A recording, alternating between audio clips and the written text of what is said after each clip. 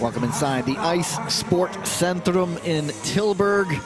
Qualifying day for round 5 of the ISU Short Track World Tour continues. That morning session was just a brief taste, but now we get into what is really the marathon session of every single weekend.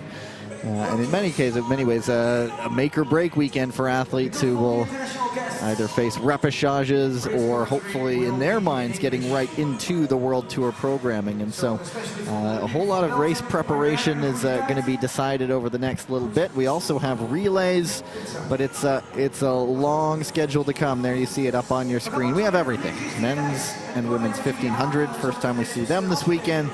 And then if you watched our preliminary round this morning, 500 and 1,000 meter heats.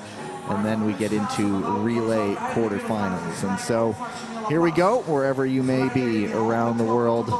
It is a long but enjoyable afternoon session to come from here in the Netherlands. The school children who were here this morning have filed out.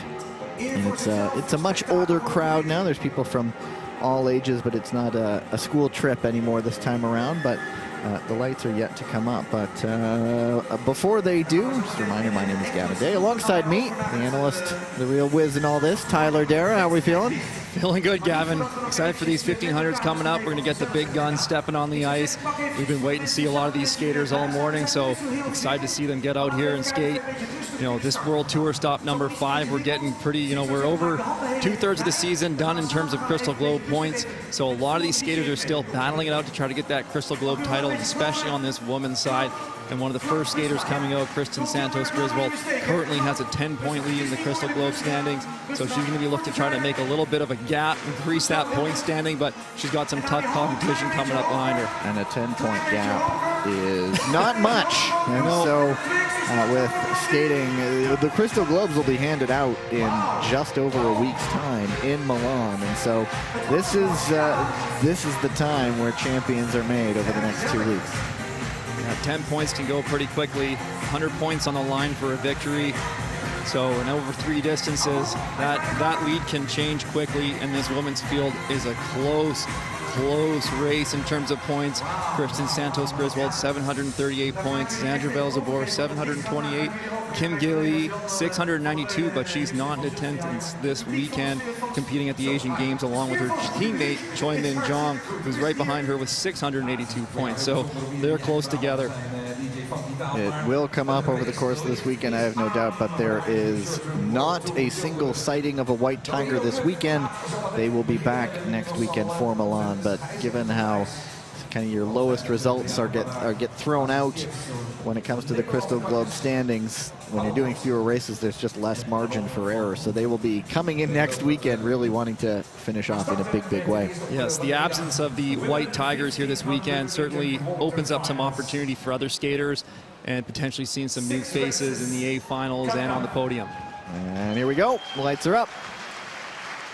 Zoe Deltrap, who is from just about 40 kilometers away, so she'll get a nice warm ovation when she gets announced.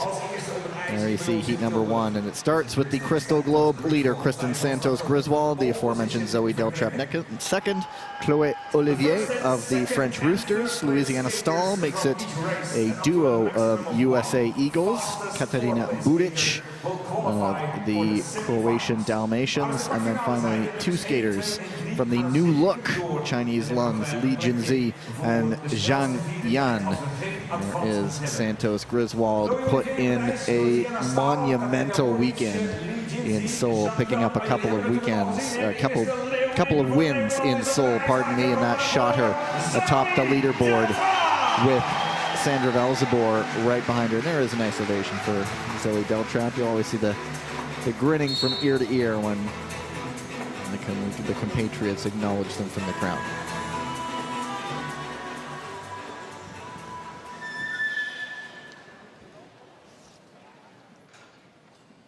Go to the start.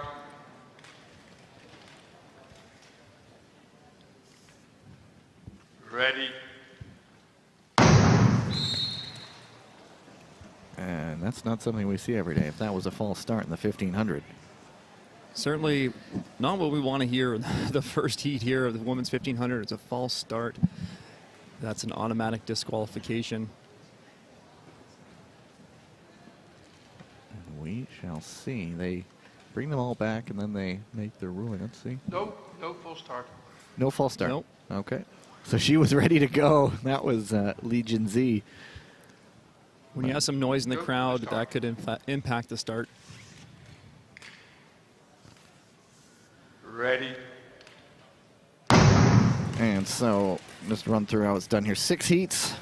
Everyone except the last one has 7 skaters. The last one has 6. And the first, second, and third place skaters from each will move on automatically, and a maximum of 1 fastest 4th place skater. So as soon, if there are any advancements, that 4th place time goes right out the window. So no margin for error. Top 3 is the aim, I would imagine. Absolutely. You really got to be top 3. You can't bank on a time advancement with 7 heats and only 1 time advancement. So this is going to be a little bit more of a tactical race. I don't think we're going to see skaters going out for times because you really can't account on that to get you through. So top 3 is what we're watching for. And it is Chloé Olivier of France. She was at the World University Games in Turin not too long ago. She's originally from Longueuil on the South Shore, the Montreal area, now skating for the Roosters, and the ovation as Deltrap hits the front. 1500 meter met nu nog maar achter de borst. Dat betekent dat de zoon nu dan stapt hier aan de lijn gaat. Achteraan Chloé Olivier, de Française. Still a controlled pace right now. A lot of jostling for the front. Skaters want to be near the lead when the pace picks up, but they're not moving slowly. They're already in the low 10s, probably quickly going to drop to the 9s coming up here. Just keeping an eye on 5th place right now. That is Santos Griswold. So if she starts to get urgent, I think the rubber would be really hitting the road then. Kristen Santos Griswold can be a little bit more relaxed. She's such an effective passer, and as I say it, now she's making her move on the outside. That's the safe way. Oh, and Deltrap went down, and that took out Santos Griswold, and both of them are feeling it. They are both in the corner right now, so they're bringing this one to an end, and that did not look great. I think Santos Griswold got the hip of Deltrap right in the thigh. That looked, you know, that's usually going to be a big Charlie horse. You could see the pain in her face there. Good to see the skaters getting up on their own feet, on their own accord. So hopefully they're okay, but that never feels good. And I imagine they brought that to an end because, given on the corner, you don't want to risk another collision just slamming right into them. Yeah, if you have 2 athletes or even 1 athlete down in the corner that's struggling to get up, you need to call the race for safety reasons because that's a high crash zone. And if skaters are coming around, you have 2 already down, that's just risk for injury. So it's a safety precaution, and it's the right call here. And so Santos Griswold got up. She is feeling it a little bit. She's doing some squats to try to, what Tyler was saying, maybe a Charlie horse. Deltrap grabbing the back of her neck. And here's a look at it again. It is being reviewed. Both of them were making pushes to move to the front. Yeah, and as I was saying Christian Santos Griswold going on the outside, typically the safer way to get around than going inside.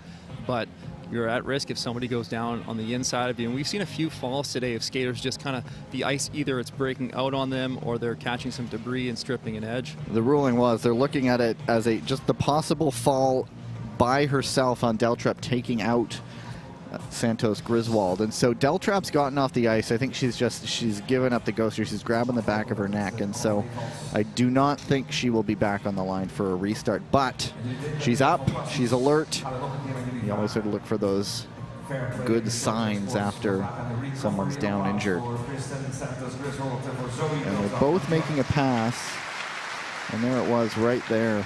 Yeah, I think Deltrap's skate clashes with the Chinese lung on the inside of her, and that just sets her off balance and goes down with Kristen Griswold, Santos Griswold on the outside. Unfortunate timing there. And the impacts are way harder when you have 2 skaters going in side by side. You want to be hitting the mats, but then you have someone coming in beside you. The mats have already shifted, so the impact has really been taken out already. So Santos Griswold, that's her up on the board. Let's look at Deltrap. Obviously, hope everything is okay with her. Well, if anyone can manage through this or power through this, it would be Kristen. She joked in Beijing that she was crashing out of just about every race over the weekends in Montreal, but she was saying with hoping to do better here, and yeah, she had a good couple weeks on the Asian swing. But she's shaking out the leg and is on the start line anyway. Position 3. Yes, okay. Go to the start.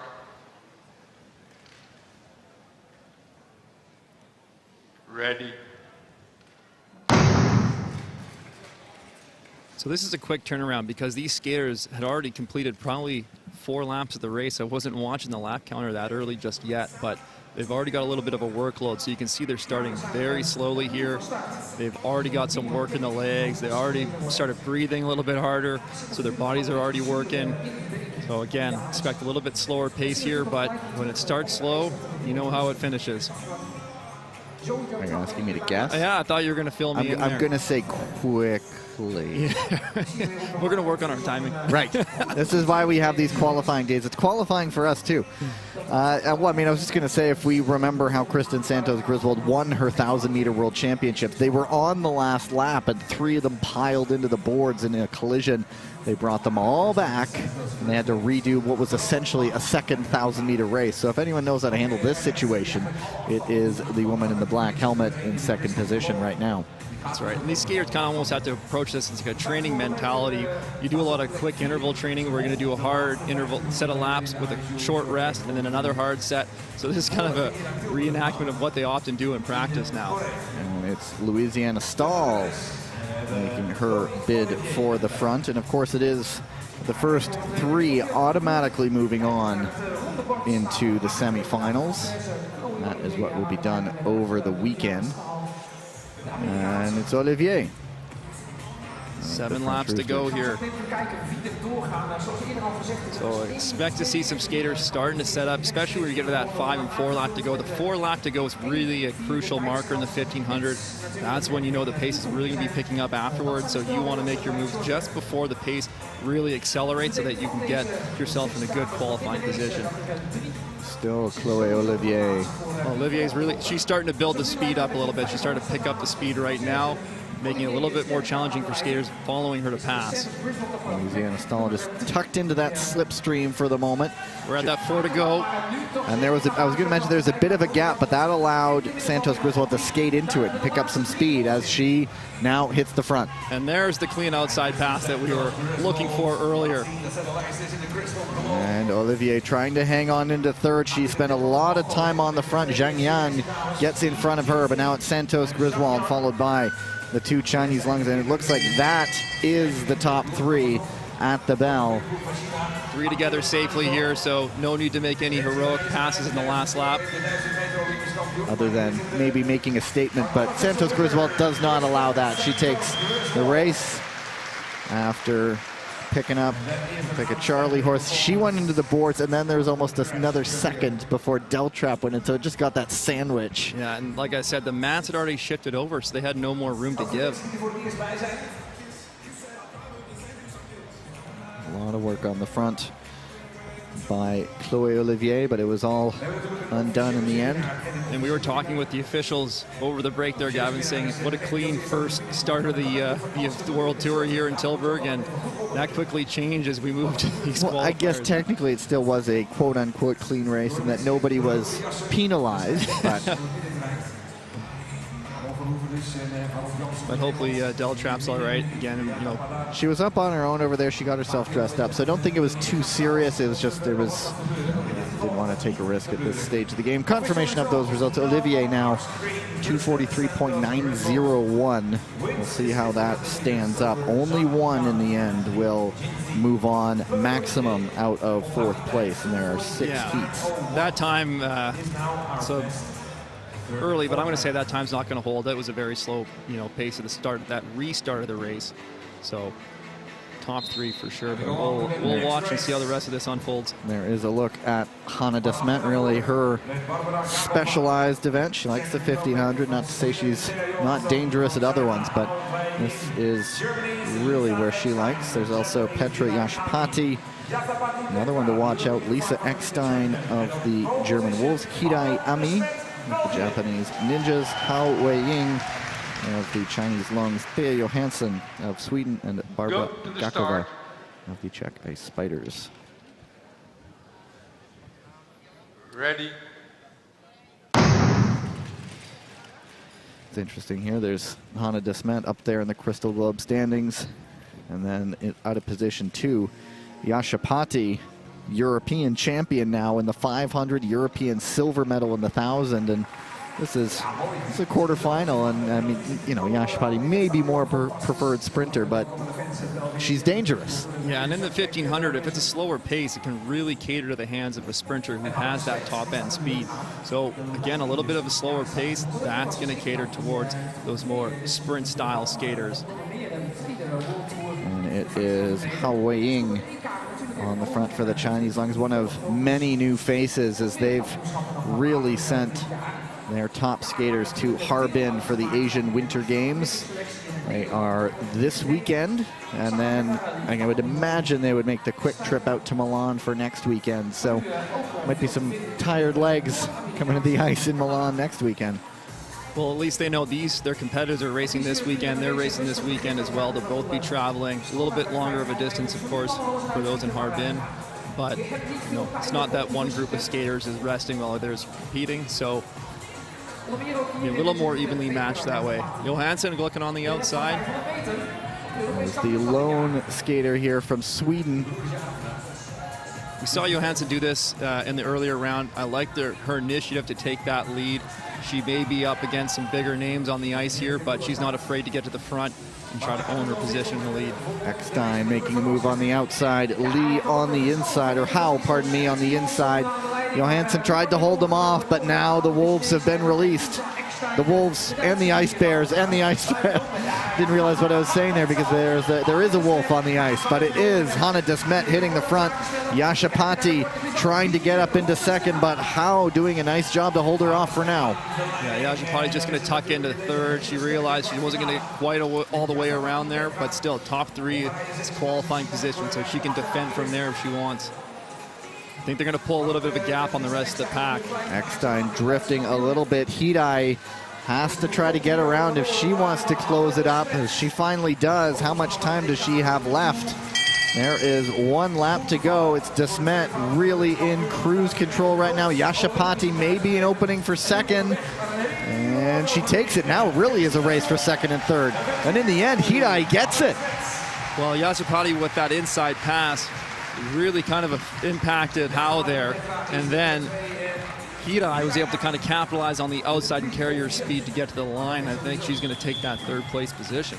And I believe that's what they have up there.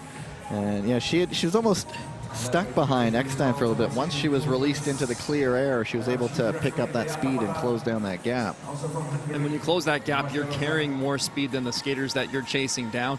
You get that draft, you catch the draft, that helps suck you in, pull you in quicker, and then get by. Here's a look at Yashpati's inside pass. A little tight on the entry, see, it doesn't get a crossover, and so she loses a lot of speed. Hirai is able to carry her speed wide. And yeah, she did. I think she got it. So Hannah de Smet's one of 4 different winners of the 1500 meter this season on the World Tour. I think she's going to be looking to try to get another one this weekend. It's definitely a great opportunity for her with the likes of Kim Gilly and Choi Min Jong not in attendance. And de Smet, who lives and trains in Montreal, waving to the crowd there, not far. We're not far from the Belgian border here in Tilburg, so I imagine there'll be a healthy selection of Belgian fans making the trip over here.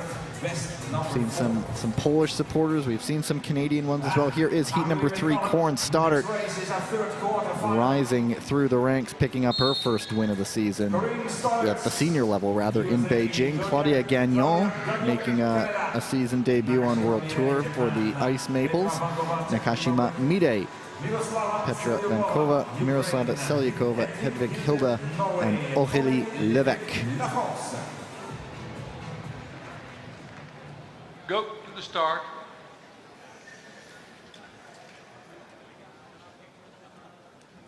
Ready. Tyler Santos Griswold, no, not Santos, Corin Stoddart rather, picking up medals throughout the season, very consistent, and then suddenly gets that first win in Beijing, and you wonder, is that her off to the races now? You get that first win out of the way, and then it's just not cruising from there, but you know how it is to win. Yeah. Corinne Stoddart last year, she picked up a couple bronze medals, I think 2 in the 1,000. This year coming out, picking up a gold, another silver in the, I believe.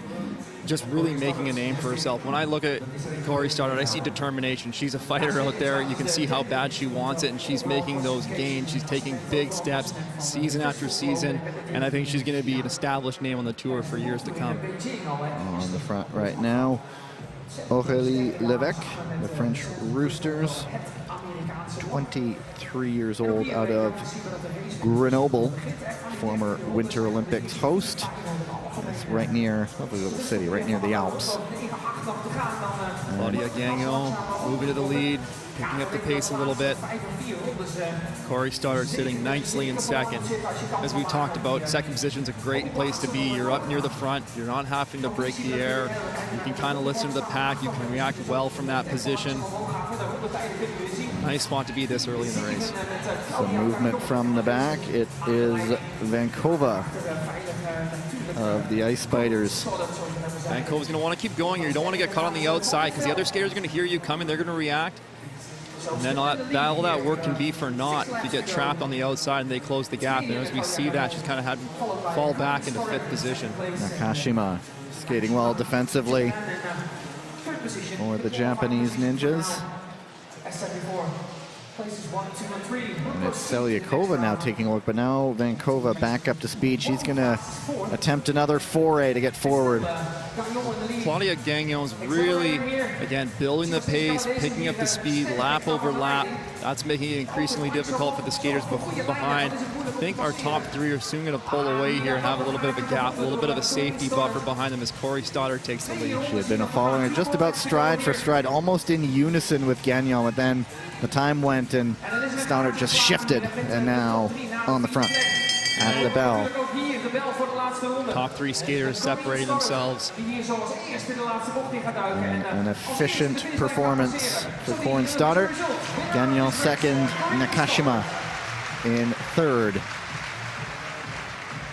And just professional work by Corin Stoddart. You see the focus in the eyes. Once she hits the ice, even before she's out, she's such a focused competitor. Yeah, I think she holds herself to a really high level. She's got high expectations set for herself, but she's fulfilling those expectations this season. Gagnon, a successful return to the circuit. Yeah, nice strong race from her. And so just seeing how that time holds up. Nakashima 2:35.90. That is faster than heat one, slower than heat number 2. Hao Wei-ying currently at the moment has the fastest fourth place time at 2:34.125. And there you go, 3 qualifiers, and yes, that fourth place time will not be enough. Fourth heat on the ice has Elisa Confortola of the Italian Gladiators. She was the European 1500-meter champion last year, picked up a bronze just a few weeks ago in Dresden. There she is. So it's Confortola, Kamila Stormovska of the Hussars, a pair of Falcons, Rebecca Shilice-Nemeth and Maya Dora Somodi, Holly Hoyland of the British Royals, Leah Mead of the New Zealand Ice Kias, and Nicola Mazur, the second Polish Hussar. Ready.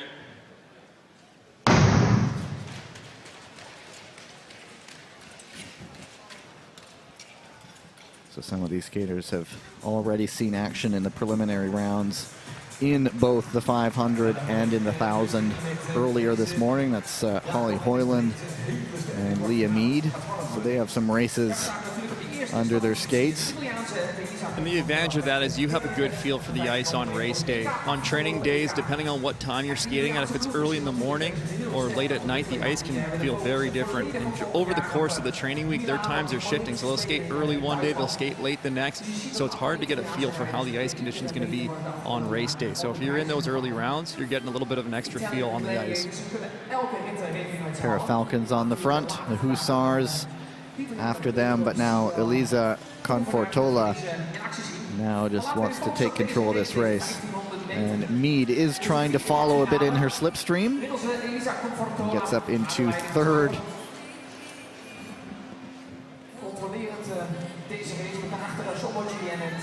Somodi. Tight pack here. All the skaters tight together on these entries. Some little jostling there, a little bumping. Confortola staying really relaxed despite that. I was just saying that it's a very quiet race so far, just smooth, but now we heard a few of the blade squeaks around the corner as Confortola decides to turn the screws now. Yeah, when the skaters are coming in so tight together, they're going to have to adjust their speed so they're not running up. So actually that sound of the squeak is often a little bit of a braking sound. The skaters don't run into the skater in front of them. Confortola in front, Shilice Nemeth and her teammate Somodi in second and third. And watch then for Stormovska here. Tight inside there. Gets through. And that's cost a lot of speed, and now there is a gap to the front too. Yeah, those tight entries, you can't get a good entry to the corner, really make you down speed. Stormovska slipping on the exit, losing that left footing a bit. That's going to slow her down. Somodi might have an opportunity here to try to pass. She's going to have to try to set something up. Is Elisa Confortola comfortably through in this one? Rebecca Shilice Nemeth for second, and it is Stormovska for third. So late at the end of the race there, when skaters are fatiguing, often the track pattern they tend towards is a tight track because they feel it's a little bit easier. They don't want to open gaps for someone to pass on the inside. So then the following skater, you really got to think, I'm going to go wide on the outside to try to make that maneuver in the last lap as that skater in front of you skating a tight track and maybe losing a little bit of speed. But your legs are also hurting, so it's a difficult task to go wide. Italian side, 11 medals at the European Championships. It's as if they're trying to build for something. Oh, right.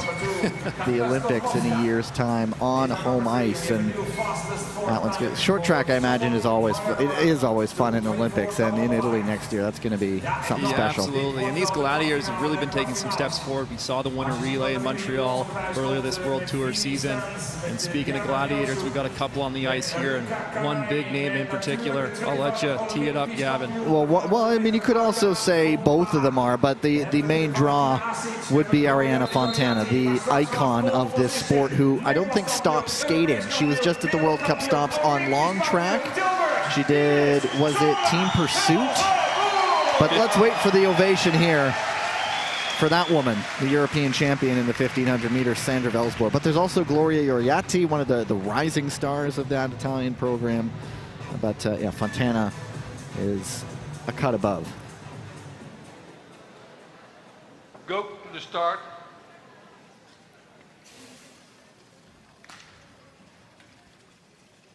Ready. And it is Ioriatti out to the lead.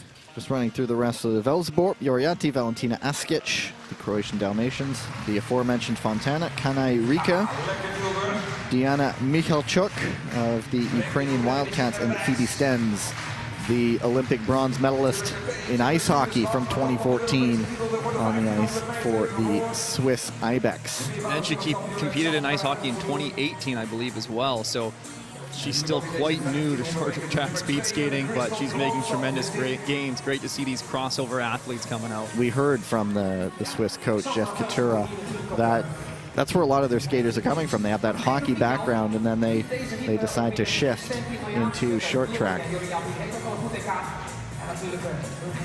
Is the Dalmatian, if you're just tuning in, you missed the morning session, it's Askic in that new look Croatian Dalmatian kit, the one we hadn't seen at all this season, now out now. Has the checkerboard on the sleeve, ubiquitous for Croatian teams in all sports. So Sandra Velzebor hasn't won a 1,500-meter event on the World Tour this season. However, she did just win the 1,500-meter at the European Championships. So I'm sure she'd love to get a 1,500-meter title on the World Tour to go along with her 3 500-meter victories as well as her 1,000-meter victory. She's not underperformed really at a 1,500 because she's fastest woman in the world, and she still made some good points in the 1,500 meters. Here comes Velzebor. Ariana Fontana tucking in behind her. She's going on the outside. The crowd willing her all the way around. Yoriati trying to hold her off, but there is no stopping Sandra Velzebor when she gets to top speed. And here comes Fontana challenging her teammate Yoriati. And now it is 2 gladiators. Fontana's still going here, even though we got 3 together cleanly. I think she's making a bit of a statement here on the outside, showing her strength right now. And as you said, Kevin, so much racing she's done this year, jumping from short track to long track. Wow. And it is Fontana out in front, her teammate right behind her, and Velzebor, after putting in her shift, she's done enough, and I think maybe easing off the gas just a little bit. Yeah, I think she was kind of having that realization. And you know what? We're 3 together here. There's 3 spots going through. I'm going to save the legs a little bit, but a really strong performance from Ariana Fontana. Fontana also the new 1,000 meters European champion from just a few weeks ago, but she just has not stopped. I think until the legs fall off, she's going.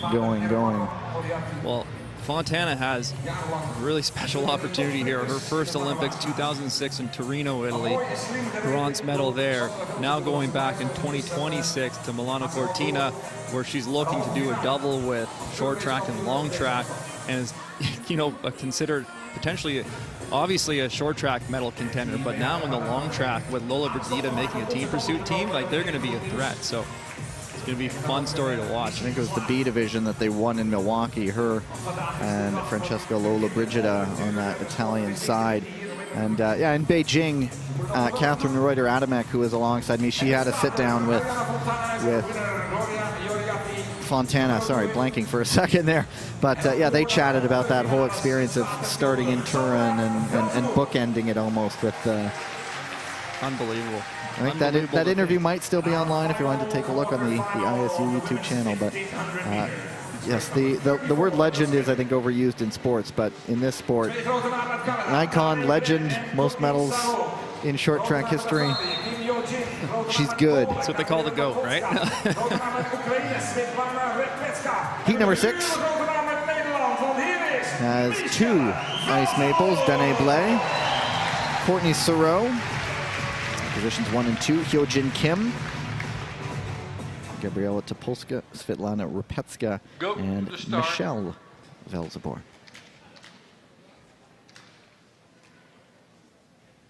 Ready.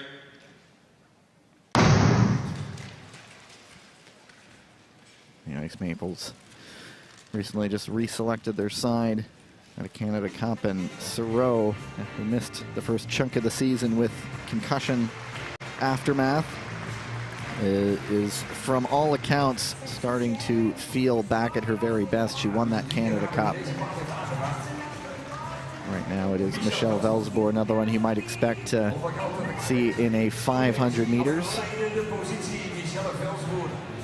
Danae Blais sitting back and forth, moving to 5th now. It was a little bit of an unusual position for her. We're used to seeing her in the front, and as I say it, she's saying, you know what, I want to go to the front. In the 1,000 meter this season, she's been skating tremendously well.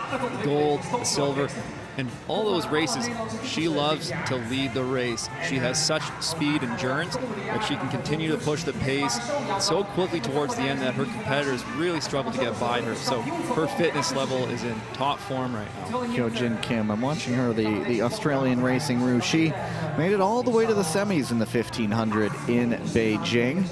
And so she has sprinters in front of her, and so those more tailored to the shorter distances. So I'm wondering if she's biding her time, waiting them to maybe burn out a few of their matches.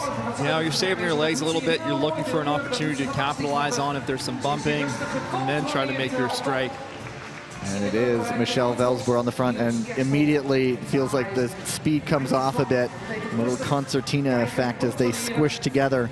Yeah, typically what we see is when the skater makes a pass the lead, they have a little bit more speed and then they relax, and then that gap closes, the other skaters bunch up, accordion effect in behind. And it is Sereau, Blais, and Velsboer bumping there, and Kim jumps up into fourth. Well, Danae Blais was looking for that inside pass, kind of catching skates with Velsboer. Velsboer making a nice move to the front. Picking up the speed now. Inside, 3 to go. Michelle Velsboer opening it up. And it's still a good amount of laps left. 3 is not short, and if you're turning on speed early, you have to be able to sustain it. Sereau with an opportunity. Sereau's looking really comfortable there in second, but you know what she's saying? Hey, I'm going to take this lead. And it looks like it will be Sereau holding off Michelle Velsboer. Danae Blais in third, and Hyojin Kim gets up into fourth. We'll see how the time is. So it's in the ballpark of 2:33. So certainly not one of our faster heats. Courtney Sereau looking really strong in that race. Don't want to make predictions too early, but I think we're going to see her in a few more rounds too, coming up to the final, because she's looking really good right now, looking like she's quite strong on the ice. There was that incident. Everybody stayed on their skates, just a little bump. Didn't get reviewed for anything. Inside pass here by Sereau, coming in on 1 to go.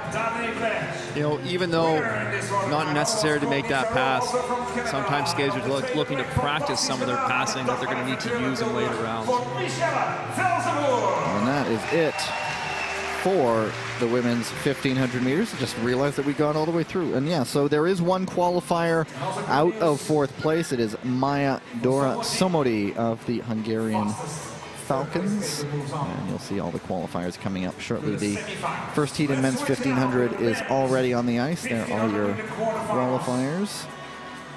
And first heat as the man of the season so far, William Dongenou. Just about nothing has been able to stop him so far this season, except, it appears, airline baggage handlers. I was speaking with them yesterday. Canada got in on Monday, and his bags still have not arrived. And so I'm guessing his skin suit and skates and helmet were not in his checked baggage. No, they were not. What skaters often do is they plan for that in advance. So they'll take one pair of their blades and a pair of their teammates, and they'll swap. So one of his teammates showed up with his blades, and he brings his boots on the carry-on. All right. 7 skaters here, the aforementioned Dongenou, Hayashi Kosei of the Ninjas, Lujan Shuo of the Hong Kong Ice Chillins, Liam O'Brien of the Irish Wolfhounds, Peter Murphy of Luxembourg, Matthias Wolfgang of Austria, and Song Guishu of the Chinese Lungs. Just running through, there are 9 1500-meter heats. First and second automatically through, and up to 1 third-place skater. And so these guys, they look like they might be skating for time. They are moving quick, but they know it's a big field, so they want to be up ahead early, and that keeps pushing the pace as skaters keep making passes towards the front. And it is Dongenou on the front right now. Pole position in the Crystal Globe standings. We were all wondering, after just results thrown down in the 2 weekends in Montreal, can they be maintained on the 2 Asian stops? And he didn't really get up there for as many victories, but he added to his lead in the standings. And he has a pretty big lead in those Crystal Globe standings right now. Yeah, over a 320-point lead in the Crystal Globe standings, ahead of Park Ji-won, who's not here, so that gap will open up a little bit more. And Jens Van Wout in third, looking to close some of those point gap down. Hayashi Kosei picking things up, and Lujan Shuo getting ahead of Dongenou. And down goes Murphy. Dongenou on the outside, nice quick outside pass, nice and relaxed. Just so effortless from him. Looking behind him, shoulder checking on the inside. Indicators of what was to come last year, when you sort of figured okay, the 1500 is his event at the World Championships, didn't get a gold medal there, was thrown into the 1000, won that at Worlds, and started to figure, okay, maybe he's good at all distances, and he has been proving that in spades this season.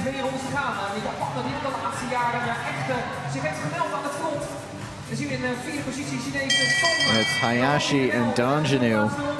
Liu trying to make a move for second. Yeah, watch for Liu here. Not a great setup. Jumping up the inside a little bit late. And he's not able to make that stick, so it's Donjanu winning another one. Nod of the head. Job done. Didn't let that become a banana peel race. Hayashi Kosei gets up for second. And it is Song Guichu in third, just ahead of Liu Zhanshuo, but it is only the first two moving on, and we will see if that third place time holds up. About a 2:15.74. It's not a terrible time. That's not a slow race. That's a decent clip that they're going.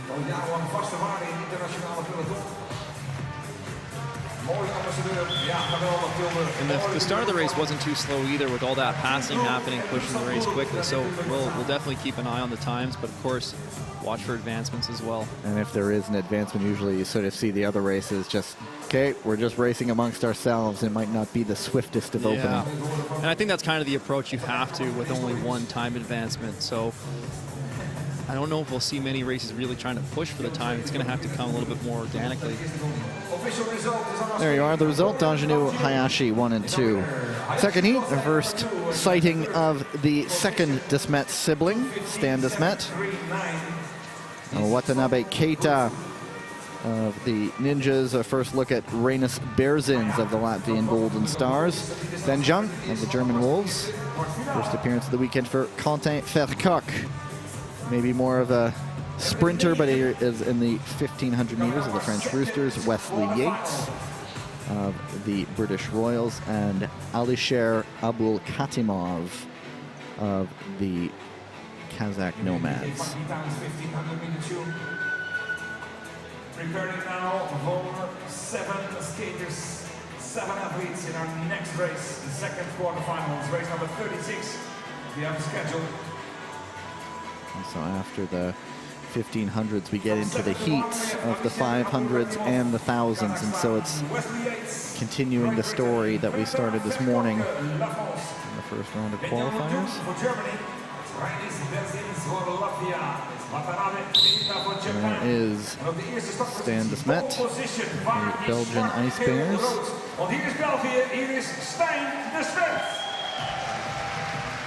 Just about very close to home soil, not far from Belgium.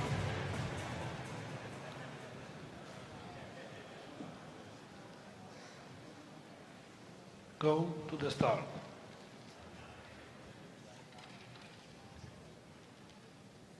Right. I do see a few Belgian flags in the crowd, so it seems a few people have made the trip up. And Abul Katimov of the Nomads, one of the youngsters they've brought here with a lot of their top skaters at the Asian Winter Games. But they've not really looked out of depth so far. All these Nomads have done well in the early rounds. A couple of them qualifying through. Abul Katimov, Desmet, and Vercoq from Normandy, in northern France. So a controlled, slow pace here early. Quite the opposite from the first heat. That's right, it's going to be a slower race, so really keeping an eye. It's going to be a 2+0 here. They start to look around amongst themselves, and Desmet on the front. Not even really taking a look behind him. There's a look over the shoulder to see. I think he hears Berzins coming. A man who has some medals at the senior international level a couple years ago on World Cup. Yates on the outside, tucking him behind Desmet. Ben Jung looking to take that back. Side entry there together, shoulder to shoulder. Lots of jostling here. The benefits of staying on the front. De Smet now ramping up the pressure and letting everyone behind him duke it out for the scraps. Smith picking it up. Berzins responding to go to the lead. Nice, quick outside pass. Inside 4 to go. Rainus Berzins. Here comes Vercock trying to make a move for 4th and a move for 3rd. And then he has to close the gap. He does have some pretty good top end speed, and he needed to use it to close up front behind the top 2. He'll want to try to carry that speed as he catches them. See if he can try to move up to the top 2, looking to the outside. De Smet going outside, stepping wide. Vercock looking inside. It's now 4 going for 2 spots. Berzins and De Smet, and they both just hang on. Good race. Fun race, yeah. Nice finish. No worrying about time. It was just a battle between the men on the ice. Well, you love to see that when you have that tight pack. You have one skater looking inside. The lead skater is going to defend the inside. Third skater is going to look outside and going to come out. It's anyone's race going for that finish line. So they say it is a photo, but pretty confidently saying it's Berzins and De Smet. And there's 4 piling around the corner. A little hiccup there, stumble perhaps. And this was the final turn there. And it's so hard at the end of the race when your legs are so fatigued. The ice has been chewed up. You've already skated 13 laps on it. You're trying to fight through the ruts when your legs are tired and hold that last corner. Try to get out quickly so you don't get beat wide. Here's the photo. Berzins, De Smet, Vercock, Watanabe. And official results, and yeah, we figured early on when it wasn't the swiftest of openings that it wasn't going to be the battle for 3rd place. Heat number 3, Pietro Siegel.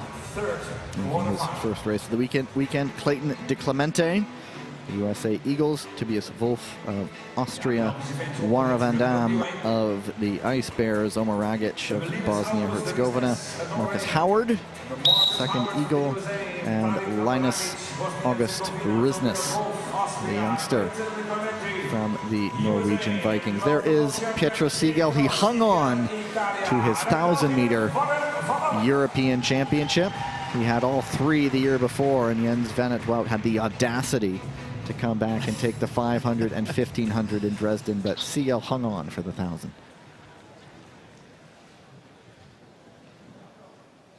Go to the start.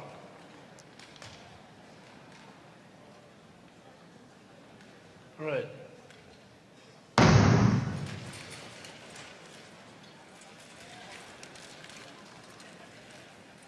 And I don't think they're going for time here either. Although it's not a full walking start. They are picking things up a little bit. Moving a little bit here. As we always sort of like to point out, it's easier to bank an advantage as opposed to start chasing time when you've already given up a whole lot of seconds. Yeah, if you're ever thinking about time, you got to be thinking it right away. Can't let a lap go by when you do a 13 or a 14-second lap.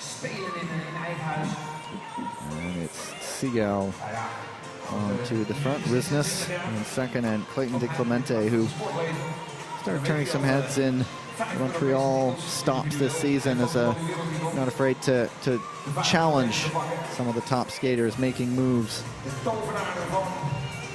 Pietro Siegel is always a fun skater to watch. He doesn't always have one particular race strategy. No matter where he's at within the field, he is someone to watch for. He can strike, he can pass. He doesn't mind leading either, but you never count him out. Never count him out. And there we go, see him jumping up the inside. He's wanting to own the lead, it looks like, in this race, not get caught up in any mess in the back. Nice move from De Clemente, going outside to in to sneak up into 2nd, but the race is on now. Everybody just trying to get tucked in to make it into the corner safely. Absoluut, kijk, zelfs zijn mond nog gewoon dicht, terwijl de druk op de bovenbenen inmiddels alweer immens aan het worden is. Siegel in control, 5 to go. Laps just hovering at about 10 seconds. Howard making a jump up the inside, was looking for 1 position to gain. He kind of jumped up 2, almost 3 there. And there is a bump. It's Risnes and Wolfgang going down, or sorry, Wolf rather. Riznes did a good job getting his feet up there. When the skaters go into the boards, you want to try to make sure you get your feet out of the way. Get those blades free of striking anybody as you hit the mats. And once again, the perks of being at the front. It is still Seagal and De Clemente really starting to show the class of the heat. Van Dam struggling to stay in contact, and it is Seagal and Clayton De Clemente 1 and 2. And a 2:26. Yeah, definitely not going to be worrying about that third place time. Going to go to our video review here. Possible lane change from Riznes inside to out. And then if there is discipline handed out, the only way it would be an advancement if Wolf was in those advancing positions. And unfortunately, I don't believe he was in one of the top 2 positions at that time. We'll get the review here. Here's Clayton De Clemente's pass on the outside. And this might be, is this the incident here? Yeah. Bump. There it is. Yeah, they were both at the back. There might be, if there is a penalty, there would not be an advancement. Yeah, they're looking at 2 possible investigations. They're also just looking at failure to give way. Yeah, I didn't see on Riznes. Lane change necessarily, but I would have said a failure to give way on the entry of the corner there, which is what they're reviewing now.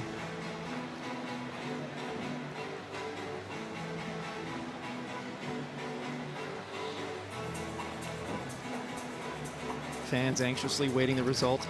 He looks sad. And there is down to the ice. After review, we give 1 penalty in this race. Penalty for number 137 from Norway. There you go.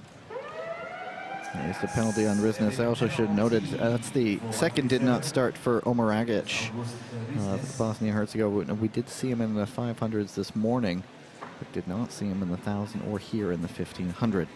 Heat number 4. They are just getting out onto the ice. And this one is headlined. Let's take a look here. Failure to give way.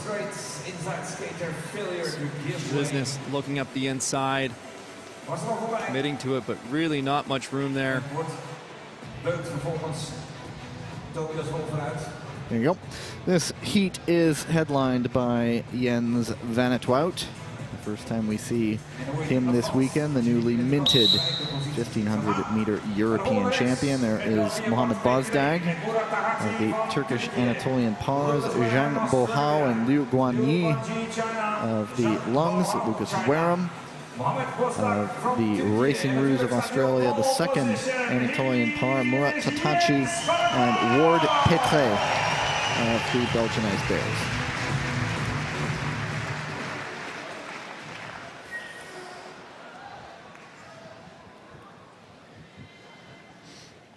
Go to the start. Red.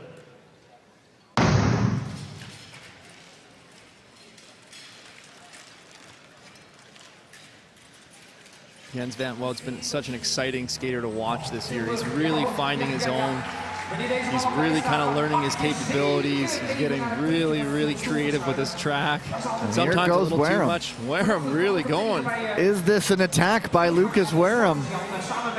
Well, this is a strategy we've seen in the past where one skater may try to get the pace out early, get a jump on everyone, see if they'll let him go. Usually if skaters may be less threatening, that the other top skaters won't try to close that gap, but really just the straight in sight. So he's not quite fully gotten completely out of sight yet. Now it looks like there's a bit of a let up as Petre stands up a little bit. It's up to Wareham now. Keep the legs going, sir. Yeah, the gap's still opening up a little bit, so Wareham's got to keep the legs moving. No one's wanting to take the initiative to close this gap, so then it would be a one-horse race. It's about half a lap now. We're just looking at the lap, counting them down. Down to 7. As I always like to say, this is one the neutral supporter can get behind because you do not ever see 1,500-meter breakaways last 6 laps to go. That's still a lot of racing, but the pack's not reacting too heavily yet. And it is Jens van het Wout on the front, maybe just saying, well, I just need to be top 2, and right now I'm sitting in second, but you're playing with the fates. The gap is starting to come down now. Wareham scrapping to hang on. The teeth are gritted. I think the legs are just about out. Don't think that he's going to make it, unfortunately. Jens van het Wout comfortably carrying a lot of speed, closing that gap really fast. He's going to blow right by here. Probably going to jump out the outside, nice and clean. Opens up a lead. He's just skating away from everybody now. Appreciate the effort by Lucas Wareham not to be today. And it is Jens van het Wout showing the class, not even taking his arms off his back, except there.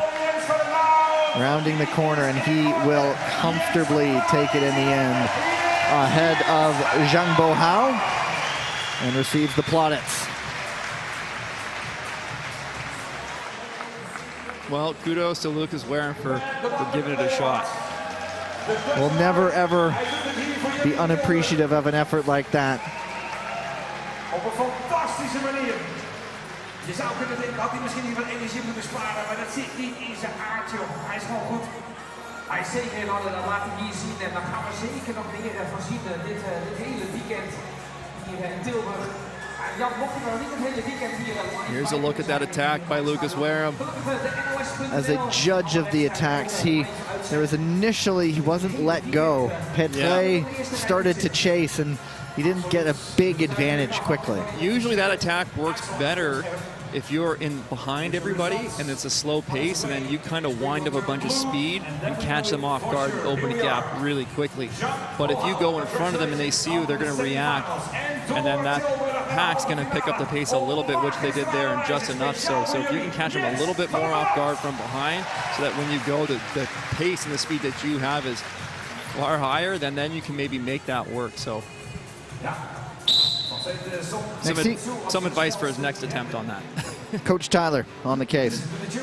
Stephen Dubois highlighting this field. Felix Pigeon, Kurt Nurtelek Kajgali, Furkan Akar, Moonwon Jun, Peter Riches, and Raphael Moret of the Swiss Ibex. And if you get a chance, take a look at Peter Riches' helmet. And it stood out to me yesterday when we saw them. It is made to look like Tom Cruise's. There it is, right there. It says Maverick on it, and that's Tom Cruise in Top Gun. Go to the start. Where do I get a helmet like that? Right? Right. Well, we do know the big helmet maker designer is Itzhak Dalat, and I wonder if skaters just go up to him and say, hey, here's my design, or can you design one for me?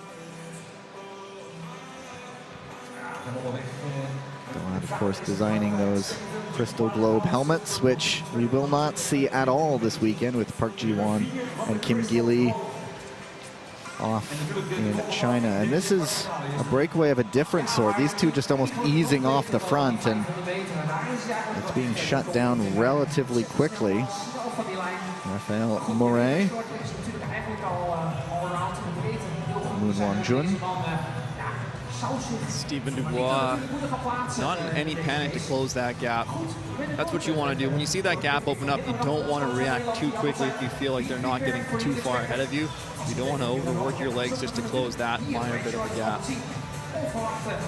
It is the Ibex being pursued by the Falcon. Moonwon Jun did start off in that Korean program before making the jump over to Hungary. Peter Riches, Great Britain, Wonjo for Hungary. Not really anything shaking it up just yet, but you know something is about to change as we go inside 6 laps to go. Yeah, I'd expect to see Dubois and Pigeon making a move here. And as I said, Dubois jump on the outside. Surprised Pigeon didn't try to go with him, but oh! Down goes Kashgali. Dubois just stayed clear of that. I think Kashgali was off on its own. And it is Dubois and Moon now. Pigeon into third with a car behind him. A Carr may be known more as a 500-meter specialist. 3 laps to go. And if it stayed slow, you'd like a car to turn on the speed, but now everybody's going for it. Pigeot back up the inside. It's so important that you maintain your speed after a pass. If you can't hold that turn, you're going to lose your momentum. Car right back. It is still Dubois staying away from the danger. And it is Moon getting up for second. So a nice result for him. Really smart race by Moon. He really always kept himself near the front, top 3 positions.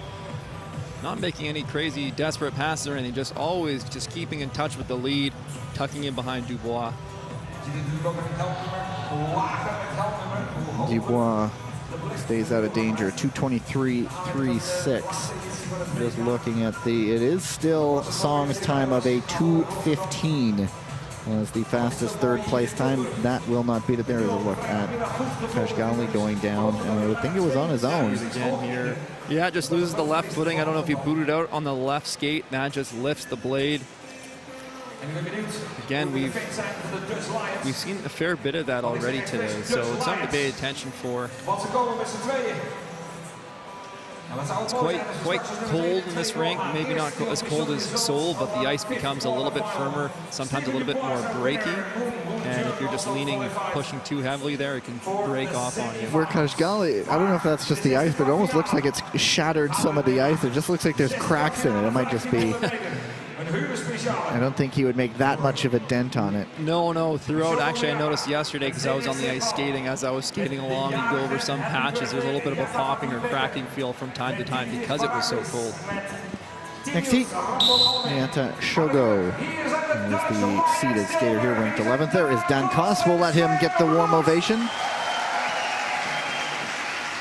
Just celebrated a birthday a few days ago. It's Zdenek Sepal of the Ice Spiders. There'll be another Dutch introduction.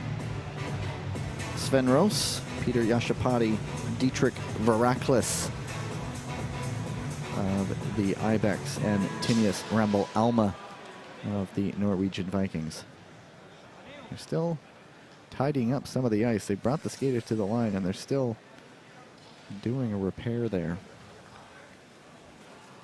And you'll be able to catch Tyler's On Ice segment later on this weekend. Don't miss it, folks.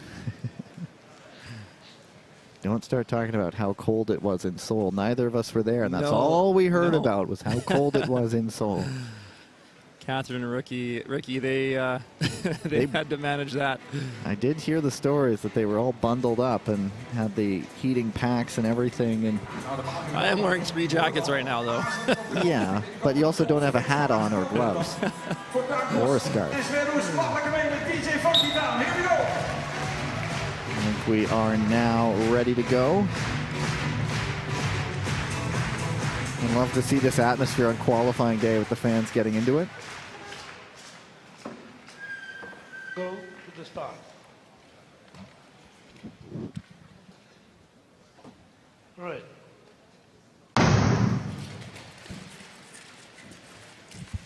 Really interesting start technique there by Shogo. I don't know if you saw that.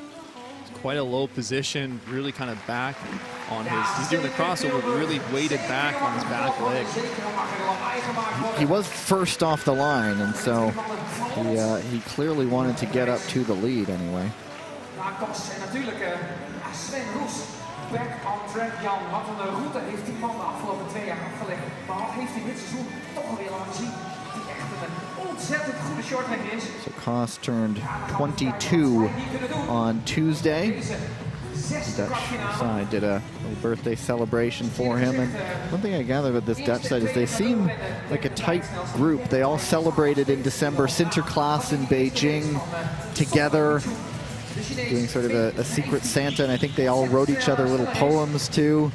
And I'm not sure if it's like that on other teams, but they seem to really enjoy each other's company anyway. And there's a bobble from Rose there. Stayed up. Losing his footing, some of that ice breaking out again. Nyata Shogo taking the lead. And it is Yashapati in second. Here comes Koss.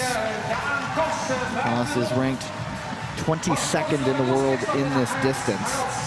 And Rose, the 25-year-old, trying to get up there as well. And the home crowd imploring both of them on. Good work from Don Koss, though. A lot of energy, though, working on that outside pass. Probably took him a little bit more than he wanted, so we'll see if Shogo's going to look to take him back.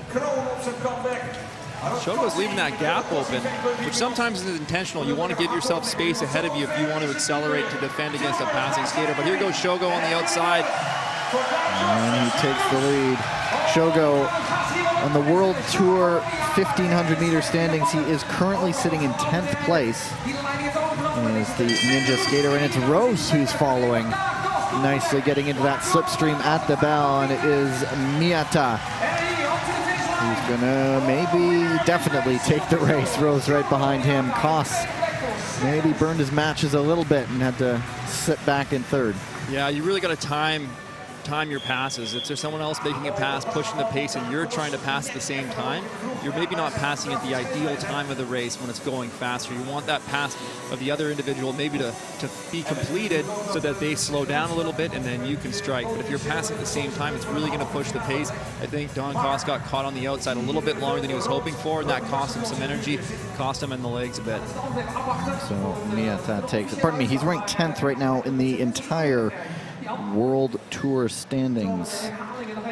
Is Miyata Shogo? No, I'm just looking at it. It's the 1,500. I did get that right. He's 10th in the World Tour in the 1,500 right now.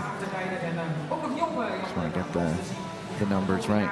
I just fact-checked you, and that's correct. I can think of no higher praise. Doing another fix of that same corner. And so we do often look for spots where there are a number of athletes having incidents, and we're looking at that one corner. It's where Zoe Deltrap went down. We saw a skater in the last, one of the Kazakhstan skaters going down, Kajgali. Well, we've had quite a few 1500s. That's a lot of laps. They're recycling tracks. So these tracks have all been skated on already. So they've already got some abuse on them and some wear. So as these skaters are going through these rounds, the ice is only getting more and more fatigued. And if you're on a track that's moving back towards the inside and the outside tracks have been skated on already twice, they're pretty chewed up. So you got to keep that in mind. If you're racing and you're going to plan a hard outside pass, you almost want to strategize which corner has the better ice to start that pass to really build your speed. 3 heats still to go, and then we do get a resurfacing break ahead of the 500 meters. So we just need to survive a little bit more. But yeah, it even adds to the unpredictability of these races. You saw the starting lineup. Thomas Natalini on the start list, ranked number 12th overall in the world. Michał Niewinski, Nathan Thomas, the 2 Polish Hussars, Lucas Koo, a teenager from Brazil, Oleg Hande of the Ukrainian Wildcats, Frederick Peterson of the Vikings, and then Sui Shin of the Hong Kong Ice Chillins.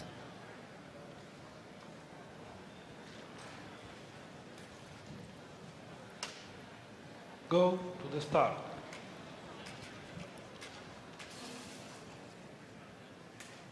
Right. Talking about Miyata's start last time, when they said go to the start, Koo was already almost completely down there. Very low start from him. Sometimes if you go down too quickly, the starters may call you up.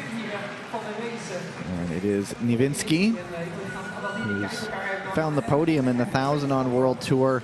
Just one of the nice guys on the circuit, sort of making friends wherever he goes. He was high-fiving track stewards in Montreal. There's a display down below showing off blades, one of the vendors, and I don't know how long he spent just chatting, talking shop with them. I walked by and he's talking with these guys. I went by a while later. They're still talking, and Niewinski makes friends wherever he goes, often has a smile on his face.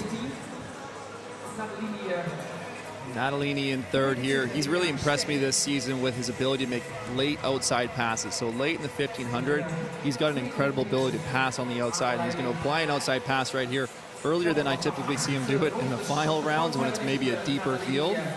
But he's definitely got some great speed endurance, Natalini. A little bit of a slip there. Natalini, one of those tall skaters as well. Just very long legs. It's a pair of Hussars behind the Gladiator. So on this ice, we've been seeing a lot of little slips, a lot of wipeouts. That forces skaters to race a little bit more cautiously, and that actually means you're not quite as relaxed in the corner because you're always kind of preparing for a potential slip. So it burns your legs a little bit more when you got to skate like that, when you feel like you might be at risk of falling or you can't quite trust the ice. Inside pass there. That was Nathan Thomas on Pedersen. That's going to be reviewed, but it is on the front still. Natalini and Michał Nowinski. The two of them have pulled away here so they can relax a little bit. It is a bit of a gap to Oleg Hyundai, who now sort of was released from the back traffic, but not really able to close that gap. These front two far and away. And did Nowinski win the pair? I think he did. Cheeky little inside finish by Nowinski. Nice handshake between the two of them. I'll get you next time. Good to see it. Even in they know they're moving on. They know it's early rounds, but just any little bit to have over another one. It's also just a good habit to practice. Make sure you're always finishing your races. And we've seen other times when skaters relax before the finish, they can be outshot at the line unexpectedly. Gave a wave to the healthy contingent of Polish fans in the crowd. One of them has a Polish Hussars banner, gives them a second wave. Another look at that finish. And there you go. 8 thousandths of a second.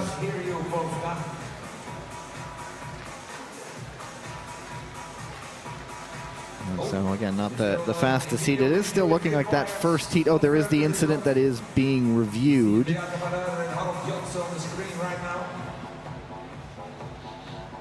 Get another look at that inside pass of Thomas, hopefully on the...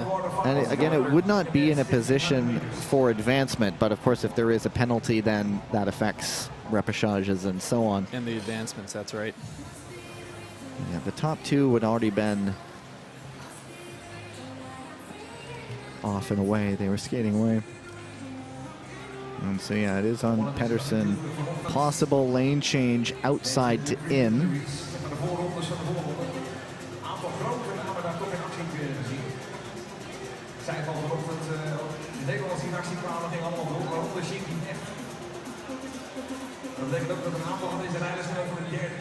And so we will throw it down to the ice for the ruling. After review, we give penalty to skater number 135 from Norway. There you go, and it is Pedersen who is penalized. No advancement, however, because they were outside of those top two spots. And so yeah, the ruling, he goes from outside to in to create that contact. So you'll see the replay of it. And Thomas Natalini also qualified for the semifinals. Let's take a look. Here it is. At the penalty for Fredrik Pedersen. And in the straight the move over right there on the bump. So those skaters were considered level, shoulder to shoulder, battling for that position. Pedersen moving outside to inside, changing his lane. Heat number 8. As Roberts, Krusbergs, and Brendan Corey. So top two very good skaters in positions 1 and 2. Two of the top ones in the 1500. Benson Ogrady, the Falcons, Nico Anderman, Timofey Kokelko, and Yaroslav Morozov of the Ukrainian Wildcats, and Damir Kurmanov of the Kazakh Nomads. And no advancements thus far, so time is still on the table.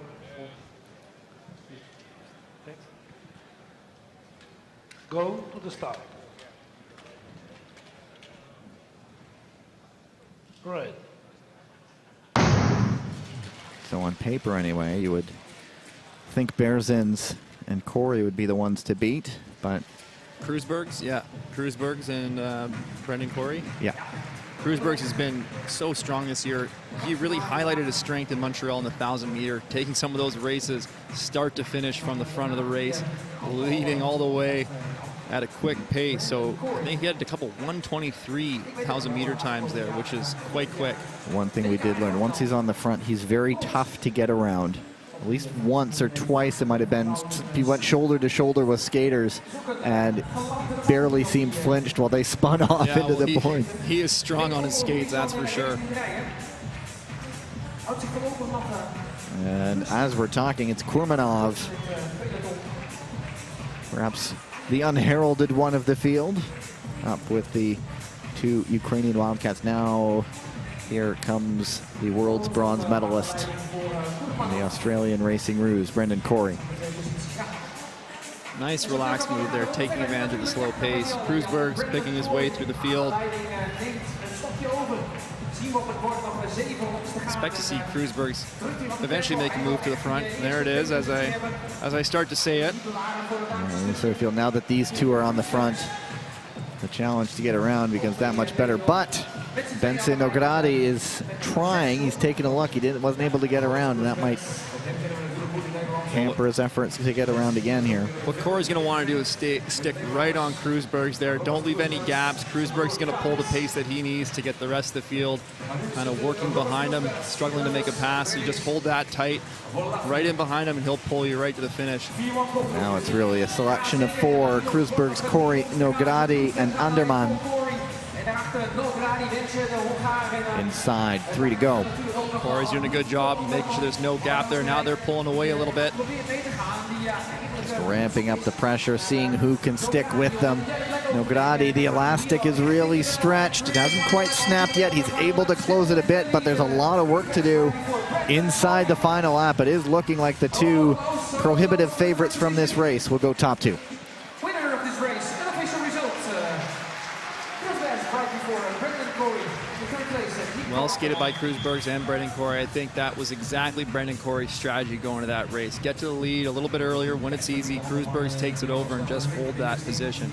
Corey, well, he took a number of tumbles in Beijing. The racing on the Asian swing, he don't think was to his liking, but you know, at least in this one, you don't have to worry about repêchages. You can at least count yourself in the semifinals in the 1500.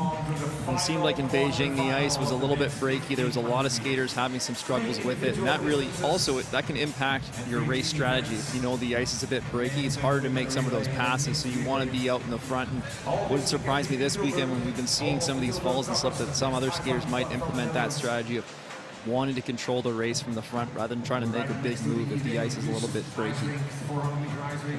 And still that top third place time holds on, I believe. Anderman at 2:22.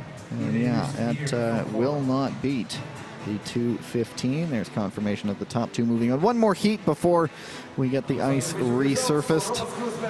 Heat number 9, also kind of top heavy. These are the ones that in that serpentine ranking format, it has Niall Tracy ranked 15th in the world in this distance. Andrew Hio ranked 16th in the world. And then Lucas Speckenhauser, Maxime Laoun making a return to the international circuit, Etienne Bastier of the French Roosters, and Ivan Martinic.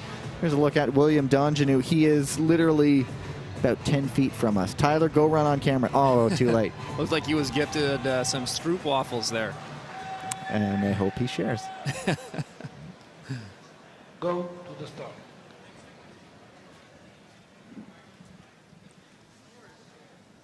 Right. And it is Laoun out in front. Was not on the fall roster, but I guess it speaks to the depth of the program. Yeah, the depth of the Ice Maples right now is just tremendous. It's such a difficult team to make. When you're looking at their Canada Cups and their World Cup qualifiers, their trials, you know, it could be a World Tour A final in most cases. So not an easy team to qualify for. And it's Hyo, one of the ascendant members of this U.S. program. And then Niall Tracy, who has that medal on the World Tour. That was in Beijing. Always nice to see the different countries coming up to to grab medals. I dream of a world tour where pick a grab bag of any number of countries who can win on a given day. It's becoming that. We're getting some really good semis and even quarters at times. Speckenhauser here, he has a few, I think he's got 3 different individual world championship medals to his name. And Laun on the front, but Tracy, man from Solihull in England, gets to the front. Hio after him. Well, the 1500 meter is certainly more of Tracy's specialty. He's got such strength, such speed, endurance. He likes to lead it from the front, keep the pace high, and he's doing that just now. Inside 5 to go. Rolling at 9.0s. See if he gets under 9 here. We're certainly picking up Hio with a nice move on the inside to get to the front. Under 9 seconds as Tyler was looking for. Oh, and Niall Tracy does go down there. I have to see a review. I heard a bit of a blade click. I don't know if that was his own or with Laun.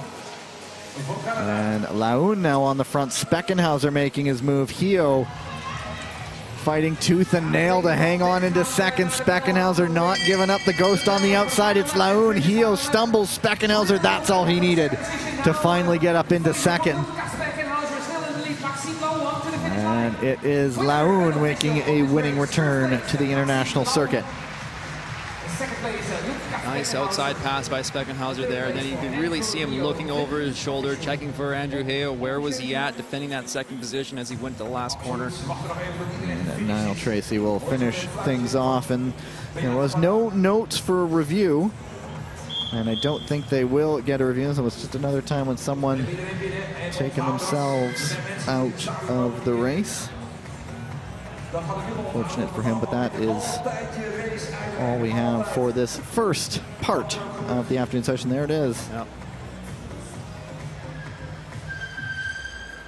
Want another slow motion replay of that, and then he just came back on his heels. Look at the finish here.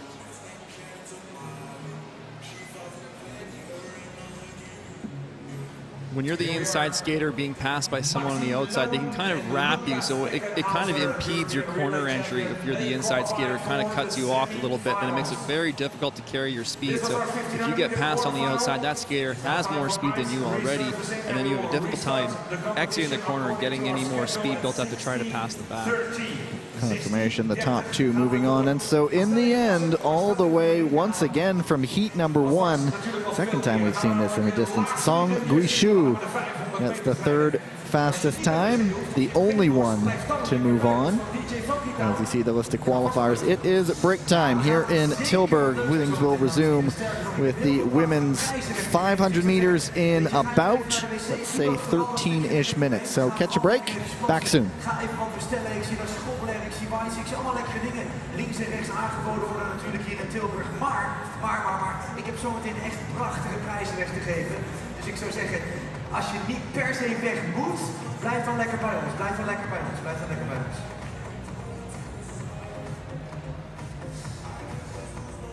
En inmiddels is het licht uit. Dat betekent dat wij ons op kunnen gaan maken naar andere mooie prijzen, zou ik niet echt willen noemen, maar wel hele belangrijke en mooie boodschappen.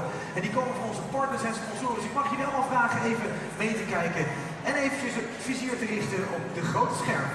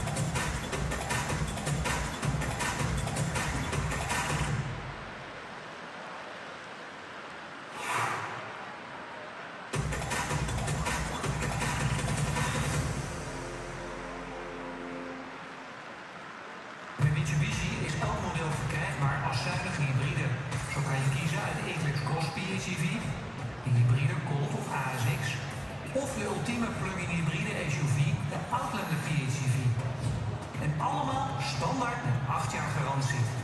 Dat is makkelijk kiezen.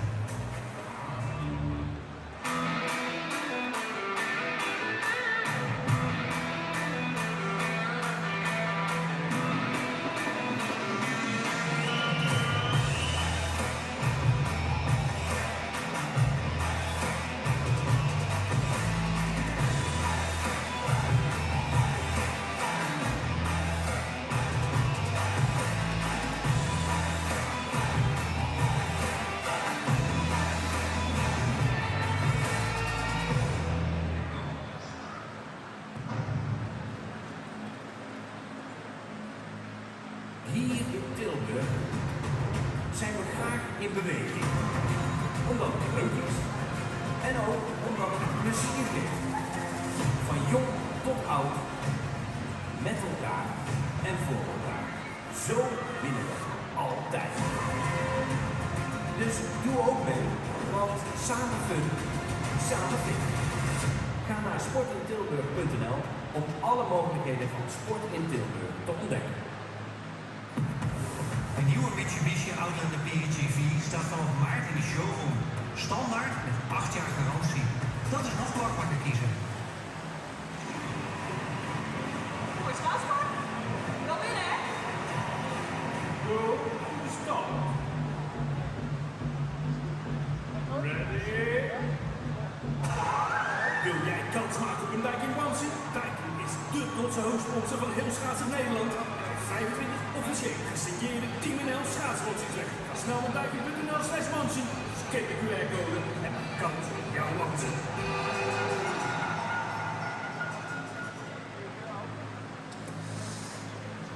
Ja, dames en heren, van harte welkom terug. Ik zei net al eventjes, we hebben waanzinnige prijzen weg te geven hier zo bij onze mooie Odido Cup. Natuurlijk onderdeel van de ISU Short Track World Tour hier in Tilburg. Maar we hebben het vandaag al een klein beetje gezien. En voor de mensen die net binnen zijn, die hebben dat denk ik nog gemist. Maar we hebben echt, denk ik wel het allerbeste ijs ter wereld op dit moment. Er worden tijden gereden, die zijn fantastisch. Maar er wordt vooral heel erg mooi geshorttracked. Mag ik een heel groot applaus voor onze grote vrienden, collega's en voorbeelden. Onze ijsmeesters. Mooi hè? Ja. Als u nou thuis een klein vijvertje heeft of zo, dit is Bas. Hij geeft straks een 06-nummer, die komt ook op het grote scherm.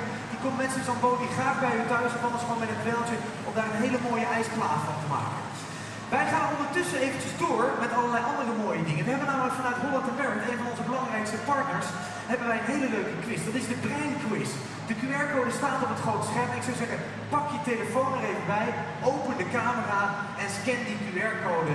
Vul daar eventjes een paar gegevens in, daar doen we voor de rest helemaal niks mee. Dat is puur eventjes om de prijs te kunnen verdelen.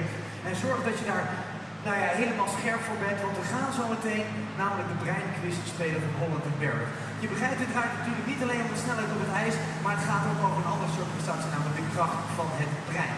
Nou, Holland & Barrett heeft allemaal vitamines en supplementen en doet ook heel veel onderzoek naar hoe ze uw lichaam en uw geest steeds beter kunnen krijgen. Dus dat is alleen maar mooi. De specialisten natuurlijk in gezondheid en verzorging. Onder meer bewustwording om te creëren ten aanzien van onze belangrijkste organen, bijvoorbeeld in dit geval ons brein. Uiteraard de motor van alles wat we doen, van scherpe bocht op het ijs tot slimme keuzes in het dagelijks leven. Als je die QR-code nou niet helemaal lekker kan scannen, zoom dan even in of uit met je camera, want dan weet ik zeker dat het uiteindelijk alsnog gaat lukken. Nou, ik zet even een heel rustig muziekje onder, een stil muziekje. We gaan even rustig wachten. We wachten nog even een paar seconden tot iedereen echt is ingelogd. Hoe is het hier aan deze kant? Even inloggen is goed voor de brein, meneer. Dat is belangrijk, hè? Dan kunt u gratis supplementen winnen. U kunt dat gebruiken, dat zie ik zo. Ja, u ziet er slim uit, maar het kan altijd beter. Ja, toch? Dus heel goed, ja, ik zie nog steeds mensen scannen. Dat betekent dat wij langzamerhand gaan starten. Goed, we gaan eens eventjes kijken wat jullie allemaal weten over het brein. Want we gaan allerlei vragen stellen. Dat is een fabel of dat is een feit. Dat gaan we eventjes bekijken zometeen. Ik zeg het, doe goed je best, want de prijzen had ik net eventjes gezegd. De deelnemers, de 3 beste deelnemers, die winnen de hoogste, of met de hoogste score winnen. En niet alleen de goed gevulde goodiebag, maar ook tickets voor het Daikin NK afstanden in Tialf in februari. Let op, het gaat niet alleen om het goede antwoord, maar je moet ook zo snel mogelijk dat antwoord geven. Dus wij gaan eraan beginnen. Zet de hersenen in de hoogste versnelling. Laat de hersencellen knetteren. En doe je best. En ik zou willen zeggen, let the quiz begin. Daar gaan we. Vraag 1. Je hersenen stoppen met veranderen na je 30ste. Snel kijken, snel klikken. 15 seconden de tijd. Om eens eventjes te kijken. We hadden 168 deelnemers. We zien steeds meer mensen die hebben ingevuld. 136, we kunnen nog een paar bij. 1 seconde nog. De laatste mensen komen binnen. Feit of fabel? Ja, het is inderdaad een fabel. Hoewel je hersenen rond je 30ste volledig ontwikkeld zijn, blijven ze je hele leven veranderen. Wanneer je nieuwe dingen leert of traint, worden verbindingen in je hersenen sterker of zelfs opnieuw aangelegd. Verbindingen die je niet gebruikt worden zwakker en zo blijven je hersenen zich aanpassen en efficiënt functioneren. Gaan wij toe naar de tweede stelling. Let op, hè, goed of fout. Let op, de tweede stelling is s'nachts. S'nachts staan je hersenen uit. We gaan eens even kijken. Is dat goed of fout? Feit of fabel? We gaan kijken naar vraag nummer 2.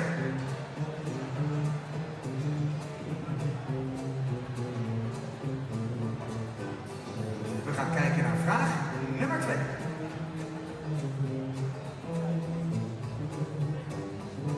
Ja, kijk, s'nachts staan je hersenen uit. We gaan kijken. Kijk goed op je telefoon natuurlijk, hè, want dan gaat het natuurlijk om 15 seconden de tijd.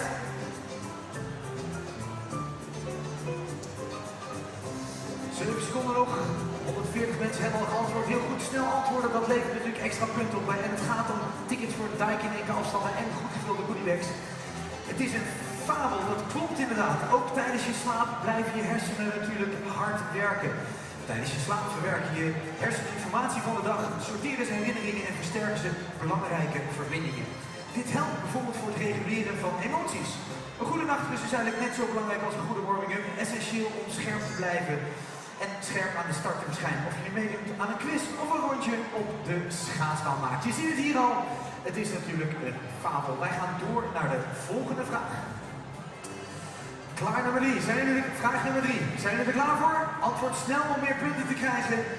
Je hersenen gebruiken 20% van alle energie in je lichaam. Gaan we kijken. 15 seconden de tijd voor deze vraag. Je hersenen gebruiken 20% van alle energie in je lichaam. Ik kan alvast wel zeggen, het is slechts 2% van je lichaamsgewicht, maar verbranden ze dan inderdaad 1/5 van je totale energie. We gaan eens even kijken. Iedereen heeft gestemd. We gaan kijken. Is dat goed of is dat niet goed? Dat is goed geantwoord. Ja, complimenten. Wie had dat goed? Even kijken. Ja, kijk, slimme mensen, hè? Je ziet het, hè? Ja, goed zo op de korte zijde. Complimenten daarvoor. Je hersenen gebruiken maar liefst 20% van alle energie, terwijl ze slechts 2% van het lichaamsgewicht uitmaken. En net zoals een schaatser zijn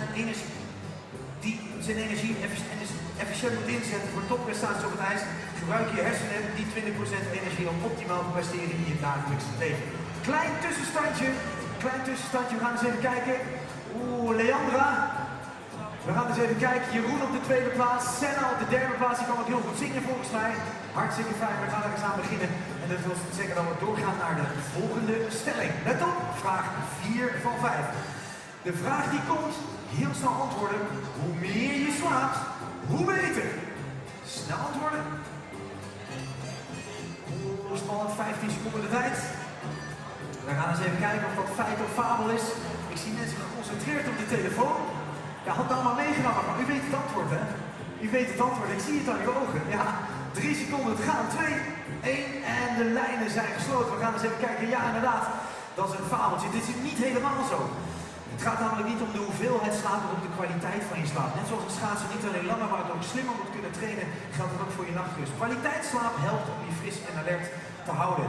Of je nu een scherpe bocht neemt op het ijs of moeilijke quizvragen beantwoordt. Gaan wij langzaam door alweer naar de laatste vraag. Oei. Het was heel spannend. Snel antwoorden. Stelling nummer 5, daar gaat hij. Hersenen van vrouwen zijn kleiner dan die van mannen. Ja, nou wordt het een beetje... Ja, nou wordt het gevaarlijk, hè? Dat is een gevaarlijke stelling, hè? Wat denk jij? Nee, dat weet ik nog. Dat vraag ik niet. Vraag alleen wat je denkt. Zijn hersenen van vrouwen kleiner dan die van mannen? 5 seconden. Stemadviesje hier op rechts. Zij denkt van niet. Ik ben heel benieuwd. Het is fout. Maar dat is niet waar. Het klopt namelijk wel. Het is een feit. De hersenen van de dames zijn inderdaad ietsje kleiner, maar wel een stuk efficiënter. Het aantal verbindingen tussen hersencellen is namelijk belangrijker dan de grootte. Het draait niet om de grootte van de hersenen, maar om de techniek en de precisie. Goed, we gaan kijken naar de eindstand. Wie heeft er gewonnen? Wie heeft er gewonnen? De laatste punten worden erbij gesteld. Ik wil graag een heel groot applaus geven, dames en heren, aan de nummer 1. Dat is Yara. Maar ook de nummer 2 en de nummer 3. Maak snel een screenshot alsjeblieft. Maak alsjeblieft een screenshot van je telefoon. En stuur dat screenshot naar marketing@hollandenbarrett.com. The lights are coming back up here in Tilburg at the Ice Sport Centrum. And it's the women's 500-meter heats. There will be 8 heats, first and second from each heat, and up to 2 of the fastest third-place skaters qualify for the quarterfinals. And we'll see how Kristen Santos Griswold is feeling. This one took a bit of a Charlie horse in the 1,500 meters. She's back out. This one will be challenging for her, especially with the likes of, Natalia Malashevska does have some sprint pedigree, and she's starting out of position 2. So it's depending on how she's feeling, this could be a challenge for her. Yeah, sometimes you get a Charlie horse like that, it doesn't quite set in right away, and you wait a little bit, you get a little bit stiff. So hopefully she got some treatment after that race and her legs feeling a little bit better, but that can tighten up pretty quickly and have an impact on her start. The leader of the Crystal Globe will go out of position 1. There's, as I mentioned, Natalia Malashevska of the Hussars, in position 2. Yelizaveta Sidorko of the Ukrainian Wildcats. Takahashi Hana of the Ninjas, and Petra Vankova of the Czech Ice Spiders. Go to the start.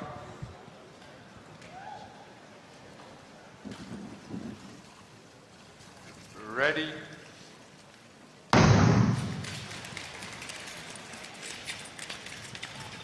And she gets through unscathed. Was a bit behind for about half a stride there. Yeah, Malashevska, but came through just fine. A stride or two from Kristen there looked a little bit off on the start, but she was able to pull off the wind of the first block.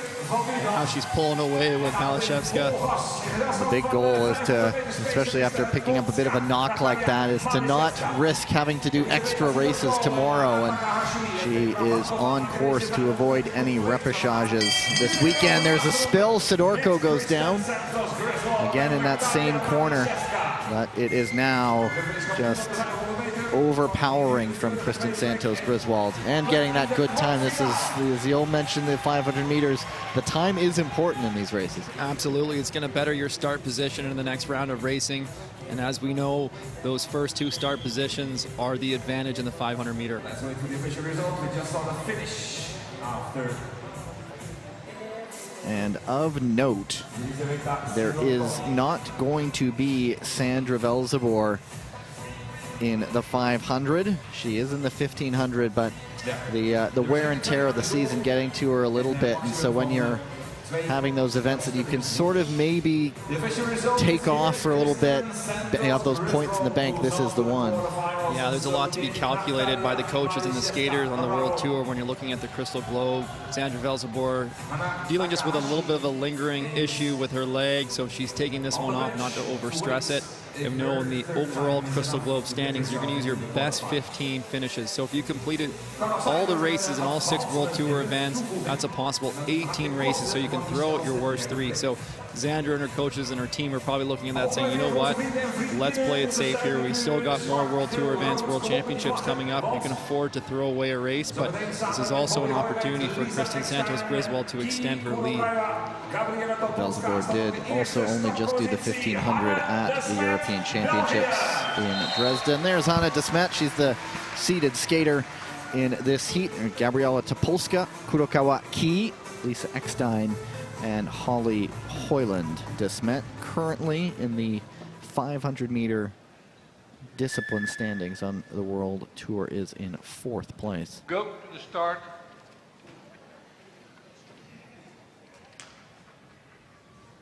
Ready. And she wins the sprint into the corner. Everybody comes through just fine. De Smet in the overall is sitting in 6th place. She has Topolska sitting right behind her, but Kurokawa is really pressing for 2nd right now. Great start from De Smet. I was speaking with her coach. She said lately they've really been focusing on building her top-end speed. Looks like it's working here as she pulls a little gap. But Topolska really trying to hang on. If she can catch that draft, she might be able to pull in a little bit. Looks like she's going to do so here. At the bell, still De Smet. Topolska was closing a bit, but there is still just too much space. And so De Smet, who sat out the European Championships, doesn't look too badly there, taking the 500 meters heat number 2. Yeah, I think they saw the opportunity to sit out the European Championships as a chance to kind of put in a bit of a training block, look to kind of be in top form as you come into the later stages of the season, especially eyeing the World Championships. World Championships. After Milan, it's just a matter of a few weeks away.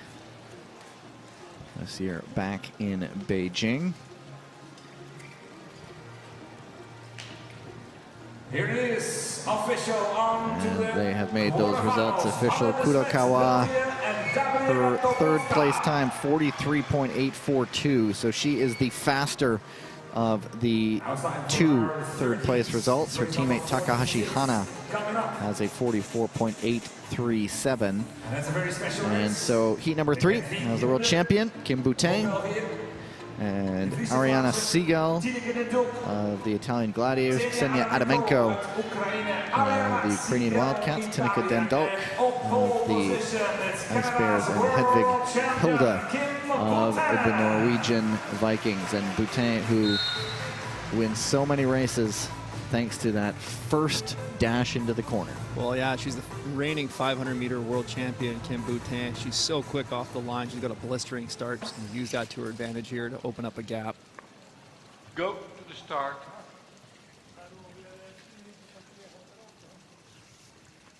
Ready. And true to form, she does just that. Segal out of position 2, now has to just try to hang close. And already a gap to 3rd. Great entry from Kim Boutin, really wide, 2 crossovers in, really building that speed. Nice long wide exits. These 2 are pulling away from the rest of the field. Segal just hanging on that corner. That's the same one that other skaters have struggled with. She looked like she was getting a bit wobbly there, but she comes through it just fine. At the bell, Boutin, just an absolutely spotless professional performance getting through this heat, and Segal jumps up to close it up for 2nd. Yeah, Segal in that one corner looked a little wobbly, and when you get that little hesitation, the next corner you're thinking, what was going on? Did I slip there? Was it the ice? It makes you just hesitate that little bit. And the 3rd place time, 45.02, not going to challenge either of the 3rd place times for the moment, so both of those are holding up, and that again, plenty of clean racing. Let's wait for the official results here in Tilburg. Centrum, home of the magnificent. Let's wait for those figure skating results shows of to Sky. be made And let's take a official. look at the screen. It's Kim Boutin, Ariana Segal qualified for the There you go, quarterfinals. Boutin, Segal going through automatically. Heat number 4, our first look. And we have There are the results on your Fire screen. guys. Already on the ice, Florence Brunel In the 500 meters the there Ice is Maples, Valentina Askic. The in Dalmatians, Irish Chloé Olivier. on first starting position The is Canada Roosters, from Kanai Brunel. Rika, Ninja, and Leah Mead of of the New Zealand Ice Kids.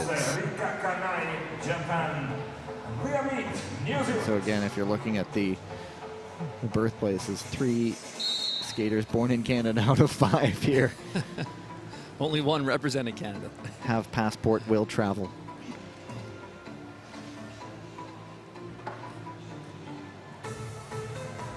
Very, very sharp new kit on those Dalmatians. Go to the start.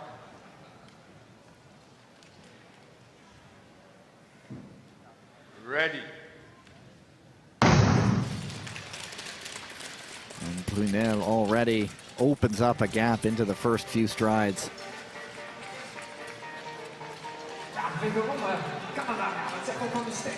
Askic just trying to keep it close, but this is a country mile lead for Florence Brunel. Florence is just so strong through the corners. Now that she's able to relax a little bit, she'll be a little bit more cautious, but in those early laps where she's accelerating, she's really got a short pivot. She's off of it quick, accelerating through the exit of the corner. There is Askic up in 2nd. I mean, these are the top 2 seeded skaters That is Brunel, currently ranked 5th in the world in the distance, and Askic currently ranked 27th in the overall standings. Brunel currently sitting in 8th in the Crystal Globe standings, but following the form books. First 42, sub 43 time we've seen this weekend, so that's a quick race. I think, you know, as we move towards the finals, we'll see it maybe getting to the low to mid 42-second 500-meter times, but quick skate by Florence Brunel.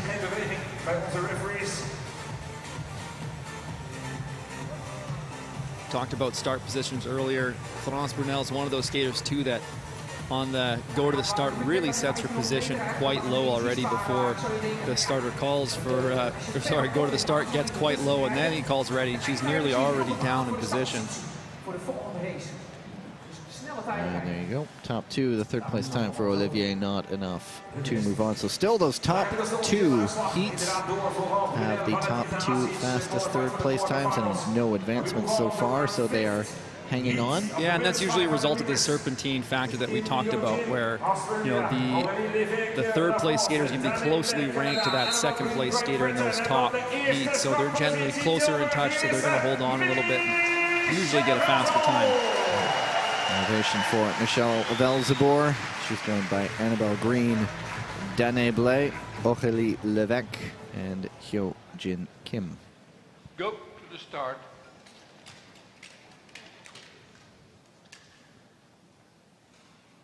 Ready.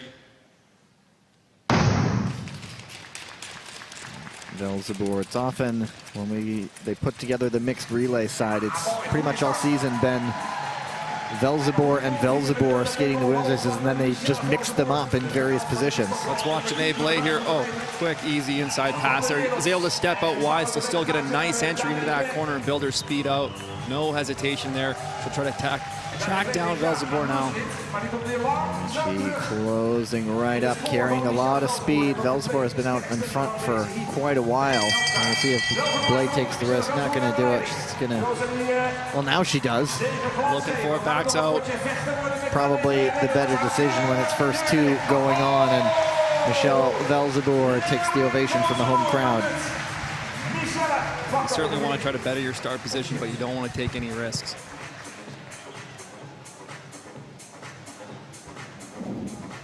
Here's an incident being reviewed. I believe it has been cleared, though. It has.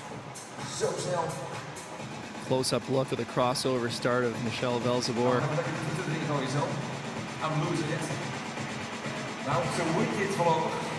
Class of the field, those two. Danae Blais not having done the 500 meter in the fall, so she's looking to kind of up her ranking here so she can get some better starting positions going forward. And just looking back at that previous race, Aurélie Levesque's 3rd place time was faster than Takahashi Hana from the first heat. So the 2 on the bubble right now, Kurokawa Kii still has the faster 3rd place time, and then it is Levesque. And there you have it. She is now on the clock with the 2nd fastest 3rd place time. And it is nice to see that Zoe Deltrap is doing okay. Knocked down earlier in the 500 meters, but she is back up, ready to go. I think that was that 1500 meter with Kristen Santos. They went down in side by side when she left the ice and didn't take part in the reskate, so great to see her back on the ice. And there is Corin Stoddart. She will be the seeded skater in this race. Zofia Konya of the Hungarian Falcons, Song Jiaori of the Lungs, there is Deltrap, and then Uliana Dubrova of the Wildcats. Go to the start.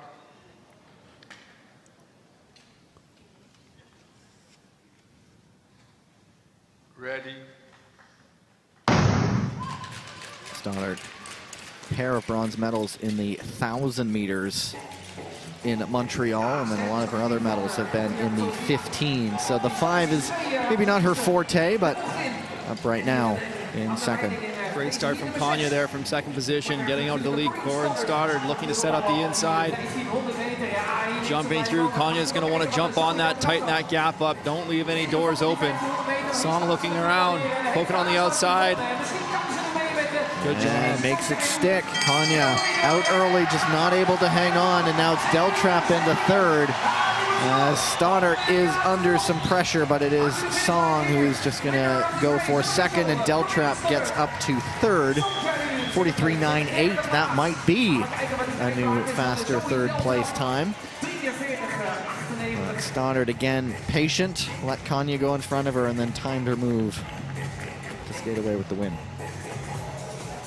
You know, we're assessing skaters' strengths and weaknesses. You know, we see in the 500 a lot of skaters with really strong starts, and then you see some skaters that are more tend towards the 1500, don't have quite that strong start. And then we talk about skaters like William Danjanu, who just seem to have all the tools in the toolbox, and they can play around with any race that they want to. But Kanya with that quick start there, but just not quite able to maintain the speed in the last 2 laps of the race. And so with a 43.984, it is Deltrap with the second fastest of the third place time. So she is just hanging on with 2 races to go. But a nice return for her after a scary moment earlier on. And the results, that bumps up the Levesque's time now. As Deltrap now will have to see what happens in the final 2 pairs. Next one, as Chiara Betti of the Gladiators, Kamila Stormovska of the Hussars, Hao Wei-ying of the Lungs, Barbara Samogi of the Falcons, and then Thea Johansson of Sweden. Go to the start.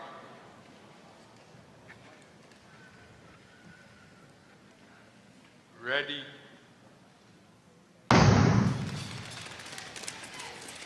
And it is Betti coming through the corner, ranked 15th in the individual distance on World Tour in the 500. And on our way, heat number 7. She is usually the standard bearer for the Italian women in this distance, arguably their most powerful 500-meter sprinter.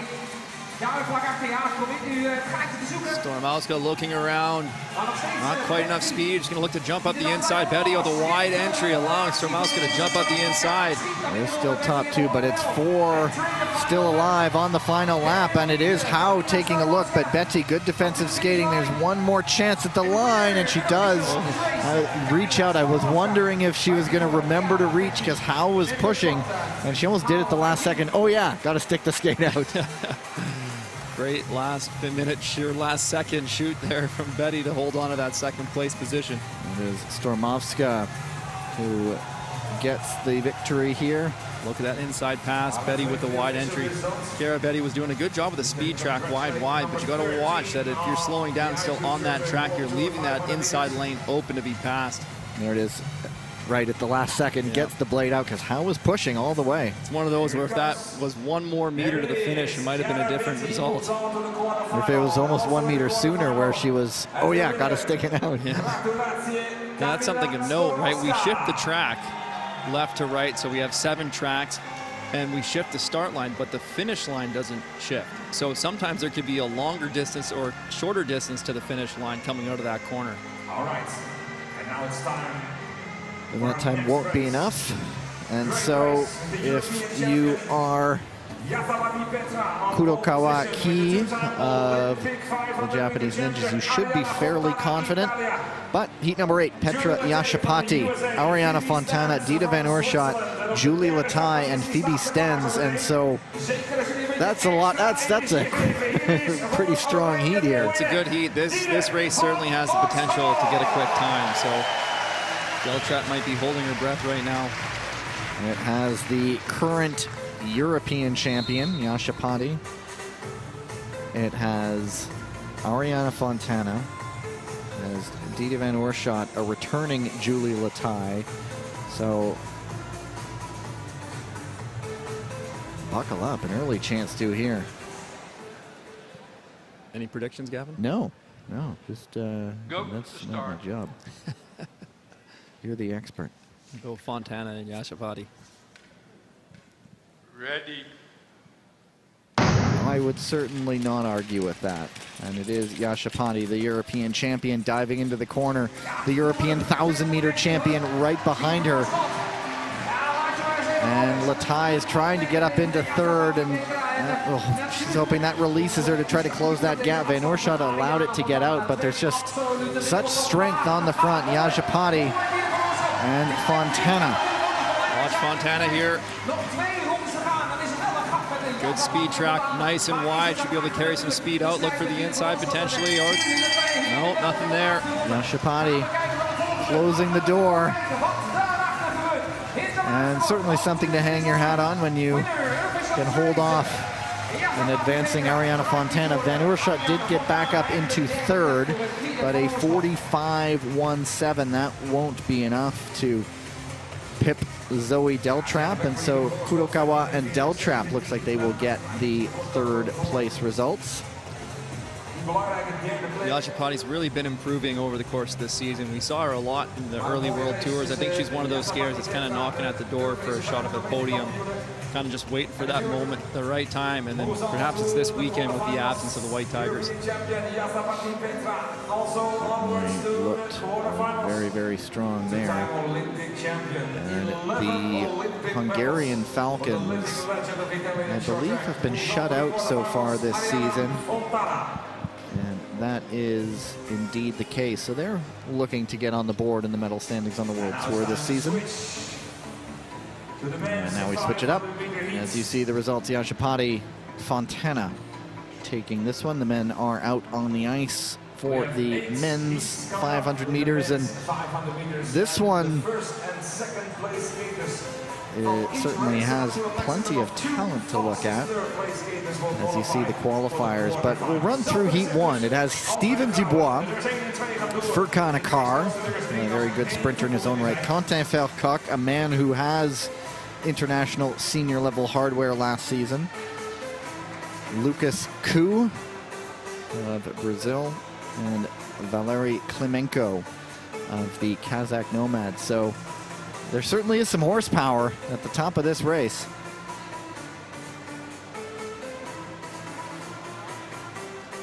And in the first race up to come, it's Valery Klimenko, it's Lucas Henrico, It is Dubois, fourth in the Crystal Globe standings right now, and Vercock, who is a bronze medalist at the European Championships in this distance a few weeks ago, goes to position 3 behind Furkan Akar. So those top 3 positions has particularly some strong skaters. Right. And so there are 8 heats in the men's 500 meters. Similar kind of thing. Top 2 moving on, and up to 2 fastest third place skaters also going in. Yeah, 1, 2, 3 positions on the line. 1, 2, 3 out of the gate. It's 1, 2, 3 from Canada. Ku just losing his footing on the exit of that turn, opening up the inside lane for Klimenko to move up. Steven Dubois strong from the lead. He's used to being in this position. He knows how to handle a race from the front in the 500 meters. Akar taking a look at the bell, not gonna go for the inside pass. That opens the door for Vercock, who tries to look out the outside. He might try to make one last dive at the line, and he gets it. What a finish, you know. It's Dubois going wire to wire, but Vercock, the door opened when Akar lost some speed there. Well, Akar was looking, he thought for himself, oh, maybe I'll try to take Steven Dubois on the inside. Split-second decision, realizing, hey, I'm not going to make it, I'm going to back out. And as soon as you do that, you lose your momentum. And that opened the opportunity for Vercock to wind up on the outside in that last turn and cut him tight on the inside, and that paid off. Better move by the Frenchman. Here's a look here of Akar looking for that inside, backing out, a little bit tight on the entry, so he's not able to carry much speed. A really long pivot, so that's ditching speed on him. Vercock's able to hang it tight on the exit. Great shoot. It's the reach. And so if you're watching the third place times, 40.821 is the first one we've seen there. You have it 7 thousandths of a second. Amazing the time difference here. Heat number 2, as you see the results confirmed. Heat number 2 is William Donjanu, Martin Kolench of the Dalmatians, Peter Yashapati, Ren Ziwei of the Chinese Lungs and Aybek Temirkan, one of the newcomers from the Kazakh Nomads. There is a look at Mr. Donjanu. Coming into the season, the 500 is the one that we sort of said, maybe it's his weakness, and he just goes, haha, I'll show you, and he has. Well, he's really shown his ability to start quickly as well, which people thought might be his shortcoming, but that doesn't seem to be the case.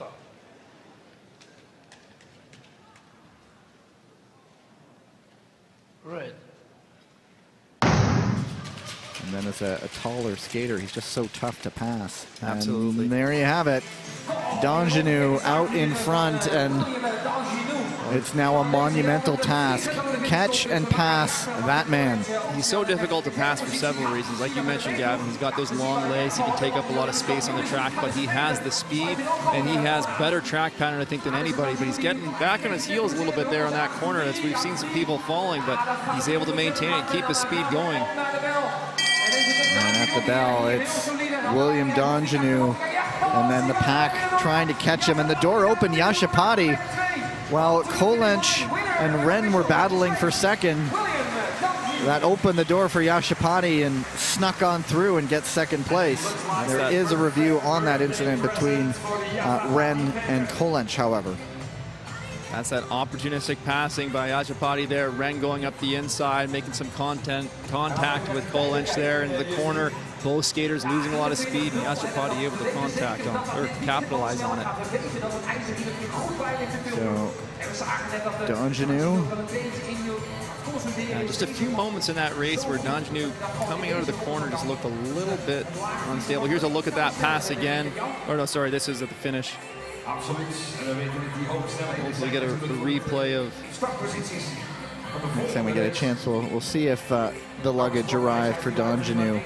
Mine also didn't, but mine actually has arrived now, if anyone was wondering. Not that anybody. I was told that it has arrived. I'm so glad you're going to have a fresh t-shirt to wear, Gavin. I did buy some. Well, today you did want to say, you're sitting too close for me. Go away.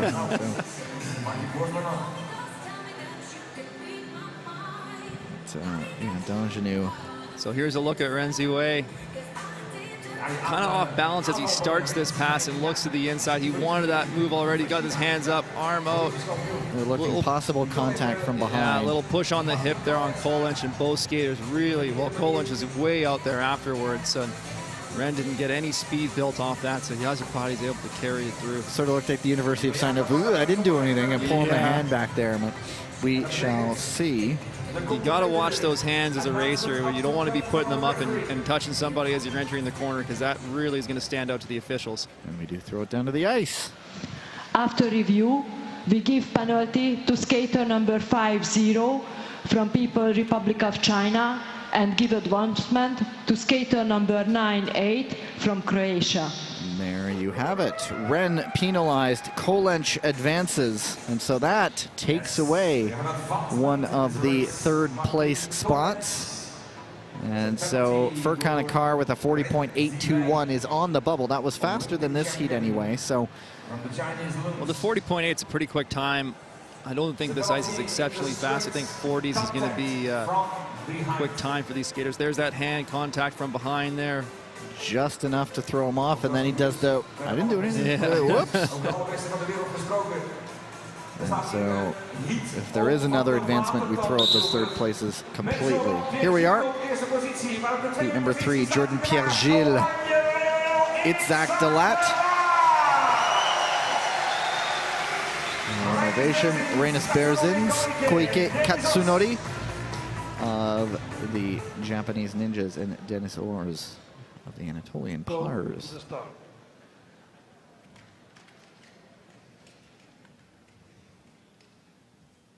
Right. And Pierre-Gilles in his element. Off to the front. I think that's another new helmet design for him this weekend.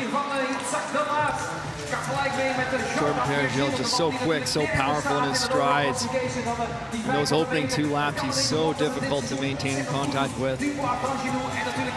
And he is a big, strong guy as well. Often when you see him in the heat box coming off the ice, he's down and you see the guns flex, but it's Pierre-Gilles still in front. It's Zachtelak really defending his second position. You can see him exiting tighter, trying to block that inside lane. He's not trying to make a move on Jordan Pierre-Gilles. He's defending from second.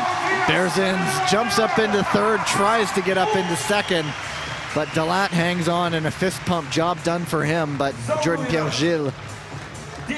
That's a veteran race from Itzhak Dalat there. If you go back and re-watch that, just watch how he's defending his second position.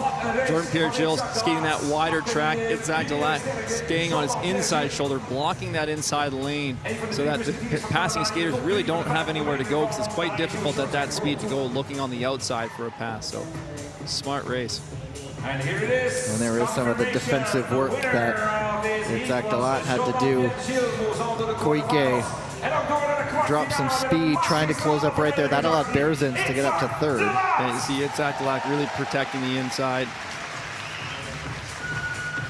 And it is a 41-ish. That is already not going to top that first heat, third place time. And there you have it, yeah, 41.678. Not enough for Berzins. Heat number 4 has Michał Niewinski, really in his element here in the 500. Stan Desmet at a position 2. Lorenzo Previtali, Liu Jianshuo, and Ben Jung. So, certainly a couple of things to look at. You never count out a skater like Liu. He is all the way out in position 4, so that already puts him a little bit behind the 8 ball. But if you know anything about Liu, he likes to go for a pass every now and then.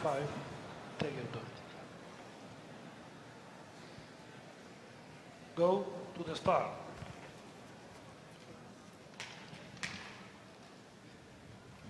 Red.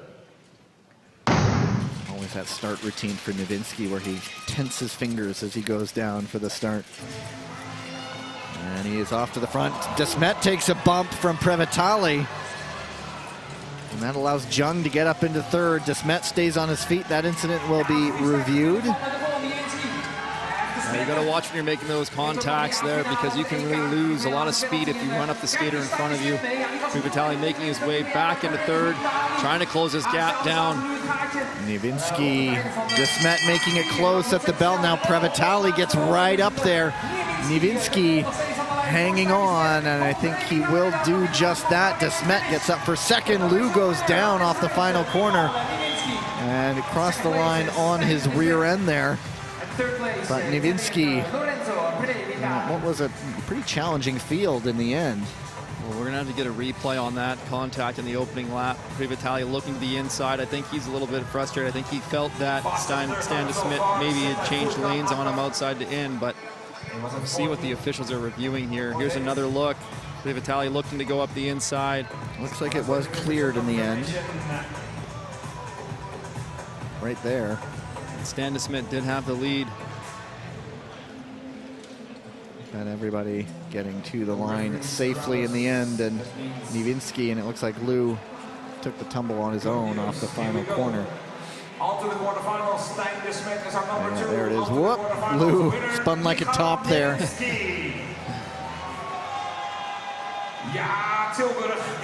Niewinski gets a warm ovation from the Hussars fans who have made the trip from Poland. There you go.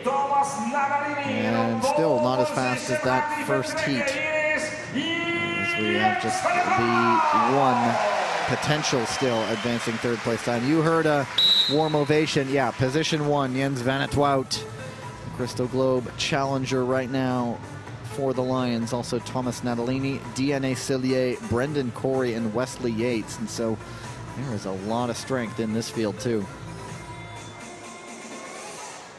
And this is a heat. Go to the start.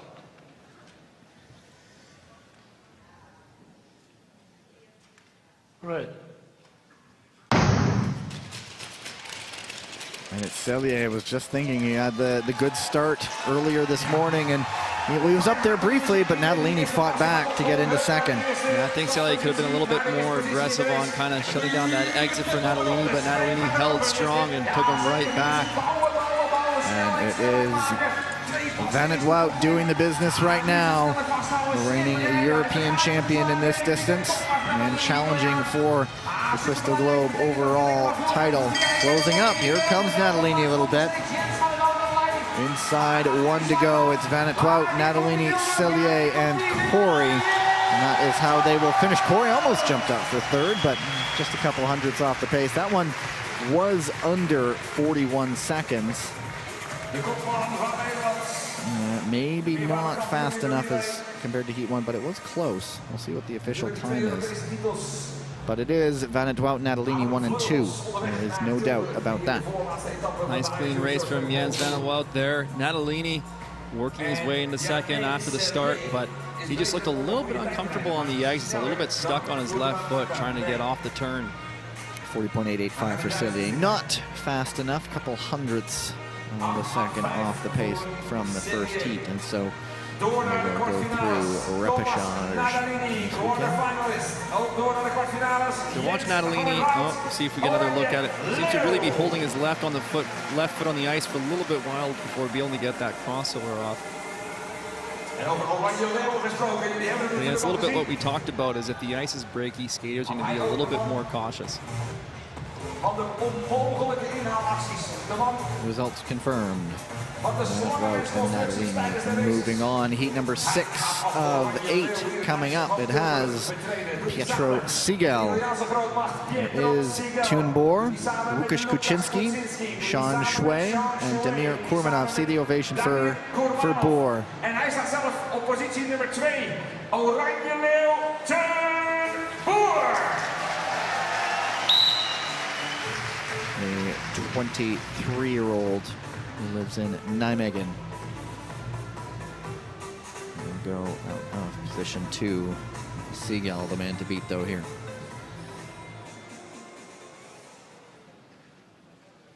Go to the start.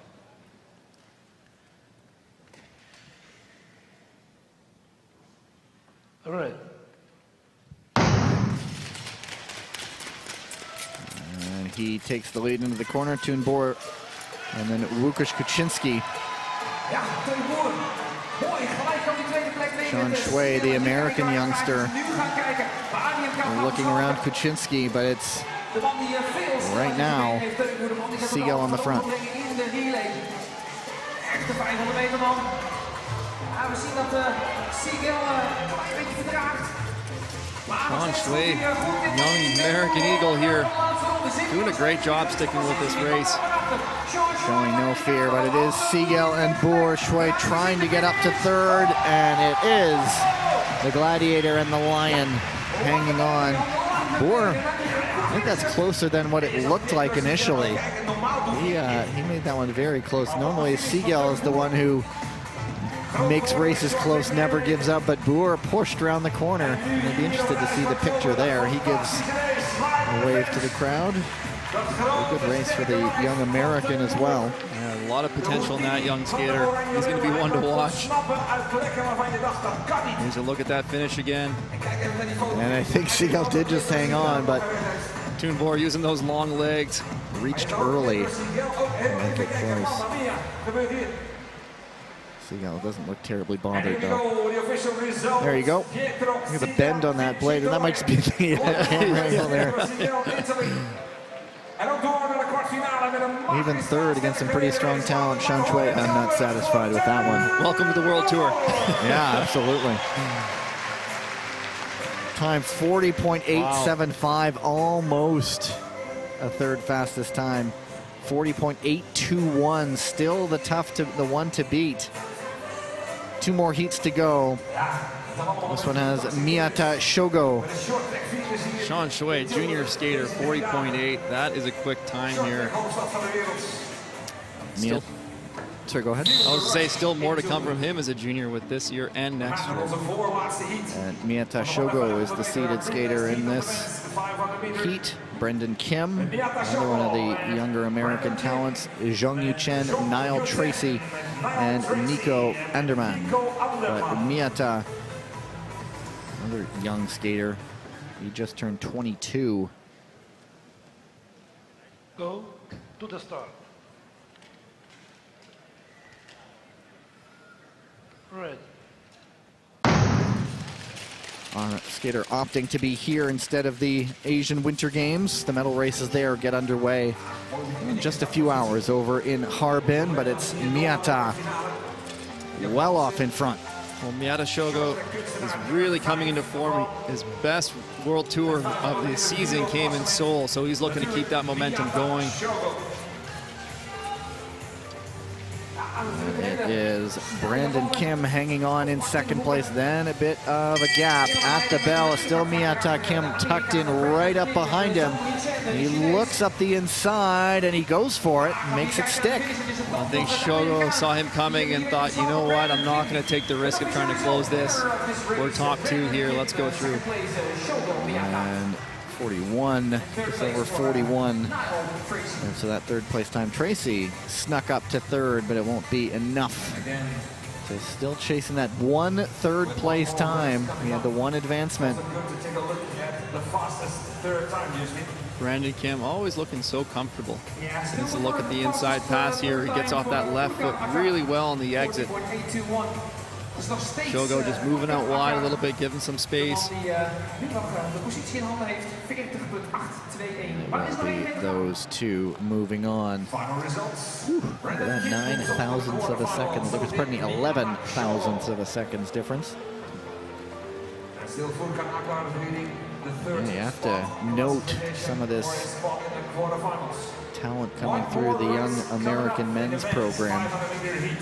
Brandon Kim winning the heat. We'll see another one coming up. Andrew Hio. He will actually be the seeded skater in heat number 8, alongside Roberts Krusbergs, Lee Kun, Yoshinaga Kazuki, and Sean McAnuff. The Irish Wolfhound who got through the preliminaries from the first heat and got in as one of the time advancements.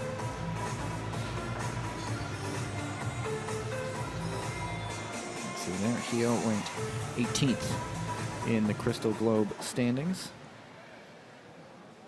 Go to the start.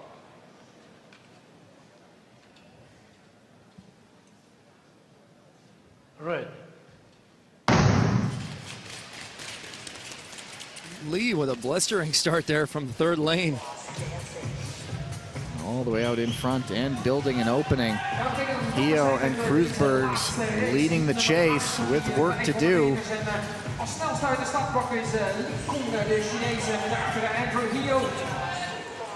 And we'll see if Lee can hang on as Hio goes for the lead. That's one around, and he goes out wide and into the boards.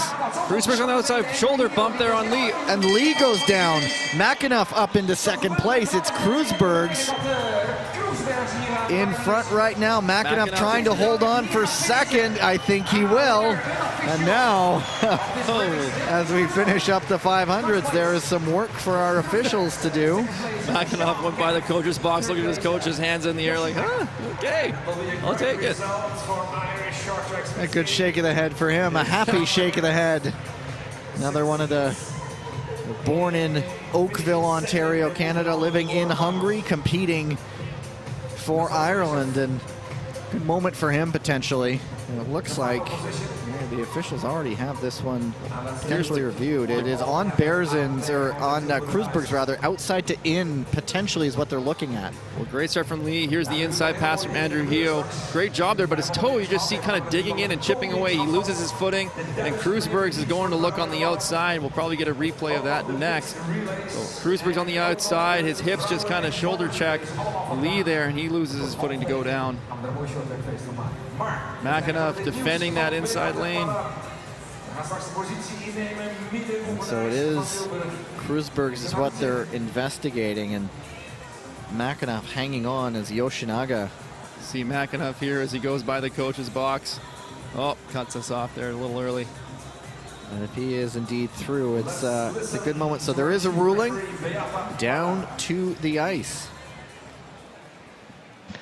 After review, we give penalty for skater number 19 from Latvia and give advancement to skater number 181 to People's Republic of China. So there you have it. Kreuzberg's with the penalty. I think I just saw a nod. He's like, yeah, I guess you can. Lee will be advanced, and so that throws out the third place time from the first heat as we have 2 advancements. And Sean McAnuff, the good story of the day.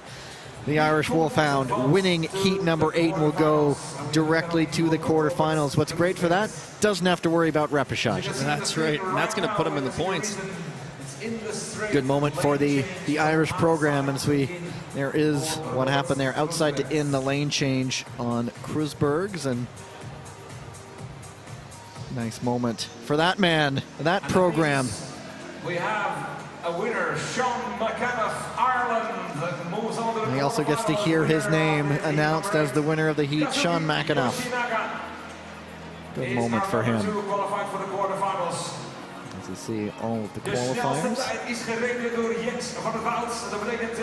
And now once you also get into the very pressure-packed races, the quarters and semis, always throw in that element of perhaps the unexpected as other skaters potentially go down in front of you or around you, and might be seeing the makings of a good story here. Anyway, Sean McAnuff moving on to the quarterfinals this weekend, and we take a break and resurface. We'll be back for the women's 1,000-meter heats. That is in just over 15 minutes time, so you can catch a break.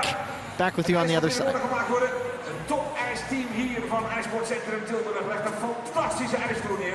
Dat mag ook wel eens even gezegd. En dat betekent ook weer, met man die alles weet wat we tussen het racen door gaan doen.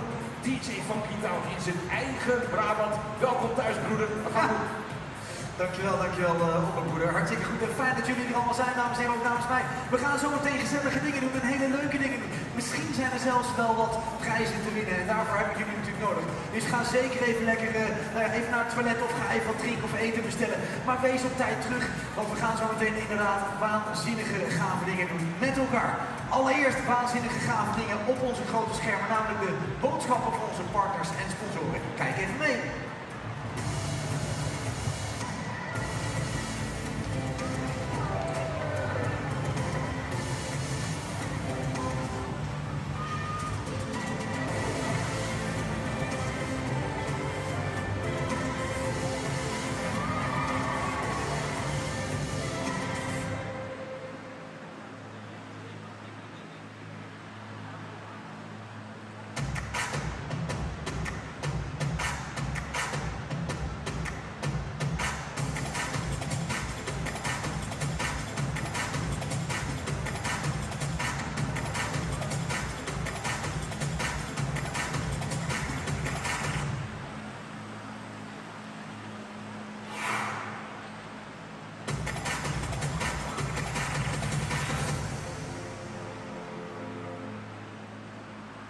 Mitsubishi is elk model verkrijgbaar als zuinige hybride. Zo kan je kiezen uit de Eclipse Cross PHEV, de hybride Colt of ASX, of de ultieme plug-in hybride SUV, de Outlander PHEV. En allemaal standaard met 8 jaar garantie. Dat is makkelijk kiezen.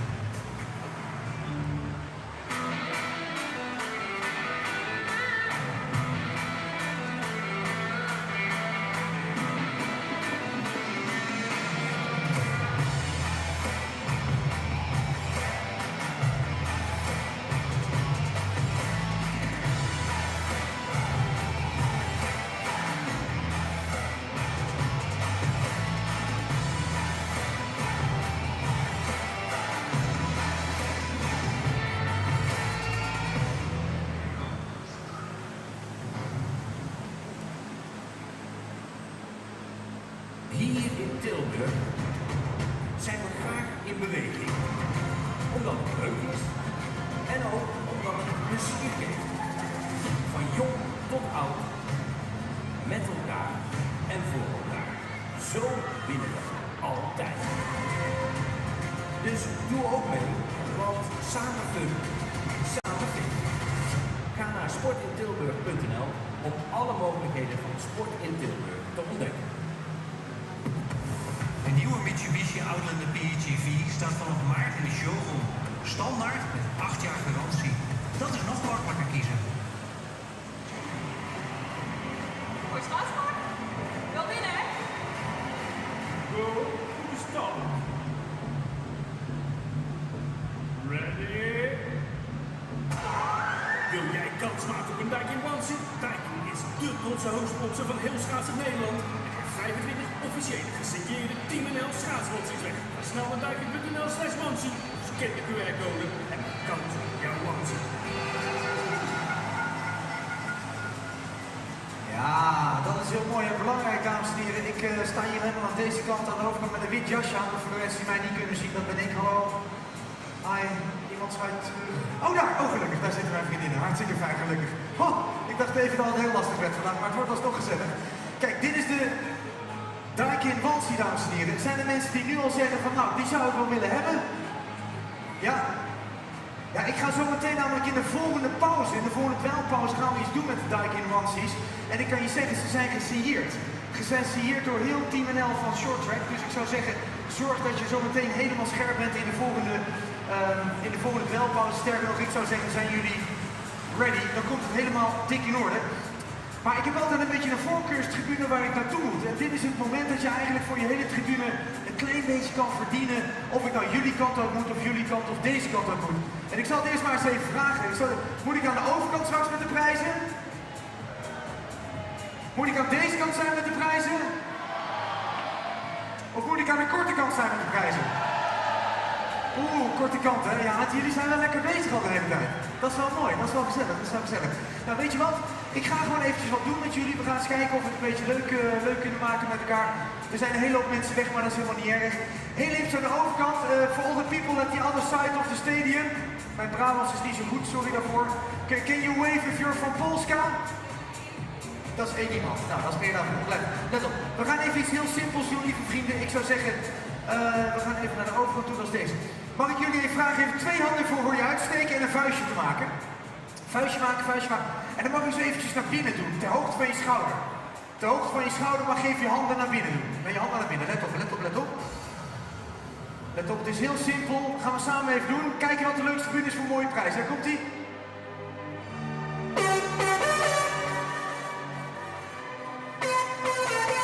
Nou, gaat best goed. Oh, mooi.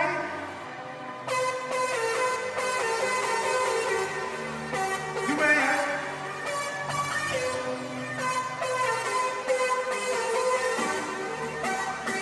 Wauw. En nou handen in de lucht en klappen, daar komt ie. Klap.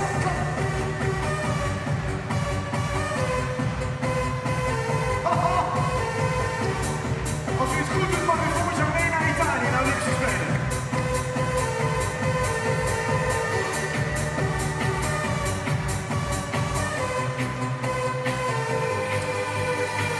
Oh, mag ik een heel groot applaus van iedereen voor de overkant? Lukt dat? Wel hè? Ja, dat is wel, nou ja, vind ik wel terug, Even de mensen aan de korte zijde. Aan de korte zijde. Kunt u even zwaaien daar? Lukt dat? Wie wil er heel graag een Onesie winnen? Ja, kijk, als er maar prijzen bij komen, dat zijn Nederlanders, hè. Dat is natuurlijk al heel mooi, heel mooi. Let op, het is heel simpel. Het is heel simpel. Doe even 2 handen in de lucht. En we beginnen aan de linkerkant. Linkerkant, let op, let op, let op, let op. Please raise both hands up in the sky. Now slowly wave from the left to the right. Left, right, left, right, left, right, left, right, left, right, left, right, left, right, left, right, left, right, left, right, left, right, left, right, left, right. Appel, appel, appel! Op de blinde gaan! Appel, appel, appel, zwaaien! Appel! En klap met je handen, kom! Klap, klap, klap, klap! Oh!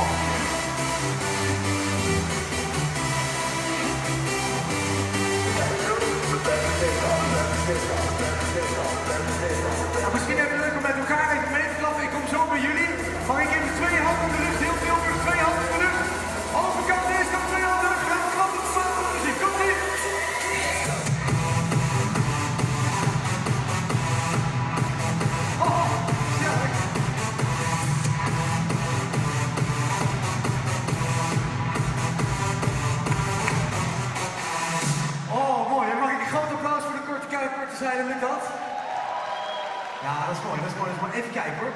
Ik ga heel even kijken wat voor vlees ik hier in de kuip heb. Want deze meneer die is... Nou, we gaan zo meteen meedoen, toch? Dat weet ik zeker, dat weet ik zeker. Mevrouw, u bent ook helemaal goed. U bent meer van de quiz, dat weet ik inmiddels. Ik ga eens even kijken wat de gemiddelde leeftijd hier is. Dat is mijn leeftijd, eind 20 ongeveer. Hè? Eind 20, eind 20. Dat is prima, dan passen we de muziek daar even op aan. Momentje, even kijken, dan gaan we dat zo doen. Ja, dan ga ik even hier op de stoel staan, als dat het makkelijkste te zien, let op. Maar niet uit, dan doen we toch iets ouders. Mag ik jullie vragen vast 2 handen vrij te maken aan deze kant nog binnen? Hallo van die kant! Hallo! Hou even 2 handen vrij. Ja, u bent al goed bezig, het hoeft er niet, maar komt goed. Rustig aan, rustig aan. 2 handen gewoon vrij maken zo. Ja, heel goed. Oh, oh, oh. Komt jij net op? En zwaar, hè? En nog een keer. Is niet zo moeilijk. Er zit iemand hard te lachen, maar niet mee te doen. En dan zo 1 hand.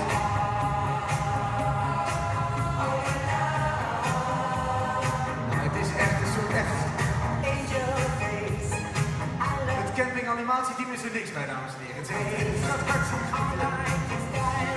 is misschien ook wel terecht om even iedereen even een applaus voor deze zijde te vragen. Toch, dat is misschien wel terecht, toch? Ja, dat is wel terecht. In de vorige veldpauze ontdekken jullie dat het de leukste tribune was. Ik heb wel een bepaalde voorkeur. Ik kijk niemand aan, maar ik heb wel een bepaalde voorkeur.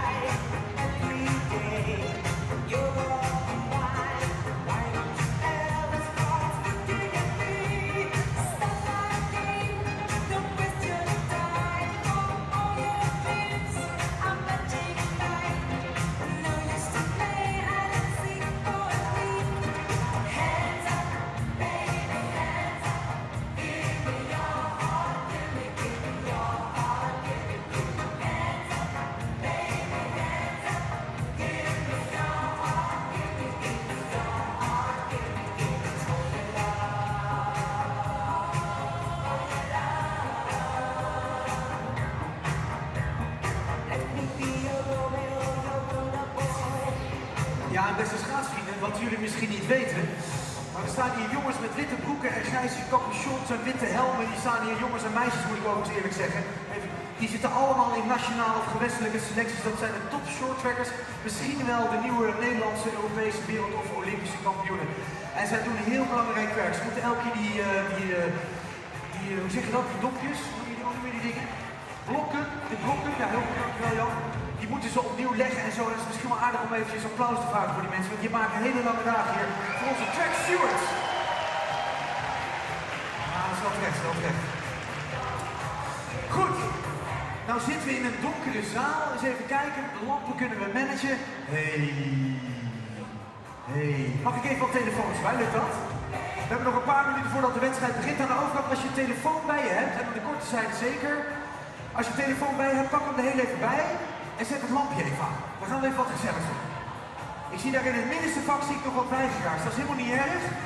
U hoeft niet mee te doen, maar hoe meer mensen er meedoen, hoe leutiger het wordt, zullen we maar zeggen. Er zijn wat polslampjes erbij, heel goed. Ik zeg, aan deze kant ook. Heb je die telefoon even aan? Doe even mee, joh. Ik geef jou toch ook aandacht. Het is niet zo moeilijk. Kom op, gewoon gezellig even spelen. Oh, je kijkt aan de korte kant hoeveel daar. Even zwaaien daar. Oh, kijk, wacht even. Dan gaan we wat moois doen. Even kijken. Dus dan geef ik even de vrije rol. Mag even rustig zwaaien met het lampje. Aan de linkerkant kunnen we nog wel 1 of 2 bij wat mij betreft hoor. Aan de lange zijde, jazeker. Gewoon een beetje rustig zwaaien. Niks aan de hand, niks aan de hand. Rustig. We pakken hem rustig op.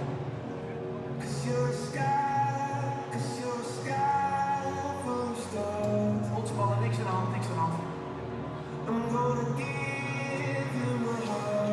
En dan wil ik graag het stadion even opdelen in 2'en.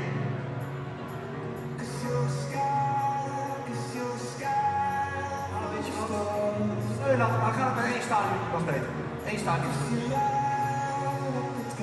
Nou gaan we hem een beetje aan deze kant houden. Aan deze kant houden. Dan gaan we zwaaien om de maat.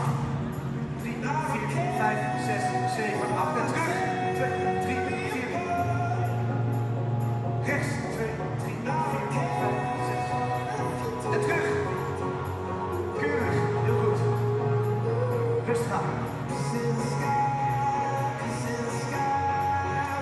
Nou laat je lampje aan, maar doe je even naar beneden toe. Even naar beneden toe. Lampje aanlaten, maar naar beneden toe. Keep on your line. En dan gaan we naar boven, naar beneden. Op mijn verzoek. Kom. Op. En in. Op. En in. Op. En in. Laatste paar keer, nog een keer. Omhoog. Naar beneden. Beetje omhoog.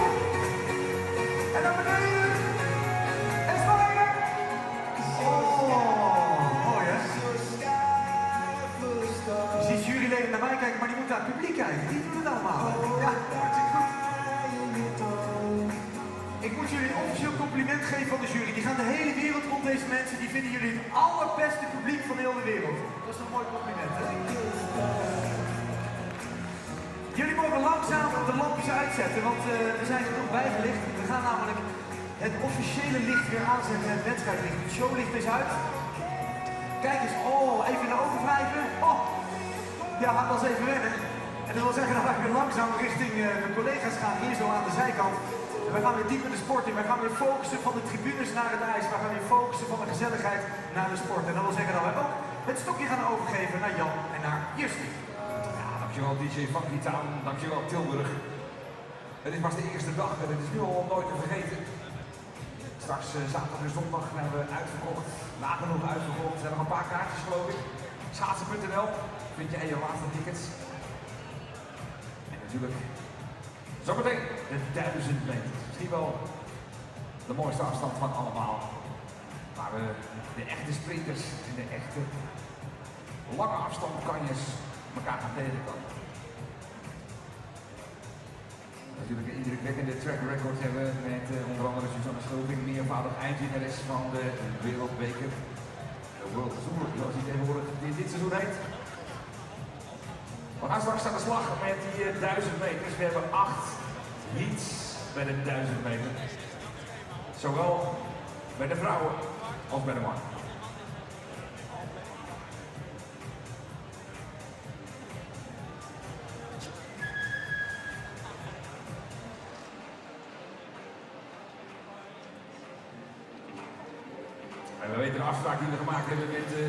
Just about getting back to it. Women's 1,000 meter heats coming up. 8 heats in total. Top 2 from each race and a maximum of the 2 fastest third place skaters qualify for the quarterfinals. And the thousands will wrap up the individual portion of qualifying day. There will be the women's, the men's, and then we get into relay stuff. Relay action. It'll be the mixed, women's, and men's, and then that will wrap up the day. But we'll look at Corin Stoddart in what is perhaps her element here, the 1,000 meters, but she's also got Kim Boutin in with her. Already pretty strong field. We have Corin Stoddart, Kim Boutin, Lisa Eckstein, Chloe Olivier, and Tineke Dendulk. There is a look at Dendulk. Nice bear. Voor Lisa Eckstein, voor Chloe Olivier en voor Tineke Dendulk.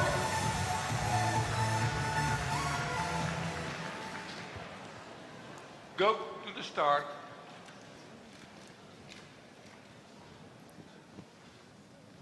Ready. And it is Boutin with her trademark fast opening, getting to the front in the distance standings on the World Tour in the 1,000 meters. Stoddart is in 4th overall. And Eckstein deciding she's going to throw her hat into the ring and get up to the front.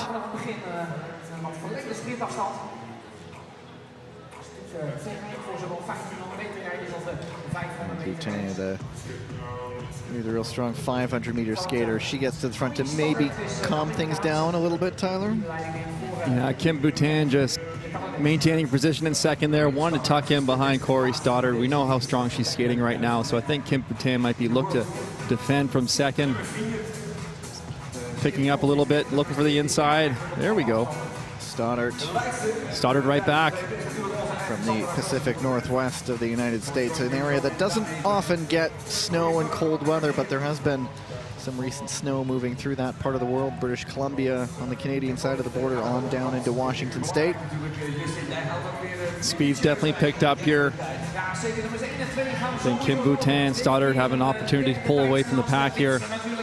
Stoddard periodically, just the slightest of glances over her right shoulder to take a look at where Boutin is. But yeah, as Tyler mentioned, they are comfortably in front, and it's Stoddard, Boutin, Olivier going 1, 2, and 3. Olivier set the time to beat for third place, 1:35.69 approximately, though adjusted a little bit, I'm sure. Nice, smooth, easy race to kick things off in this women's 1,000 meter. Nothing reviewed. We'll see how it stands up in terms of speed, especially if there are no advancements and that third place time looks more of a possibility. Start very comfortably through, making it look quite easy.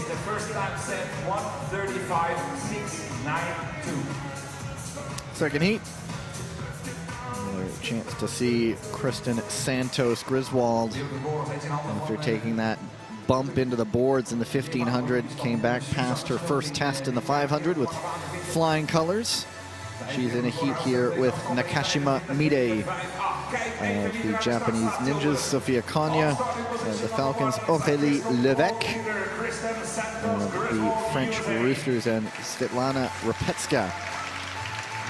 Well, based on how Kristen skated that 500 meter, that 1500 meter incident didn't slow her down at all. Is number one currently in the Crystal Globe standings, but it is really on a knife edge at the moment.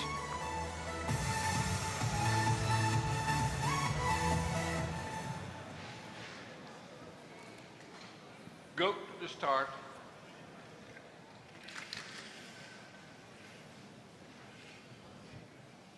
Ready. French side. Normally one of their mainstays has been Gwendolyn Daudet, and she's not made the trip here to Tilburg. She was a member of that mixed relay European gold medal side. Now it's just queuing up behind Santos Griswold, but now it is Levesque hitting the front. Kristen Santos finished in Seoul with a 500 meter and a 1500 meter victory, but she doesn't have a 1,000 meter victory yet this season on the World Tour. It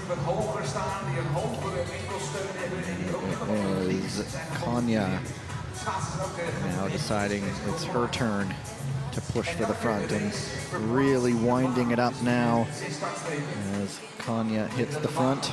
Still 5 skaters line astern. Nobody's really been distanced just yet. Let's just watch Kristen here. She's leaving a little gap in front of her, so she has an opportunity to accelerate when she wants to make a move. I expect we're going to see that rather soon here as we come up on 3 laps to go. Levesque goes back to the front and dictates terms again. Konya right up behind her, and now Santos Griswold turns it up, picks up the legs, and within a few meters on that stretch is in the lead on the front at the bell. And Nakashima makes the move for second. Levesque trying to hang on for third, but biding her time. Kristen Santos Griswold coasts over the line. Again, making it look easy. Nakashima, her strategy there, just hanging in behind Kristen, waiting for her to make a move and looking to follow her, doing just that. And Levesque, a 1:35.1.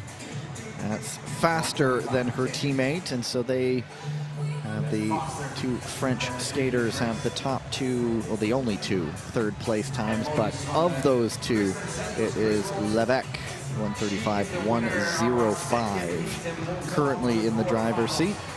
Zo is Nakashima Mirai. Kristen Santos Griswold. But didn't even see the need to stretch the blade at the line and just calmly coast over. Two arms on her back. Yeah. As Catherine pointed out to me, on those boots she has the gold, and the maker only gives the gold to world champions. Yeah, if you're going to get those Marchese skates, you got to have a world champion title to your name in order to get the gold. Confirmation of those results. Heat number 3 out on the ice, and we do see the return of Sandra Velzebor here. As you can hear, she has just been announced. Petra Yashapati of the Falcons. There's Valentina Askic as well, Thea Johansson, and then Louisiana Stahl of the Eagles rounding out the field.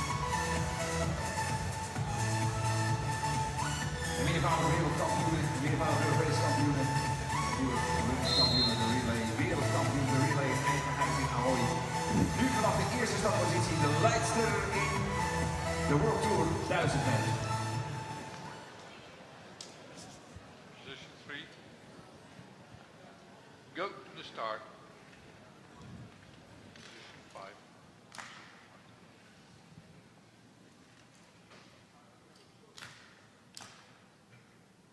Ready. Velzebor taking a few extra stabs at getting that blade set, and Askic goes around to the front. Yeah, on the start line, you want to be as close to the line as possible, but you can't be touching the line. If you're touching the line, that's an infraction. Could be false start. And it is interesting, too, the two-seated skaters, Velzebor and Yashapati. You have the fastest woman in the world, Sandra Velzebor, and the European 500-meter champion. So it's a lot of sprint speed, but this one was already going off pretty quickly. I'm not sure if that was part of Askic's plan, just to make the true sprinters suffer a little bit. Well, she knows she's in with a tough field here with Sandra Velzebor and Yashapati, so she might be wanting to keep that time a little bit quicker in case she could bank on the third place advancement. And there goes Yashapati to the front, and now Velzebor is stuck up a little bit behind Askic in third, allowing Velzebor to, or Yashapati to pull away, but now Velzebor able to make the move into second. And as we talked about earlier, Sandra Velzebor opting out of the 500 meter has a little bit of a lingering issue, so she's not wanting to push it too hard on the starts, but she's still competing in the 1,000 and the 1,500 meter this weekend. Yashapati certainly looking like she is rising to the occasion as the season comes to an end. The woman born in Szeged in Hungary. Looks like she will end up second. And Velzebor takes the victory. Askic hanging on for third, and she goes about a 1:32.18, and that is, as you mentioned, going for that third place, and that's a couple seconds faster than the previous two. Yeah, that's a quicker time. When you're seeing sub 130s for these women, that's a bit of a quicker 1,000 meter. Askic, I think that was part of the strategy, knowing that she was in tough with Yashapati and Velzebor, so wanted to keep that race quick from the start, not giving up any time.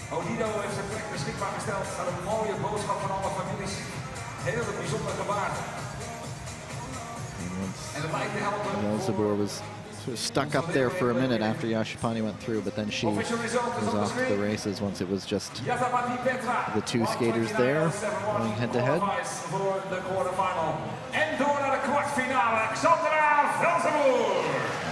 Confirmed, announced, applauded here in Tilburg. It's a nice facility here. This is the hockey arena. The Tilburg Trappers ice hockey team plays here. Just down the way, there's an indoor long track oval named after Irene Wust. And it's a lovely facility. Saw some skaters there yesterday, and there's gyms. I saw kids in the gym doing some sort of multi-sport class, and just a nice facility here in Tilburg. Small, intimate venue. Really excited for the medal races to see how loud this place can get. Heat number 4, Danae Blake, Kamila Stormovska, Zhang Yan, Hyo Jin Kim, and Holly Hoyland. Kamila Stormovska, Zhang Yan, Jin Blake, her first senior level victory was in the 1,000 in Beijing. Go to the start.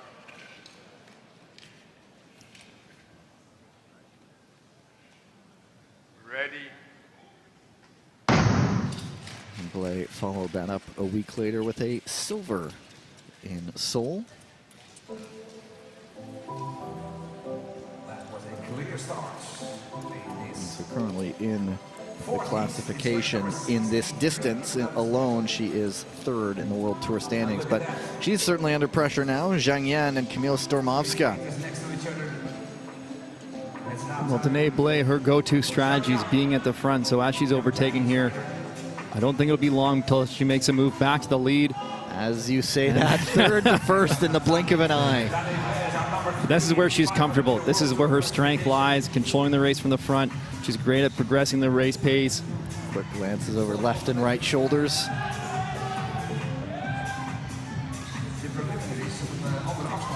Stormovska making a move for second. Not able to make it stick, and Zhang tried back for the lead, and Blay held that off. Now Stormovska into second. Kim threatening for third. Kim looking outside. Can she complete this pass? Guess just a shoulder ahead there. Still going. Able to do it now, does it? Persistence paying off. And she's trying to now keep it close to one of the best 1,000-meter skaters currently on the circuit, Blay. Stormovska right behind her. Kim really pushing for that third place. We'll see how this time hangs up. It is Blay, Stormovska, and then a 132.5 for Hyo-Jin Kim, which, how does that hold up? Yeah, it's certainly faster than Aurélie Lévesque's time. Asketch a little bit slower than that, but it would provisionally move Kim into the second fastest third place time. 132.549, but Blay, confident. Stormovska, sure doing what she wanted to do, just stay as close as he can to one of the best skaters in the world in this distance. It's difficult to race somebody like Blay who just has such endurance, right? And you know she wants to be the front, push the pace, and if you're going to want to get by, you're going to have to exert a lot of energy to make a pass on her, and then she's going to look to get it right back. So that's what's making Danae Blay so difficult to race against in these 1,000 meters. Through 4 heats, there are the results. Kim is now on the bubble. 132.549. That would be the first to go by the wayside if another skater picks up the faster third place. Heat number 5. Hannah de Smet, Dita Van Oerschoot, Gabriella Topolska, and Liu Wanyu, and Annabelle Green. The British Royals. Annabelle Green, often this season has been the only female British Royal, but now that there's Hoyland in, maybe they'll get a mixed relay team entered.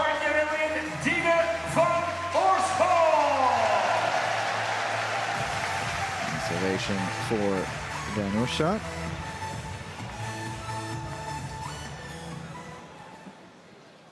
Position 5. Go to the start.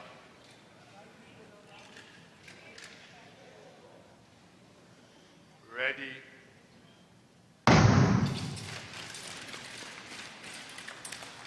And it is de Smet in the lead for the moment, but Liu Wanyu has other plans in mind. And swift opening. Yeah, quicker pace to this race from the start. Oerschoot, get into the front. I think there is a sense that one of those third place times is beatable. Collision between Liu and Van Oerschoot. Everyone stays on their feet. I think everyone in this race knows the strength of Hannah de Smet, so they're really going to be battling for that second place finish as well.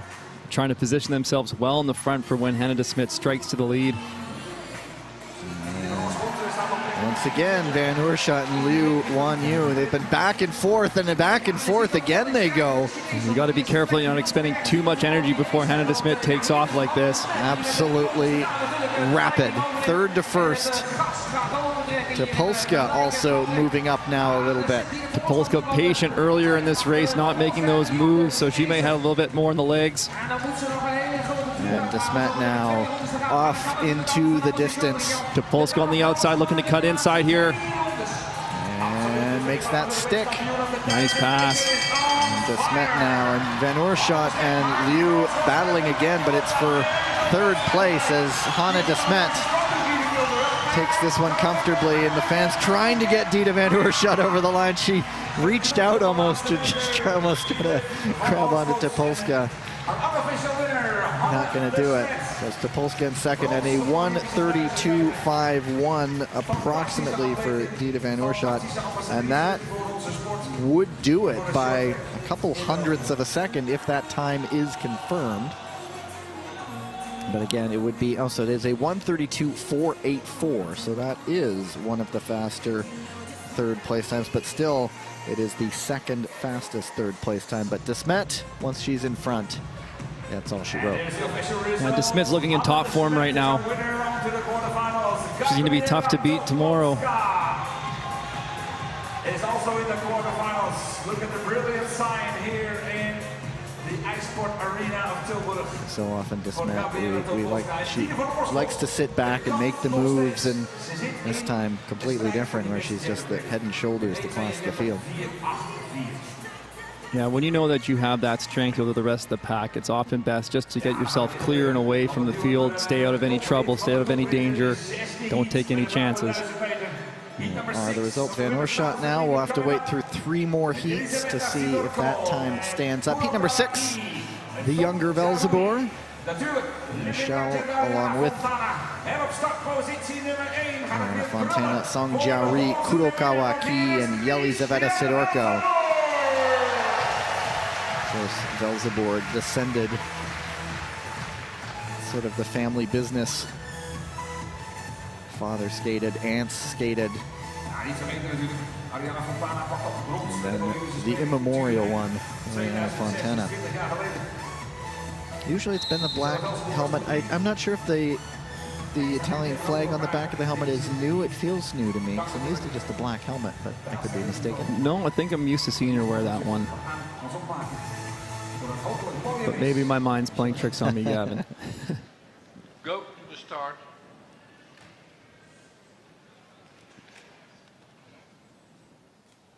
Ready. As always, I'm trying to, how does that flexibility come to get that unique start that Fontana has? It's just, how does the body twist that way? I think that's why we don't see anybody else using that start technique, but she's just so comfortable with it. It actually comes from inline. A lot of skaters who come from inline to short track. She's one of them. It's unbelievable, though, Ariana Fontana, the amount of competing that she's doing this season between short track and long track. It almost feels like every time you tune into an ISU event, she's on the ice. They've gone from North America over to here. There was, fortunately, after the Asian swing on the long track circuit, she didn't have to go anywhere. She just stayed in Beijing once the short trackers reconvened there. Well, this race is really heating up. Michelle Velzeboer on the front, Song Jiaori right behind her, and then it's Kurokawa, but still watching the Azuri blue, seeing if Fontana will time a strike with 3 to go. Let's keep an eye on Fontana as she goes on the outside. Pace is quicker, though. It's got some work to do to get all the way to the front. Nice long one. Oh, goodness. Oh, Liu had the leg out there. No, sorry, it was Song who had the leg out there as Fontana was going for it, and I'm not sure if she just left it hanging out there and Fontana just got caught on it, but it looked awkward, but they're both up, and Michelle Velzeboer wins it. Kurokawa Ki, the Japanese ninjas, come in second. And now we shall see. One more to go for Fontana as she'll go around and finish the race, as that incident will be a review. And they are looking at, in fact, indeed, a lane change, possibly inside to out on Song Jiaori. Well, wait to see the review here. It looked like the skaters were on opposite pushes. So we had Song pushing off her right foot on the straightaway, Ariana pushing off her left foot, those feet, those legs coming together at a very similar time. So we looked at the replay to see if there's any lane change movement, but it might have just been an unfortunate racing incident. Another look at the start here. She's just starting to wind it up, too. Not sure if this is here the we go. moment. Right. Push, there. yeah, left foot. The skates just colliding on the straightaway. So they will look to see if that is considered. This was what I was worried about with Fontana going in, and Song had her skates out like that. Everybody was okay though. Everyone kind of holds their breath for a moment there. So they do say if what they're being investigated does result in a penalty, it would be an advancement for Fontana. But of course, they're still just reviewing it to see if that merits a penalty.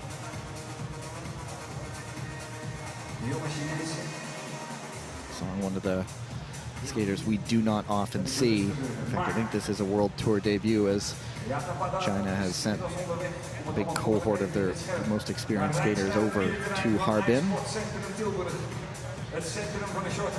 And the decision has been made. They're just punching in the results, and then there is a look right there.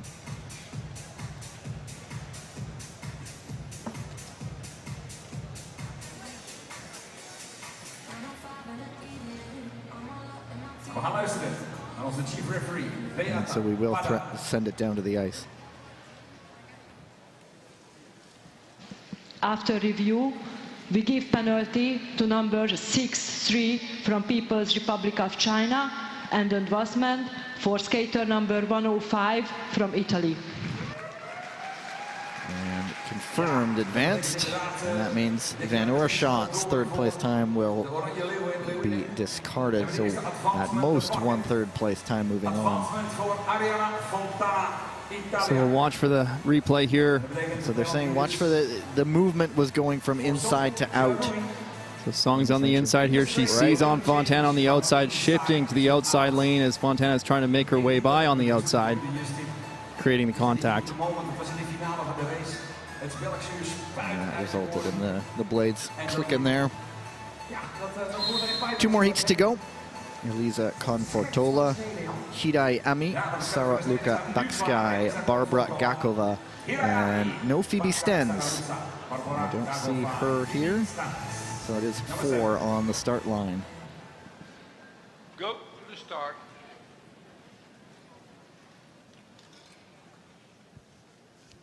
Ready.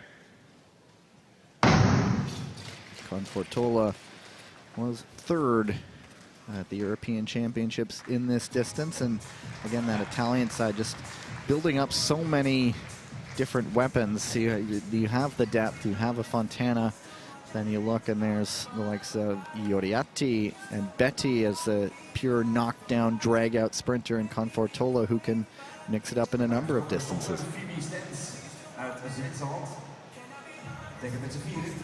And on the front right now it is Hidai. Maar natuurlijk hadden we het even, nog heel even terug over die vorige rit, Justine. Het was natuurlijk nog een beetje matig nieuws voor ieder van ons. Ja, dat is natuurlijk gewoon dat er dan een advanced is, een toevoeging. Dat gaat natuurlijk altijd ten koste van die derde tijd, die derde snelste tijd. In ieder geval mochten er 2 en Hidai slowly bringing the pace down, making it a little bit quicker. Hidai is ranked 18th in the 1,000 meters on World Tour this season. Konfortola makes the move up the inside for the lead. Konfortola is ranked 9th in the standings on World Tour in this distance. And then we'll move for 2nd. As things really start to happen. Baksky goes up the inside.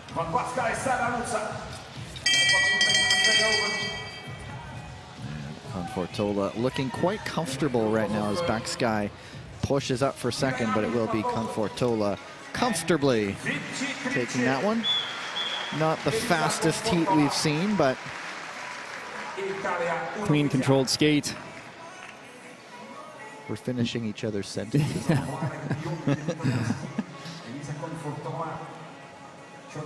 So again, there is at most 1 third place time moving on, and so we'll see if this final heat goes for it. But once Konfortola got to the front, she just dictated terms, and nobody was able to get right up to attempt to pass. We'll move for 2nd. And it's official right now. It's on the screen. Heat number 7. Elisa Confortola moves on to the quarterfinals, and so does. Confirmed. Just the 2 moving on, and that brings heat number 8. And that has, it's interesting, the seeded skater here is Gloria Ioriatti. But as you've noted, Courtney Sauro seems to have put those concussion injury worries behind her and is really finding her feet in the last little bit. The Asian swing was to get back into the swing of things, but now it looks like she's really gunning for results. She did get an A final in Beijing anyway, but it will be an interesting race between Sauro and Ioriatti here. Absolutely. Based off Courtney Sauro's performance at the Canada Cup just recently, qualifying for all distances here in the World Tour and the next stop in Milan, she's definitely looking like she's in shape.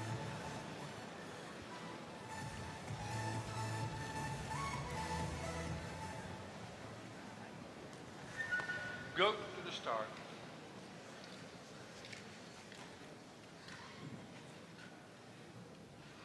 Ready. Certainly quick off the line, and we'll see if they're going for time here. Malashevska is certainly an accomplished sprinter as well. And Budic, who I know we tend to see in every distance, I think excels more. The 1500 is already stretched out, but now she closes up as the pace starts to normalize. Yeah, quicker start to this race. I don't think it's necessarily for the strategy of getting that time advancement. It's the strategy of wanting to control the race, control the lead.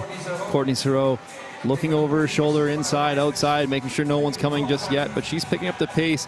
Each time she's going around these corners, you see those quick crossovers out on the exit, dropping that arm, getting a little extra power.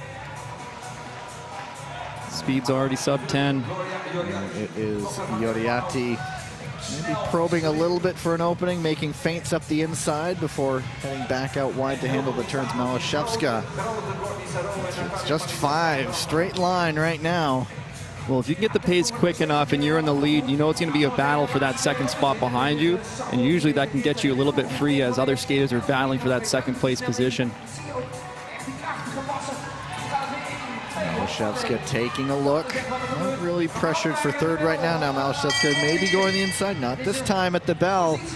Sauro still out in front now. She and Ioriatti open up a bit of a gap as Malashevska can't quite hold that speed out of the corner. And it is the top 2. You can see Malashevska's legs just getting a little bit heavy. If she's going to look to try to set up a pass, I'd like to see her trying to be a little bit wider on the entry of the corner, trying to create some space, get 2 crossovers in, but she was going to a little bit tight in, tight out. Not a track to build speed with. And it looks like Malashevska might have gone fast enough to get that 1 third place time. A 1:31.923. Indeed, the results quickly made official. So Sauro Ioriatti through automatically as top 2. Malashevska does get the 1 third place time that was left available, and she will be moving on to the quarterfinals.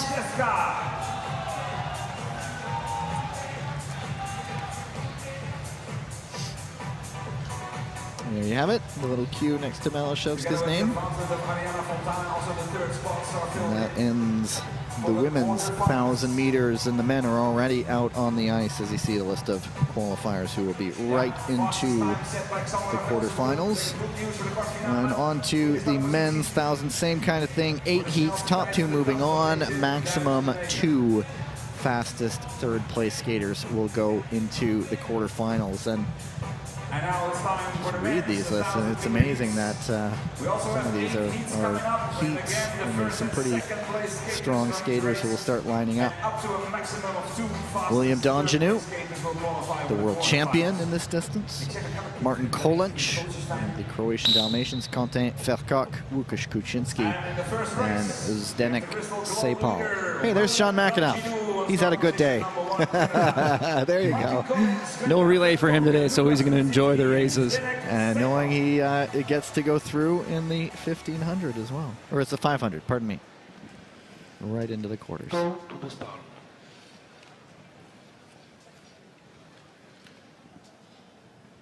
Red. Well, I'll tell you, Gavin, if I'm in this race with William Donjanu, I'm going to be looking to try to get that second spot position. He's so tough to beat from the front, so it's going to be a battle for second. So I think we can expect the skaters tucking in behind him to be jostling for that second place position. And here we see it. Cook getting up into second. It was already pretty hefty cruising speed from Danjanu off the line. Just making it look easy, though. Perhaps a look. Well, if you can get ahead of Danjanu before the pace picks up too quickly, you know he's going to make a move back on you, and then you can try to tuck back into second. But Danjanu, again, already picking up the speed a little bit, making it more challenging for the following skaters. Let's watch to see if anyone challenges for Koch for that second place position. Kolench closing up a little bit. Kuczynski and Sepal. And it is Danjanu.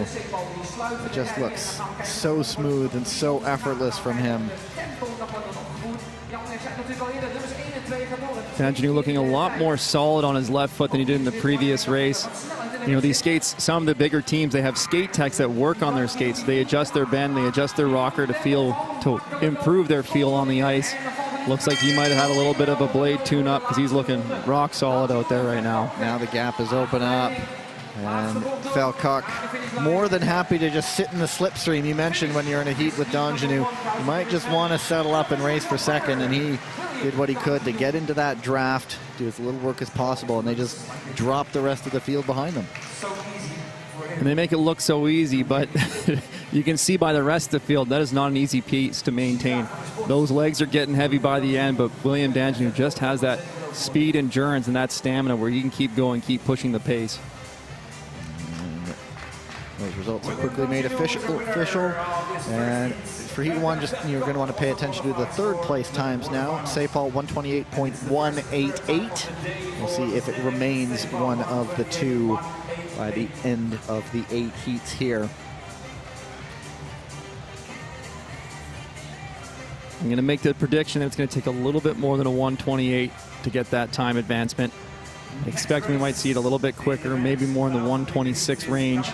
And then, of course, if they stay open, if there still is that option, those last few races might be full-on action. And we got Kreuzberg's coming out here. We know that he likes to lead these from the front, or at least he did so when we were in Montreal. With some blistering 123,000 meter times there. It was a great moment when both he and Nowinski were on the podium together. They're training partners, and so when they crossed the line on the podium, they sort of celebrated together. Clayton DiClemente, the man from New Jersey. Theo Collins. So it's Kreuzbergs, Collins, DiClemente, Bence Nogradi, and Etienne Bastier of the French Roosters.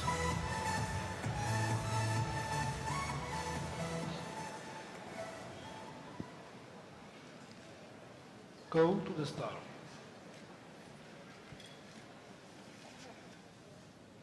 All right. Bastier turns 21 in 9 days' time. As the French building a program really with a target of 2030. That short track competition for those games, which will be sort of scattered all over the southeast of France. Short track, I believe, will be in Nice. Plan your travel accordingly, because as venues go, that's not a bad one. Not exactly a winter hotspot, but you can do worse. Kreuzberg's already down to a 9-0 here pretty quick into the race, so I think it's a similar strategy to the Danjanu race in which you want to be tucking in behind Kreuzberg's and defending that second place position. He's a difficult skater to pass, so if you can defend that second, you're going to be in good standing. But Clayton DiClemente looking really relaxed in third, so I'm going to keep an eye on him to challenge Theo Collins in second. Slightest of gap behind Collins. Now DiClemente closing it up. Is there a pass attempt coming? We'll just watch to see if he offsets his track from Theo Collins in front of him. He's still following Theo Collins' track pattern, but we'll see. Is he going wide? There he's going wide. That's usually a sign that he's starting to think he's going to wind up and make a move, and I say it happens. That is why you're here, Tyler Darragh. Oh, and down goes Collins. I think that was again on that corner on his own, but DiClemente set himself up just in time, makes the pass, and Roberts Kreuzbergs finishes ahead of Clayton DiClemente. Bastier gets up for third. So if we get a replay of that pass from Clayton de Clemente there, you could just see you could see how he shifted wide on the entry of the turn, giving himself that opportunity, a little bit of space to wind up, gain a bit extra speed than Theo Collins in front of him, and just step on the inside, make a move. And we'll see what happened here. There is the pass, and there's nothing being reviewed, and it's just to see the blades. There's Theo Collins. Yeah, just the ice kind of breaking out. You can kind of see the chatter coming off of his left skate. We've seen that a few times in this corner. That ice might just be struggling to hold up. Races upon races on these tracks. Floods don't also help. When it's quick, the flood's warm water going down, so it kind of softens the track as well. And so the third place time, Bastier 125.482, that is now the fastest of the third place time. And that's what we thought with Robert Kreuzberg's in your race. It's probably going to be a quicker time. Heat number 3, Jens van 't Wout back on the ice. Furkan Akar, DNA Sellier, Song Guishu, and Peter Yashapati. There certainly has some good sprint power with the likes of Akar and Sellier involved in this one. Van 't Wout, this was the one gold medal that eluded him at the European Championships. He took the 5 and the 1500.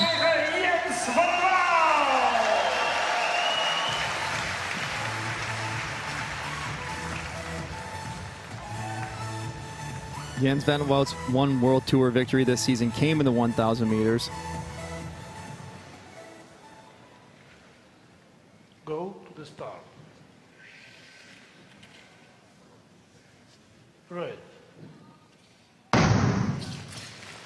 keys to those Crystal Glow being consistently making A finals in all the distances, and he's been doing that. And he leads early on here. With another one where the tempo's being picked up, and it's Song pushing it up for second. And I hate to say it's kind of the same strategy again, but when you have such a strong skater in your race like we've seen in the past 3, and you know that they can go start to finish, it's hard to challenge them for the front. Tucking into that second position, or Car going to the front here. No, still trying to work. Jens van 't Wout able to react to that, pick up the pace. Akar taking a look. He was the first ever short track Olympian for Turkey. He finished in 6th in the 1,000 in 2022, and he does have a European bronze medal as well. He hopes to get into coaching after skating, and there he makes the move into second. Still Van 't Wout in front. Yeah, it's still going to be a battle for the second position. We see a little bit of a gap there behind Jens van 't Wout, so there's a door open, but following skaters starting to fatigue. Here we have, was it Yasapati moving up, see if he can challenge a car. There is still a gap at the bell. Van 't Wout looking pretty much academic here. Just keep the blades on the ice. This is a quicker race, so you don't want to give up any time if you're Yasapati. You want to get to that line. Fist pump and away with a hand. I always appreciate skating at home. A 125 that time. Third place Yashapati, 126.56. It was a real battle for second. It is a little bit slower of a heat than heat number 2, though, but faster than heat number 1. Well, my prediction was to take a 126 if there was a time and no skater advancements. We'll see if that prediction holds up. Hanging on. Still a fair few heats remaining, though.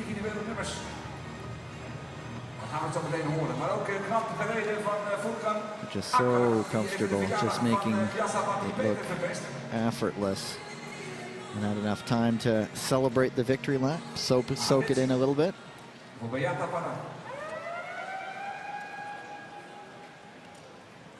There is actually a ruling down on the ice. Hang on, is there? Yes, there is. After review, we give one penalty in this race for skater number 5-8 from Hungary. And so there was a review that we actually missed. It was the inside skater failure to give way, and that was Yashapati. There was an incident there with Song closer in the second half of the race, and so there was the penalty to Yashapati. A car qualifies, and Song is on the clock now with a 127.572. But that doesn't take away from Jens van 't Wout's victory. goed toe in de gaten houden. And heat number 3, though there are the results, pardon me. Geen advancements in deze race, wel een penalty, helaas. Op zijn Heat verjaardag. number 4 has Michał Niewinski, as we're going to see it here. And so, yeah, since it wasn't in any of the top 2 positions, there was no advancement, just the penalty. Guys are probably trying to make that inside pass. Didn't have the shoulders ahead there, so it was failure to give way. Heat number 4, Michał Niewinski, Stan de Smet, Rainis Berzins, Nurtalek Kajgali, and Metehan Atan. And another field that has some pretty strong skaters. Certainly with de Smet there.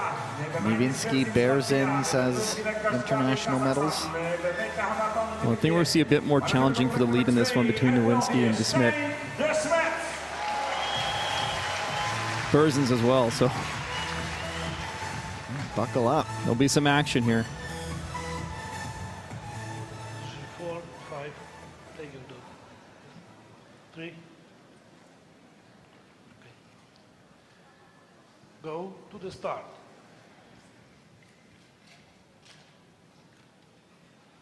All right. And this one, we'll see how fast they take off. Berzins has eyes for the front. Niewinski says, okay, I'll tuck in behind you, and we're off to the races. Zie je ook gelijk het tempo opgevoerd worden. Maar we weten natuurlijk wat ze moeten rijden in de tijd. So easy to spot, even with the ice bear suit, but he has the helmet with the arrow pointing down. So in a relay, you always know who's on the ice when you see that helmet at Stan de Smet. Let's watch Stan here, though. I think he's going to want to try to move up to these top 2 positions. Kajgali trying to get up into 4th, de Smet trying to get up into 2nd, and that one he makes stick, but Niewinski right on his tail. Nowinski won't want to wait too long either. Stan de Smet moving up into the lead, head of Berzins. And Niewinski goes into 2nd. There's a bump. Berzins goes down. Kajgali goes down. Tan moves into 2nd. Kind of a domino effect from that inside pass by Nowinski. We'll have a review on that afterwards. And that's kind of how it all got started, but we'll see what is ruled to be the case. But it is de Smet. Discretion, the better part of valor. Get to the front, let the other skaters duke it out. And Niewinski trying again. This time he gets into 2nd. He does cross the line 2nd. And we shall see. Well, Nowinski's so strong, he kind of muscle his way through, but I think on that earlier pass, he was looking only to move up 1 position, kind of find himself carrying too much speed and running up right into the lead skater. I think that was Stan de Smet at the time. But Atan also, I don't think he liked that pass at the end. I saw him gesturing a little bit, shaking the head a little bit. And the going on Berzins is he went down on his own. That's that right there. That took out Kajgali. So what is being looked at is, I believe, this move right there. That's a tight inside move by Nowinski, just using his strength to kind of create some space for himself, saying, hey, I want this lane. When you say inside skater failure to give way is what is being investigated, or what is being reviewed, rather. So it is now in the hands of the people in red jackets, both on the ice and in the review room.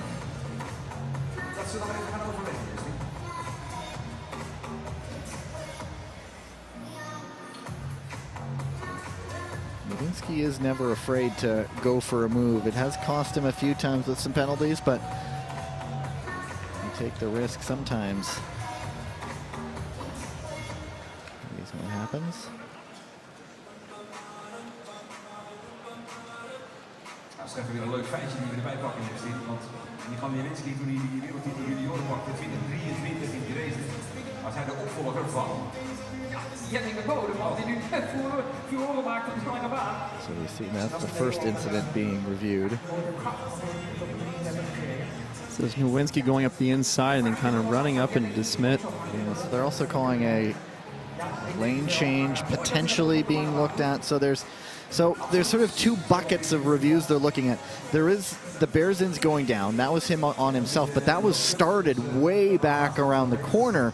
And they're saying, again, Niewinski try potentially end of straight illegal late pass. And that sort of set the chain of reaction in motion. So there's two buckets of incidents. That one that ended up with Berzins going down, and then the other one near the end when Nowinski tried to make the pass on Atan.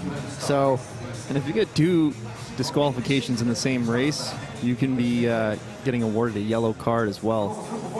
So I think Nowinski under investigation on both incidents here. But now there is also a potential late pass for Berzins as well. So things are all in flux right now, and yeah, it is being noted there is a possible yellow card. It looks like things have been determined. Well, Gavin, we say it every time. Glad we're standing up here. And so glad. They also can't see us. They can see them making all the decisions.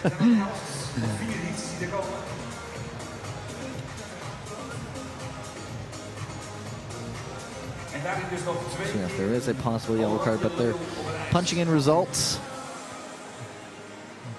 And skaters are already out on the next heat, and yeah, it looks like the rulings will be made, so we'll see what the announcement is here. After review, we give a yellow card for skater number 1-8 from Poland and one advancement to skater number 3-7 from Latvia. So there you have it. There is, in fact, a yellow card. That becomes a factor if there are issues later on similar to this. So Nowinski, 2 penalties in the race. Berzins is advanced. Looks like there were 2 penalties in this race from Ivan Nowinski, the former 500-meter junior world champion. And so here's incident number 1. So you watch Nowinski, he's going up to move into second, but he just keeps his speed going, comes right up into Standis Smith there. And this creates that domino effect, hitting Berzins as they exit the corner. Yeah, so he created that situation that cost Berzins the position. So you mentioned that pass going up the inside, and then that's what set the chain in motion, or the chain reaction in motion. And so he initiated the contact that lost Berzins the position, a shrug of the shoulders. And so, like I said, he's still an incredibly lighthearted guy, and he makes friends wherever he goes. And we'll see him again, I have no doubt. And well, he doesn't quit on a race, we'll say that, right? You got to give yourself every chance you can. Go to the start.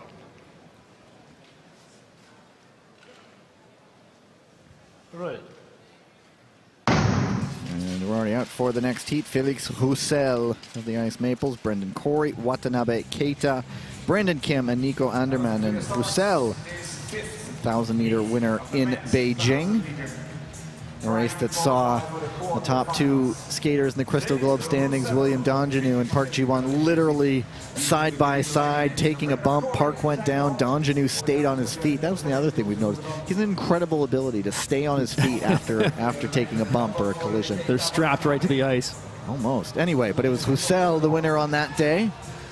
Well, Felix Roussel, this is his only event of the weekend, only competing in the 1,000-meter, apart from the relays, but such a strong skater. If he were representing a different country, he'd probably be competing in all events. But, it's so difficult with the Ice Maples teams when you have skaters of the likes of Stephen Dubois, William Danjanu, and Jordan-Pierre Gilles to compete with and contend with to try to skate in the other individual events. This one really getting wound up. I saw a few laps ago, Brendan Corey had the ability to quickly adjust both his gloves in the time of the straightaway at this kind of speed. And it's Watanabe Keita in second right now, and Roussel just starting to shed skaters by sheer will and speed alone. Well, it's just try to have a battle for second or try to get there, but Roussel just keeping the pace so high, the skaters behind are struggling to make any passes. Corey lost his balance on the backstretch, wasn't able to recover. And there's a quick time. 1:24.8 for Roussel. And it is a photo for second, but I believe Watanabe took it. And let's see, the current time, 1:25.482. So that would be in the ballpark if the third place time was close to Roussel. We shall see.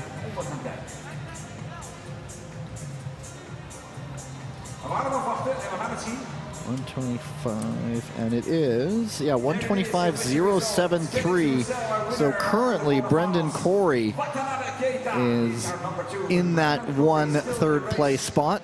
3 heats still to come, including this one, which you look at world rankings. There's Dan Koss, number 10, Lucas Speckenhauser, number 20, Stephen Dubois, number 25.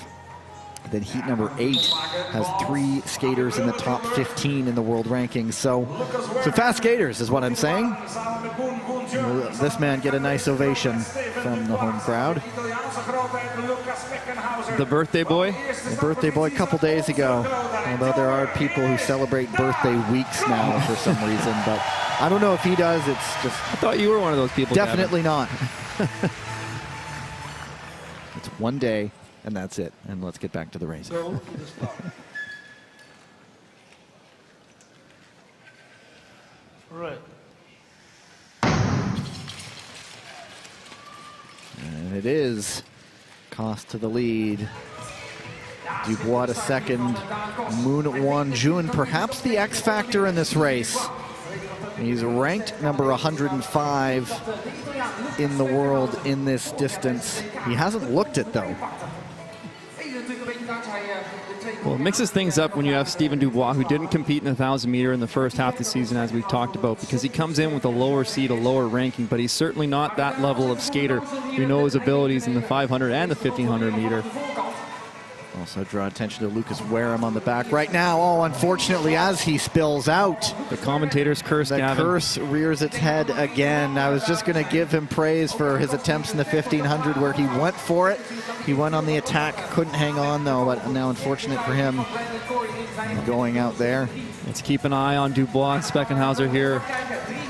Dubois likes to skate a little bit more relaxed. He's comfortable in the pack to make a pass. Speckenhauser looking up the inside. And he does go through. The doors open for Moon as well.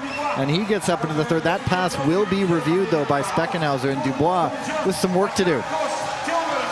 Well, Dubois got the speed, but does he have the time?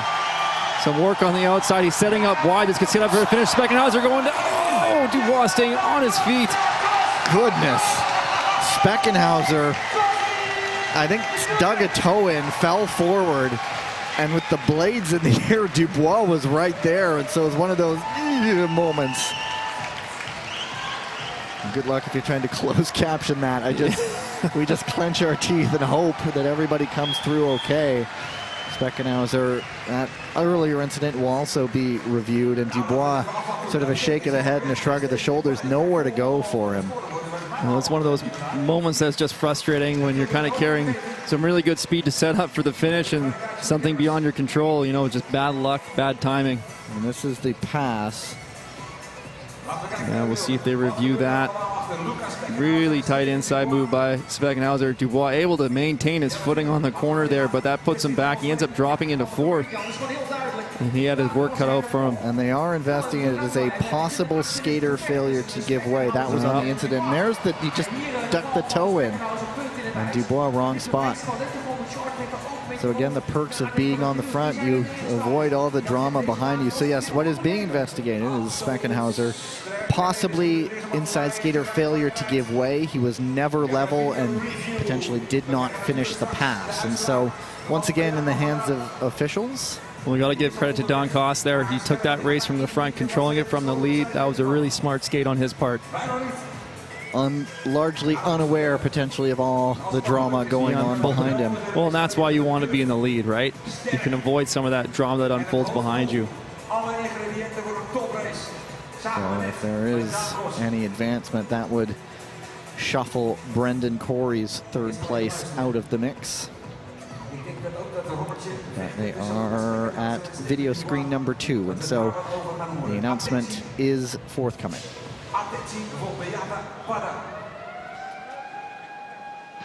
After review, we give penalty to skater number 1-2 from Italy and advancement to skater number 2 from Canada.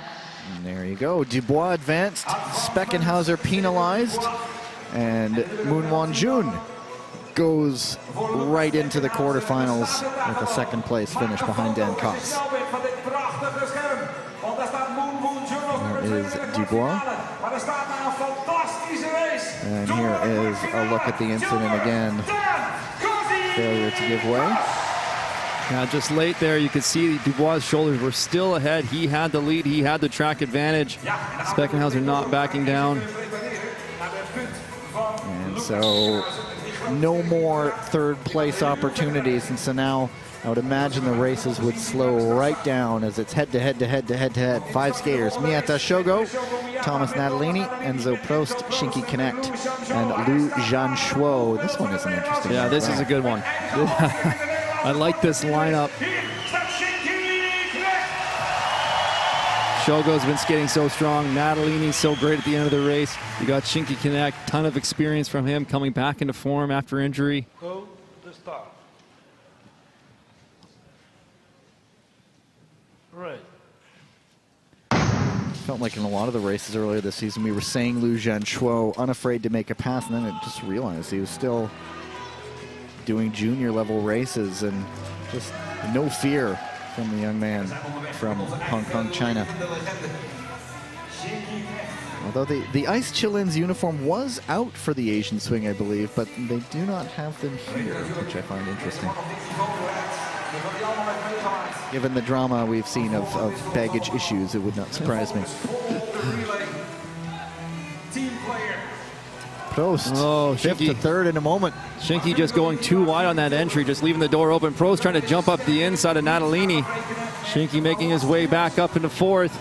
Skaters unafraid to make the moves. We've seen everybody taking a risk here a little bit, and still inside 4 to go. All the while, Miyata Shogo staying above the fray, out of danger. Shogo's been on lately, so he's really strong in the front, but Natalini can pass. He's had some great outside passes this season already. Shinky's going to be looking to capitalize if he makes any moves. Lu Zhanshuo gets up into fourth, but the gap has just gotten too big on him. It's Miyata Shogo, Natalini taking a look. Defensive skating by Miyata to hold them off. The real battle for second now is Connect going to make the move at the line. Nope, Natalini hangs on. Miyata Shogo, nice work from him. No, I'm impressed by Shogo. He's skating very well right now.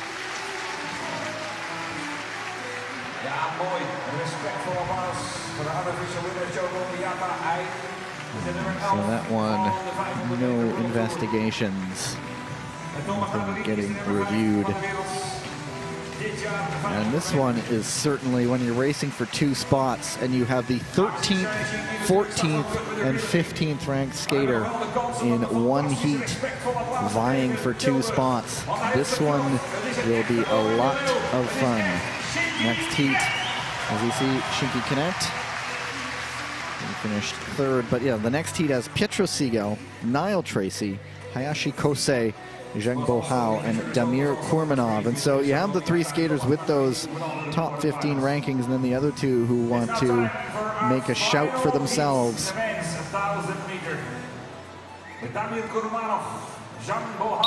Well, sit down if you aren't already, because I think we're going to be in for another exciting finish in this race. It was always amazing. This is a heat. This is a heat.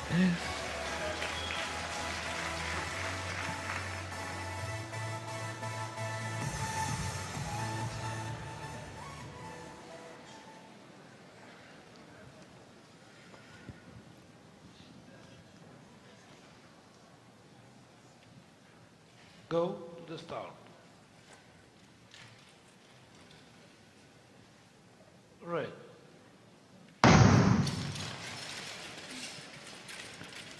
What's interesting is that a lot of Hayashi's points in the ranking format actually go back to last season when there were World Cup races in Germany and Poland, and so hasn't really scored much this year. But well, we were missing Hayashi in the first World Cups this season, so that's where he didn't get any points. So his ranking might not necessarily be representative of his ability right now. And he's certainly making a bit of a statement right now, gunning to the front and revving things up. Tracy, of course, that bronze medal in Beijing. Tracy likes to race the front too, so here he goes. Certainly the leader of this ascending British Royals program. Siegel staying calm in third there, moving up to second. And Hayashi still sitting in third. The other two skaters looking for openings, and Zhang trying to make one for himself behind Hayashi. And it's a good race from Tracy on the front, especially with a smooth operator like Siegel behind him, who's now making a move for the lead. And he makes that one stick coming up to the bell. It is now Siegel, Tracy trying to hang on, and Zhang Bohao making a move for second. Tracy stumbles, and that opened the door for Bohao. And he does, and a nice one from the young man, a fist pump from him. Great race from Zhang there. Nice quick outside move on that last corner. Now Tracy's legs, I think, were just giving way on him. He couldn't quite hold his speed going into the last corner. So often you noted he does like to race from the front, but took a little bit out of the legs this time. Well, Hayashi started off with a quick pace, and Niall Tracy had to work his way back to get into the lead, so that might have cost him some energy that he didn't have any legs left for the finish. Nicely timed though by Siegel. It was one of the 1:24.934. It was one of the faster heats we've seen, second fastest winning time anyway. This 1,000 meter concludes. And so that's it for individual races. Yeah, it was just a stumble by Niall Tracy on that straightaway. It cost him his speed going to the last corner, and that's what created the opportunity for Zhang there. Good race for Zhang, getting that second spot, 1:25.252, second place. So ends the individual portion of the day's action. They will get a flood of the ice, and in about 17 minutes time we get into relays. As you see the list of qualifiers in the men's 1,000 meters, lots more to come over the course of the weekend. And we head into the break. See you on the other side. Mixed team relay coming up.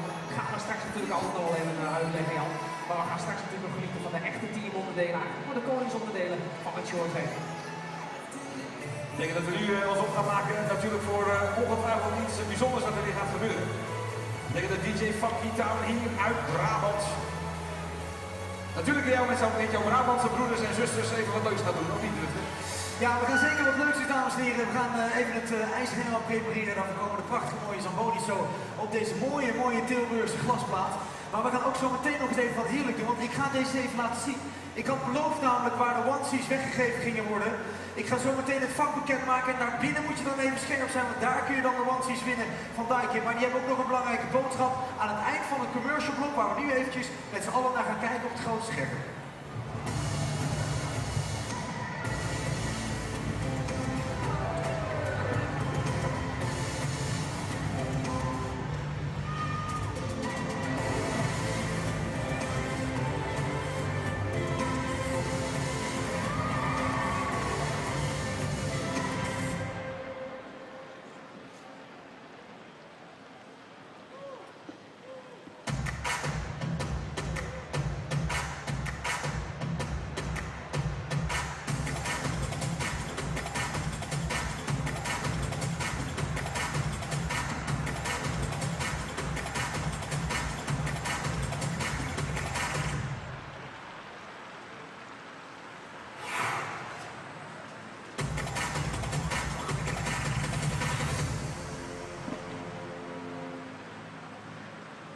Mitsubishi is elk model verkrijgbaar als zuinige hybride. Zo kan je kiezen uit de Eclipse Cross PHEV, de hybride Gold of ASX, of de ultieme plug-in hybride SUV, de Outlander PHEV. En allemaal standaard met 8 jaar garantie. Dat is makkelijk kiezen.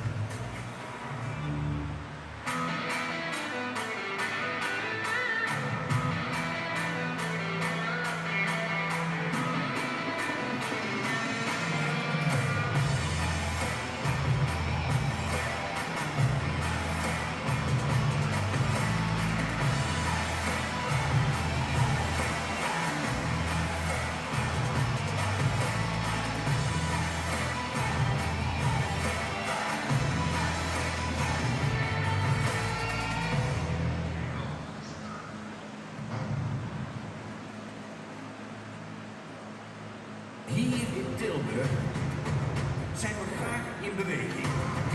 Omdat het leuk is en ook omdat het plezier geeft. jong tot oud, met elkaar en voor elkaar. Zo winnen we altijd. Dus doe ook mee, want samen fun, samen fit.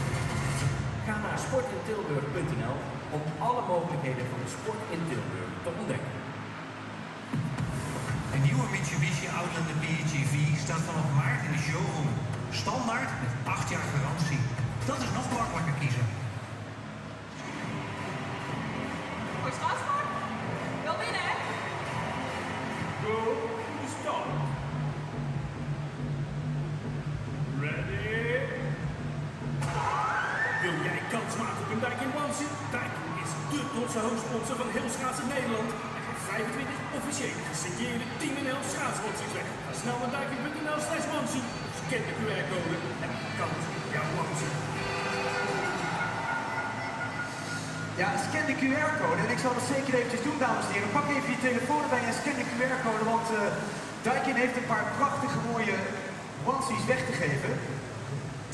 En dat betekent dat wij niet alleen via de QR-code hele mooie onesies weg gaan geven van Daikin, maar dat gaan we namelijk hier ook live doen. En jullie weten, Daikin is een toonaangevende fabrikant en leverancier van oplossingen voor koeling, verwarming, ventilatie, luchtbehandeling, koudwatermachines en koel- en vriessystemen. Met wereldwijd meer dan 100 productielocaties zijn ze altijd dicht in de buurt. Zelfs experience centers hier in Nederland daarbij. En natuurlijk niet vergeten, sinds 2018 belangrijk, hoofdsponsor van de KNSB en met bijna 100 jaar ervaring in het ontwerp van passende, slimme, betrouwbare, duurzame klimaatoplossingen. We hebben overal een perfect binnenklimaat te realiseren. Nou, dat was even het officiële gedeelte. Ik zou eventjes bekendmaken welk vak heeft gewonnen in de vorige dwelpauze met de mooie actie en waar we de onesies weg gaan geven.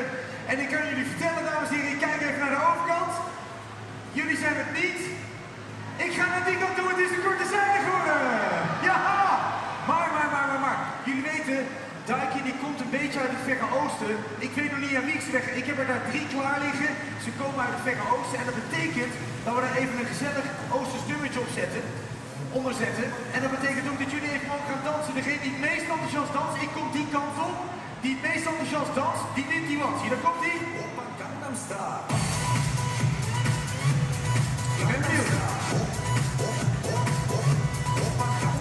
Ik ben benieuwd. Ho, ho, ho. Wat een gezellige uitvoering, dames. Enthousiast, hè? Enthousiast, hè?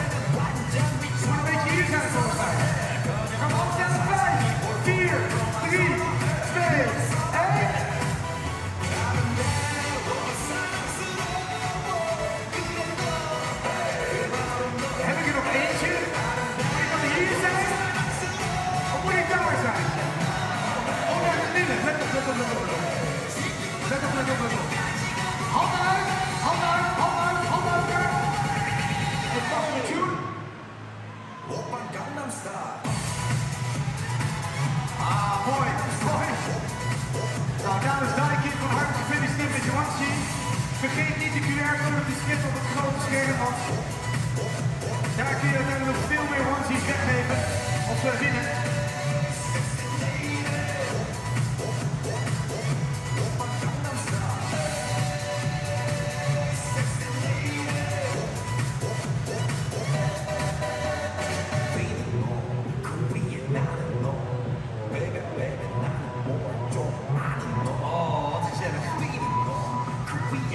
Ik moest namens de directie van Daikin wel zeggen dat je nu de onesie wel aan moet doen als je hem hebt gevangen. Dan moet je hem wel nu aandoen. En dan wil je een selfie op je Insta posten met hashtag Daikin. Dus dat? Doe maar. Dus ik zou zeggen, doe die Daikin even aan, doe die onesie even aan, anders lukt het niet. Hè? Dan kom ik hem weer halen. Trek hem even aan over je anders met, niet alleen met carnaval, denk erom. Oppa Gangnam Style. Goed, we gaan eens even kijken of we iedereen weer een klein beetje in de stemming kunnen brengen. Oh, elke dag samen, de tijd die vloog. Sorry, maar dit nummer is nu een half jaar uit. Elke keer als ik dit draai is er in ieder geval één iemand met een handje die mee gaat zwaaien. Het hoeft niet, maar weet je, het is wel gezellig, toch? Oh, met een lampje erbij. Ja, kijk, dit zijn professionals aan de overkant. Ik kom straks even misschien met een prijs uw kant op. Dat komt goed. Ja, mooi. Van later, maar verloor je uit het oog. Lampje is altijd goed. Is behalve tijdens het racen. We zouden veel verder, dat deden we zelden, maar zo gaat dat toch. Het duurde te lang. Tilburg, aan de graaf van zin het in de carnaval zou ik zeggen. Ga staan en meeklappen en dansen. Als ik terugkom in de tijd, dan wel met jou. Oh, ik heb je zo lang niet gezien. Hoe is het nou? Jij bent er niets veranderd. Oh, het voelt meteen vertrouwd. Als ik terugkom in de tijd, dan wel met jou. Oh, een knipperlichtje. Kijk, dat is helemaal goed voorbereid naar het schaatsen komen, hè? Dat is mooi. Ja, keurig. Keurig. Benieuwd hoe lang je batterijen doet, maar je bent lekker bezig. Er liggen opladers ergens.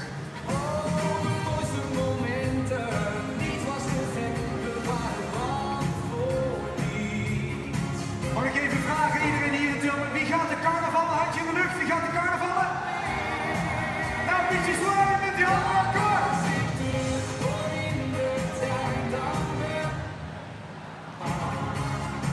Nu al schoon. Ik heb je zo lang niet gezien, hoe is het nou? Jij bent echt niets veranderd, oh het voelt meteen vertrouwd. Als ik terugkom in de tijd, dan wel met jou. Als ik terugkijk op onze leven, dan ging het te snel voorbij. Ik zou de klok terug willen draaien en teruggaan naar die tijd. Want als ik terugkom in de tijd, dan wel met jou. Ik heb je zo lang niet gezien, hoe is het nou? Jij bent echt niets veranderd, maar het voelt meteen vertrouwd. Als ik terugkom in de tijd, dan wel met jou. Lieve vrienden, ik heb iets heel bijzonders. Ik kreeg net een appje van Bas, dat is onze ijsmeester. Degene die het meest enthousiast meedanst op het volgende nummer. En ik denk niet dat jullie het kennen, want het is heel erg nieuw. Degene die het meest enthousiast meedanst, die mag misschien wel een rondje mee op de Zamboni voor een keer. Zijn er mensen die dat willen? Ja? Nou, ik ga eens kijken of dat mag, maar dan moet je wel even enthousiast zijn. Hè? Het is een nieuw nummer, jullie kennen het vast niet. Oh, dat klinkt vreks goed. Dat wordt een feest. Met z'n allen. Ja. Goed gedaan. Wat een gat. Kruikers lekker door. Zingen. En ik heb een jaar. Gaan alle remmen los. Ons vrouw die zit thuis op de bank te Ik vind de korte zijde goed in voor me, mag ik dat zeggen? Althans, die kant dan. Hè? Die kant moet nog even bij me. Ja, ga staan inderdaad. Ja, tuurlijk, waarom niet? Links en rechts. Mooi hè, Brabant Jan? Mooi hè?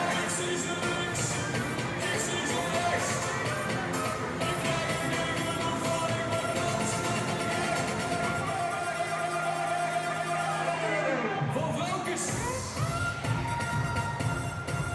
Vrouwkes. Stop.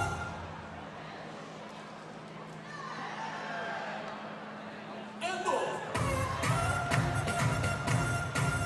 Vrouwkes. Stop. Tweede compleet. Oh, leuke mensen, gezellige dingen hoor! Ons vrouw die zit thuis op de bank, die heeft het toch niet. Ik voel me een soort pre-short gek. Want ik stel me netjes voor. Ik pak ze stevig vast en zakjes lekker door. Zak, zak,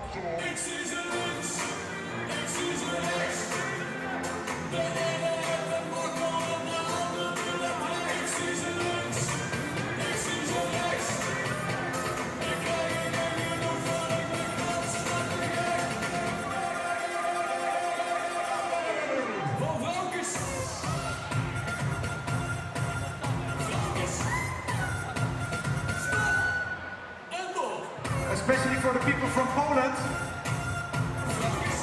Levo en Bravo, dat is het. Levo, Bravo. Ja, goed. Ja, ChatGPT, ik ga er zo goed op. Komt ja, Poland. Let op, let op. Levo. Bravo.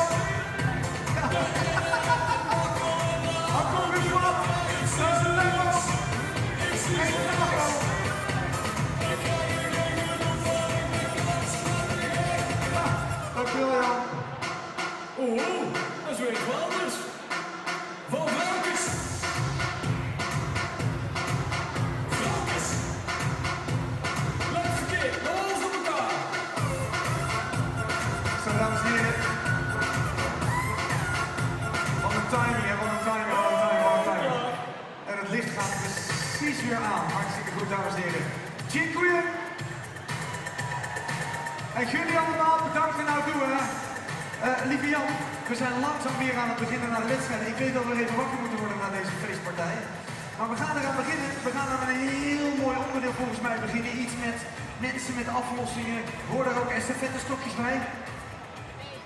Absoluut, DJ van Gitaar. Wat mooi, hè? Levo, Bravo, left, right, links, rechts. We doen het allemaal met z'n allen hier in Tilburg. Well done, Poland. Thank you very much. Dziękuję.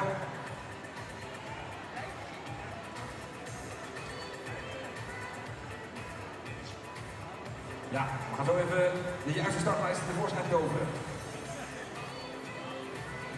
In de eerste heat van de mixed relay, 2 kilometer.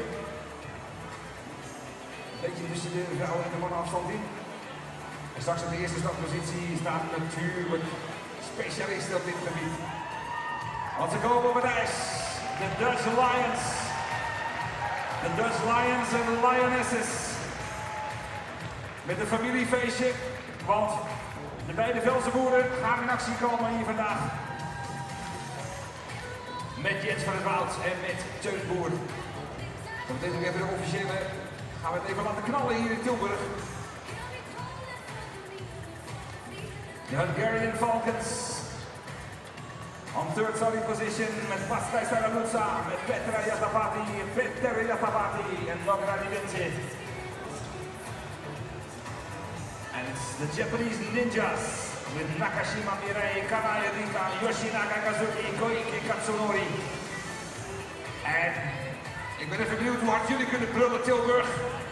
Want de Nederlandse leeuwinnen staan klaar. Die zijn Xandra en Michelle Velzenboer, Jens van het Woud en Teun Boer. Hier is de Dutch Lion.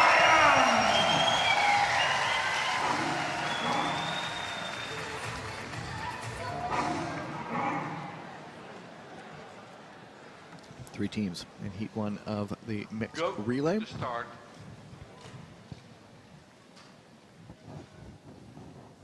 Ready. And the Dutch going with what usually works for them. On the women's side, they're starting with Michelle Velzenboer, Sandra Velzenboer to follow, and then it's Jens van het Woud. And it is Michelle off to a quick start, and as we've seen a few times, Tyler, the way they start doesn't necessarily mean the way they finish, and they sometimes might flip. That's right, they may alternate the order of the Velzenboer sisters, depending on their strategy. And it is Sandra in front with the Hungarian Falcons in second, and the Japanese Ninjas in third right now. The Dutch Lions off to their typical lead in the mixed relay with the help of those Velzenboer sisters and their quick speed early.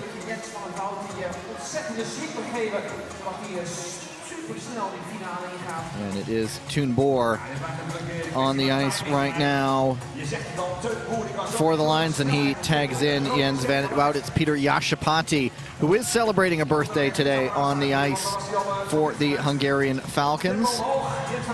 And it is the Japanese of Yoshinaga Kazuki sitting in third, but it is, as we get the women back out on the ice, of course, scheduled exchanges in the mixed relay. Everybody does 2.5 laps, and then everybody comes back around to do 2 laps. And they're sticking with as they started. It's Michelle Velzebor back on the ice. Even spread between these teams, kind of a gap between each. The Ninjas have some work to do to try to close this gap for second. Petra Jashapati going back in. Sarah Luca Baksky now in for the Falcons. The Japanese right now with work to do. Well, there's a comfortable lead with the Falcons and the Dutch Lions over the Japanese Ninjas right now. Nakashima Mide bringing in Koike Katsunori, but right off the front, as they are accustomed to doing, one more exchange, you hear that gun, and that will mean Jens van het Wout. Tilburg can absolutely launch Jens van het Wout on these exchanges. That's exactly what he does. It's real battle for second right now, and Van het Wout getting the fans' adulation. Well, we're going to have a finish here between the Ninjas and the Falcons. It is Jashapati trying to hold off. Oh, Jashapati with a huge, wide, deep track entry to block the Ninja, but with the finish. Who got it for second, though? Oh, my goodness. There was a late push, and I am curious to see who got up for second. A 2:39.2. We were kind of caught off guard with the last world record in Beijing. The Canadians in the quarterfinals going up a 2:35.42. So you never know. Keep an eye on that. Well, I'd love to see a replay of that last corner there. Jashapati with a really wide defensive track pattern into that corner on Shinagawa to try to block him. Here's a look at the finish. Oh, I mean, there was a late second push, or last second push, and wow. Jashapati just holding on. 5,000ths of a second. And it is, we neglected this off the top. It's just the top two moving on, and so no worries about time or any of that. Hungary also qualifies for the I'm still thinking about that defensive track pattern entry by Jashapati. That was quick thinking on his part. Really forcing the Ninjas out wide. Just into the semifinals, which I believe kicks off Sunday. And Netherlands, the Dutch Lions, and the Hungarian Falcons going through. The Canadian Ice Maples on the ice, the Polish Hussars, the Ukrainian Wildcats. And there is Courtney Sereau, Jordan Pierre-Gilles, Stephen Dubois, and Florence Brunel. Sorry, Jashapati was going to put her guards down, had a little wipeout with one guard on her skate getting off the ice. Sometimes that's the hardest part. Yeah, it's not fun to walk on those giant blades, but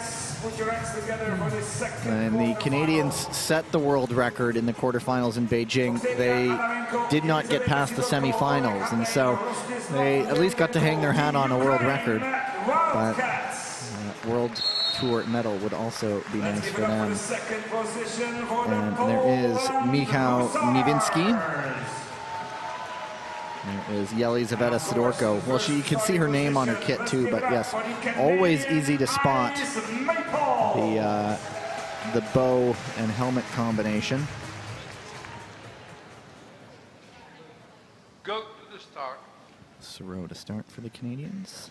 Nicolas Mazur for the Hussars.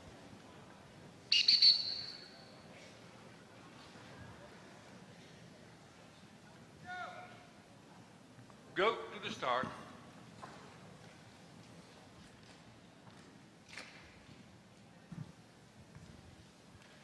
Ready.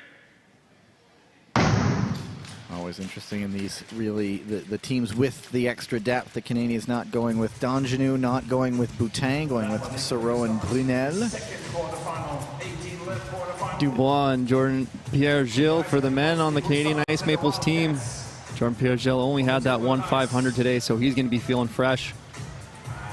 Brunel about to come in, and Gabriela Topolska for the Hussars. And on the Wildcats, it is Ksenia Adamenko, another skater who's pretty fresh today. But it's Brunel now stretching things out. Adamenko looking like she's struggling to keep onto the corners. I'm not sure, she hasn't really had the race action today. Not looking comfortable on her skates on that turn there. And it's Pierre-Gilles in for the Ice Maples off the front. And yeah, it's just sapped a lot of that speed from the Wildcats. And so Łukasz Kuczynski is in for the Hussars. He'll bring in Michał Niewinski and Steven Dubois off and away, trying to finish things off this first round of skating. Now it's everybody gets 2 laps. He will bring back in Courtney Sereau. Nicolas Mazur will accept from Michał Niewinski. That's a good push to get her right up there. A little hesitation on the exit by Sereau there, not able to carry her speed. Holding on to the lead though. Exchange to Florence Brunel. Ice Maples continuing to hold the lead. Oh, Florence Brunel, what a save. Losing the footing on her left skate there on the exit of the turn, but she's able to stay on her feet. That is a huge save for the Ice Maples.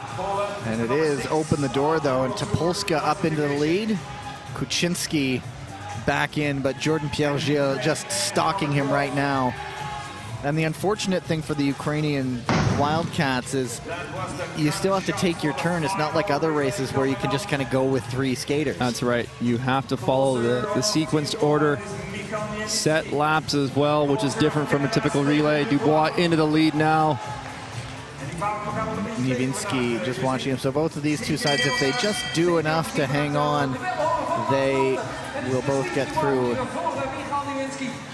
And we saw, talking about that in Beijing, one of the Korean skaters had an obvious issue with one of his blades, just could not hang on, and he just kind of went to the middle of the ice, and they finished with 3 skaters. Just not possible in this race.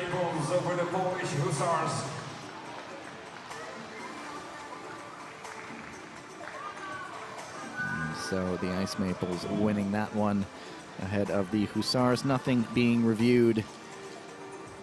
And so those 2 that result has been finalized. Those 2 teams moving on to the semis.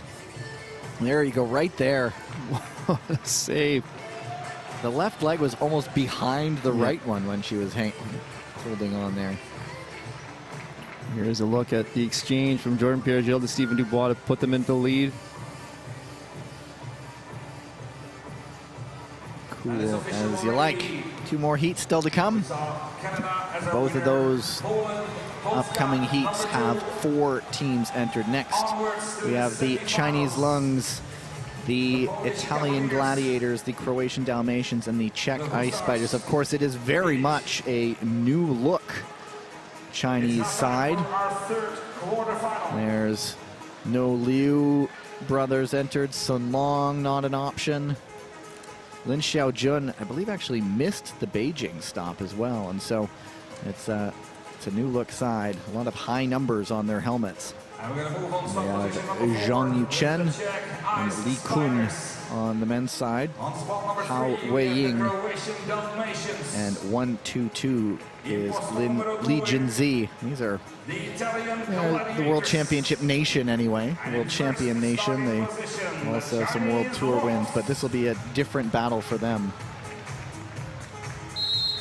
But of course, the good chance for younger skaters to really prove themselves. Starting off for the Gladiators, it's Chiara Betti, Valentina Askic for the Dalmatians. And for the Ice Spiders, it's Petra Vankova. Go to the start.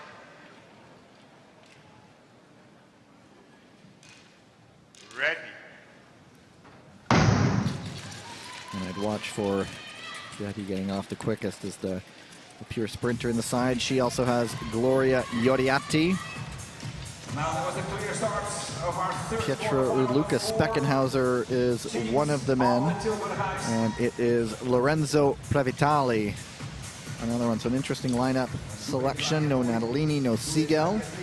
on the Italians, but I imagine we'll see them in the men's relay. Yeah, they might be thinking this is an opportunity to rest some of those skaters. Oh, and pardon me, I thought it was Ioriatti, but it is Elisa Confortola for the Italians right now. And as you mentioned, Gavin, as well, the Chinese Lungs, they are the highest ranked team in this race. However, this is not the typical team that they field. So the Italians would be more the favorites right now. They're showing no fear, though, right now are the Chinese Lungs. The Croatian Dalmatians have Martin Kolenc on the ice in third, trying to close that gap.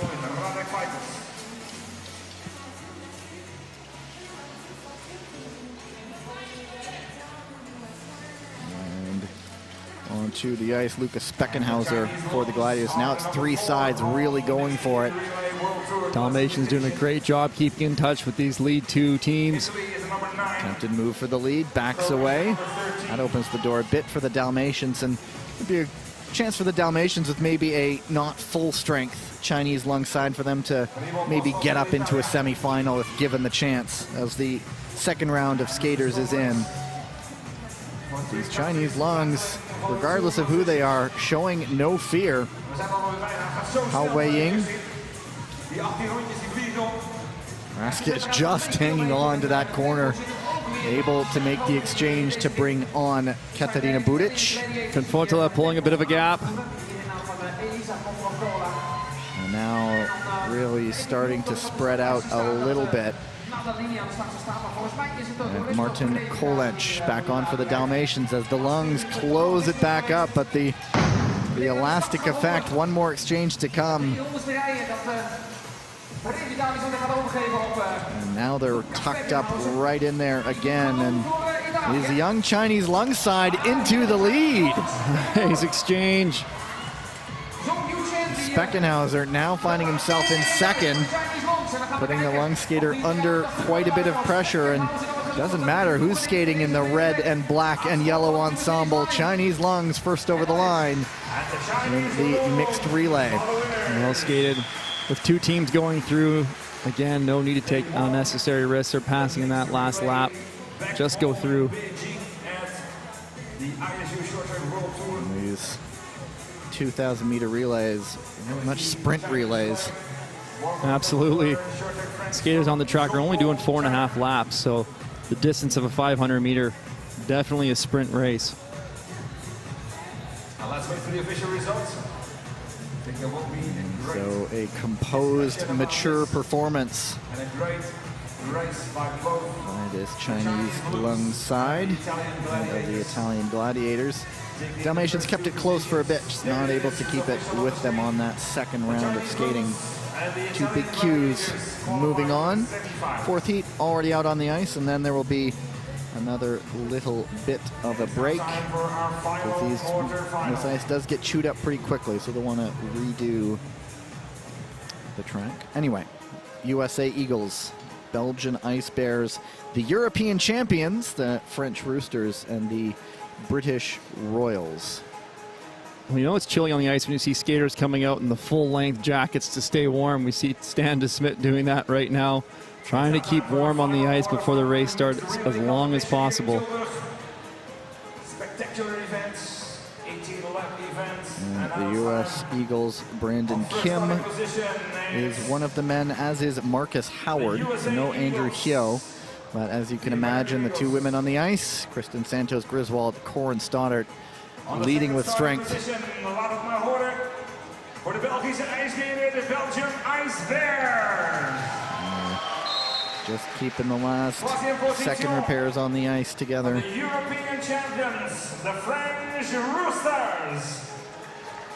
And so that it is a change French side. They had Etienne Bastier, Quentin Felcoq, Aurélie Levesque, and Chloé Olivier. Actually, I think that might be the same roster. Go to the start.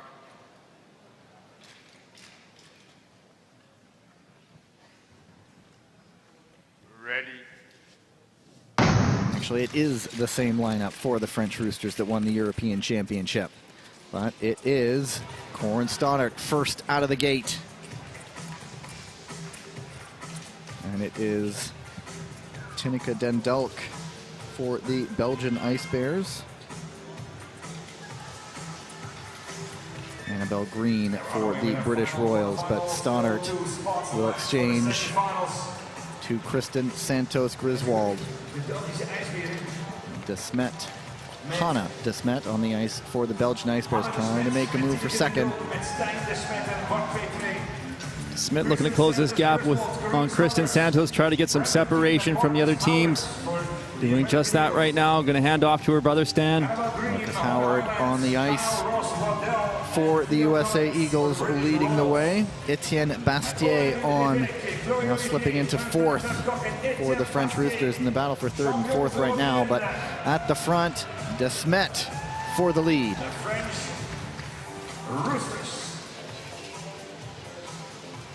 And it is Ward Petre, followed by Andrew Kim.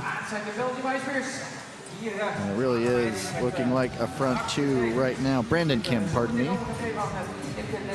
The Ice Bears and the American Eagles are really pulling away from the field here. Oh, Petre, a little bit of a slip on the exit. Falcock did close it a little bit. He is a top-class sprinter. He closed that gap to get the Royals back up into third. Pardon me, the Roosters back up into third. But now, second round of skaters, and Corin Stoddart can absolutely shift. And there is breathing room as she gives way to Kristen Santos Griswold. Hannah De Smet finds herself with some gaps she has to close again. Chloe Olivier struggling to stay on the ice. She might be another one struggling with some grip issues. Now Marcus Howard in, Petre in, Bastier in. One more exchange to come, as it really does look like, barring any last-second drama, the Eagles will lead the way into the semifinals, and the Ice Bears joining them. One more lap to go. De Smet closing right up. The Belgians did a switch. Yeah, they did. Now anchoring. He was first out of the gate for the men the first time around, but it is the USA Eagles winning. Ice Bears of Belgium second, and the Roosters in third. So when you do that switch like that, what you're doing is buying a little bit more rest time for your finishing skater, so hopefully they can have a little bit fresher legs to finish that race strong and make a last-minute pass if needed. There, those two teams, the Eagles and the Ice Bears, had pulled away so they could relax a little bit comfortably.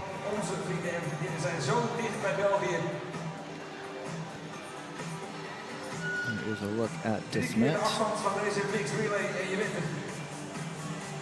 I believe that would have been the first time around if he was going up against Marcus Howard. And there's the second time where he was going up against Brandon Kim. The American Eagles move on to the semifinals, and so did the Belgium Ice Bears. The Belgische IJsberen zijn door.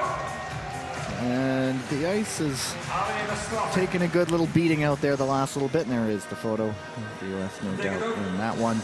And so they are just going to open up the boards. The ice resurfacers will come back out as you see the US and Belgium moving on. We come back in about 20 minutes with the women's 3,000 meter quarterfinals, relay quarterfinals, as we near the end of day one from here in Tilburg. We will continue at 1931. 1931 is according to your schedule. We will restart the competition as you can read on the screens right now.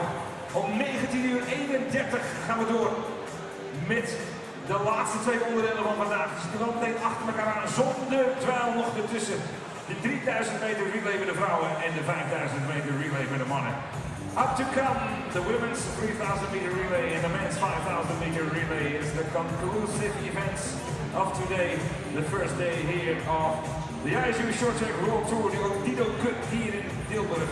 Nou, en we voelden de rush toch even vandaag, DJ van die nou. Ja, mag ik wel zeggen. En het is nog niet klaar, hè? Het is zeker nog niet klaar. Het is zeker nog niet klaar. En misschien wel even leuk, even een kleine quizvraag voor jou.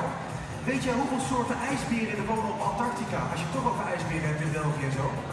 Volgens mij 9. Nee, het zijn er 0, want ze leven op Arctica, niet op Antarctica. Ja, dat is dan weer een strikvraag. Ja, maar ik zag je even twijfelen. Ja, hartstikke goed, dames en heren. De lampen gaan zo meteen uit. Dat betekent dat wij naar het showlicht gaan. Van wedstrijdlicht gaan wij naar het showlicht. We wachten daar heel eventjes op, want op het moment dat dat overgaat, dan gaan wij gelijk even kijken naar de boodschappen en commercials van onze belangrijkste partners en sponsoren. Hier natuurlijk bij de Odino Cup, onderdeel van de IJssel Short Track World Tour. Zo, zeg maar eens 10 keer op een dag. Dit was mijn 9e keer. De 10e keer moet het echt helemaal verweerd gaan. We hebben een icebreak. We gaan zo meteen inderdaad beginnen met de relay voor de dames, daarna de relay voor de mannen. En dan belooft het een hele mooie dag te worden. We gaan zo meteen ook nog een klein beetje gezelligheid maken. Ik heb misschien nog 1 prijsje weg te geven, dus blijf daarvoor. Ik zeg het woord prijs en we gaan handen aan de overkant omhoog. Dat is wel heel erg goedkoop, hè? Mevrouw met die witte muts, u krijgt een compliment van de organisatie voor het enthousiasme. Ja, hartstikke goed. Top. Komt u hier vandaan of niet? Hartstikke goed, mooi. Ik kom zo meteen misschien nog even bij u terug.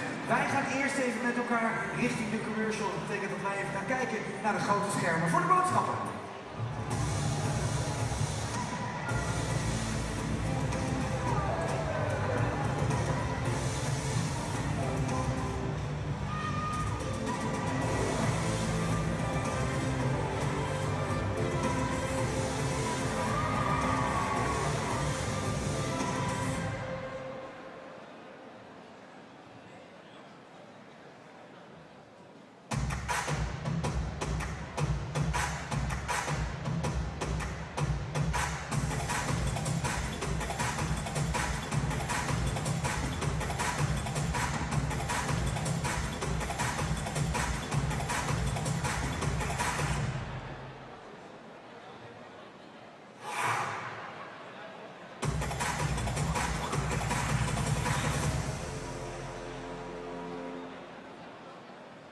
Mitsubishi is elk model verkrijgbaar als zuinige hybride.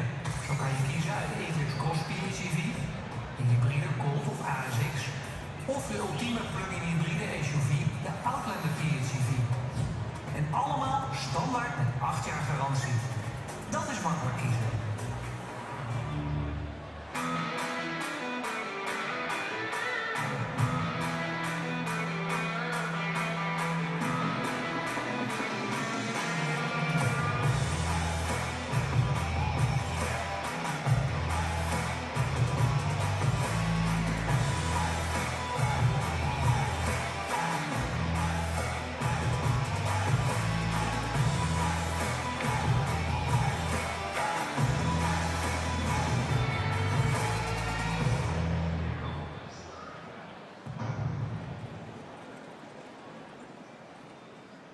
Hier in Tilburg zijn we graag in beweging. Omdat het leuk is en ook omdat het plezier geeft. Van jong tot oud, met elkaar en voor elkaar. Zo willen we altijd. Dus doe ook mee, want samen fun, samen fit. Ga naar sportintilburg.nl om alle mogelijkheden van sport in Tilburg te ontdekken.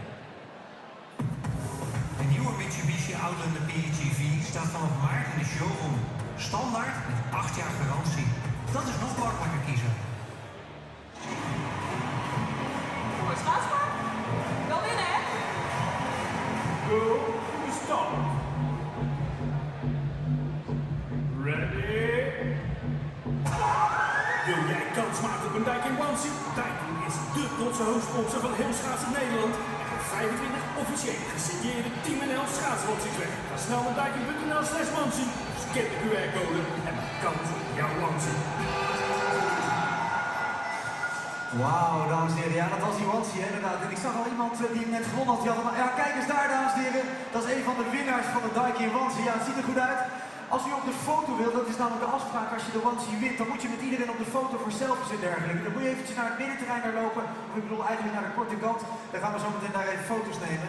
We hebben best eventjes een klein beetje tijd, we gaan een beetje gezelligheid maken. Ik ben eigenlijk op zoek naar de tribune die de langste puntje kan maken. En dan snappen jullie zelf wel denk ik wat er gaat komen.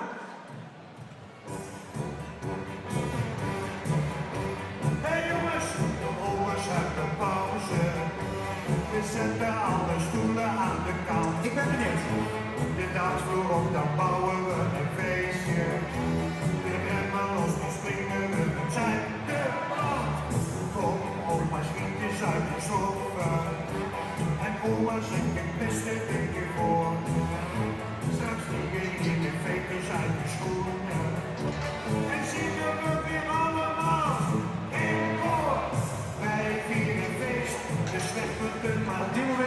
langste drie mensen. Dat kan niet goed zijn.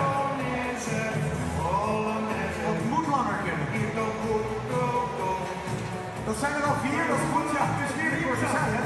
Wij zakken door, we zullen niet verdorsten en willen rennen. Aan de overkant zijn het er ook 4. Ik ga even achter me kijken. Dat wordt weer lachen. Je bent wel, ja, dat is heel, ja, het is een solo-dance bijna. Dat is mooi. En wat is je gaat van striks en snelle spelen. De pianist gaat willen onderuit. De tuba-plas, laten ze te spelen. De dirigent slaat blijft de droom dicht uit. Achter in de zaal gaat Europa's. De kustelijn is zichtbaar aan de koop. Hij trekt al aan de bel en geeft een rondje. Ik ben benieuwd of we de 5 kunnen halen. Eigenlijk zijn we in Brabant minimaal 11 mensen verplicht, hè?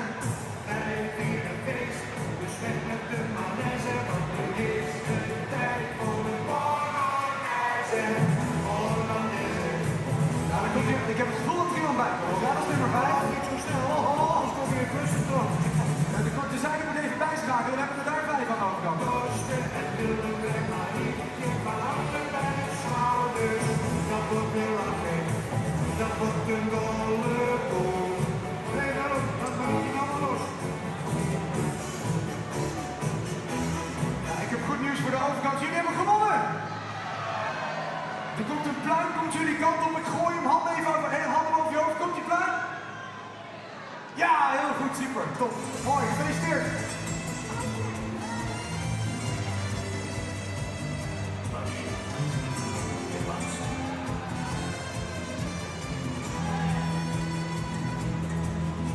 Dan leek uit de kou en uit de drukte, dus even naar het zuiden. Eerlijk op het strand op de siesta, er eventjes op staan. Ik kwam Maria tegen in het kroegje, ze zat zachtjes te huilen. Ik kroosde haar meteen, gaf haar een drankje, maar pak niet uit de hand. Er zaten hele vele drankjes tussen, maar ik proefde, ai ai ai, toen ik haar kuste. Ze smaakte zoet, zout, zuur, ze smaakte naar de zomer. Ze smaakte goed, fout, uur, ze smaakte steeds nog meer. En het werd 4, 5 uur en ik lag in haar armen. En het was veel, Spaans vuur, dus morgen nog een keer.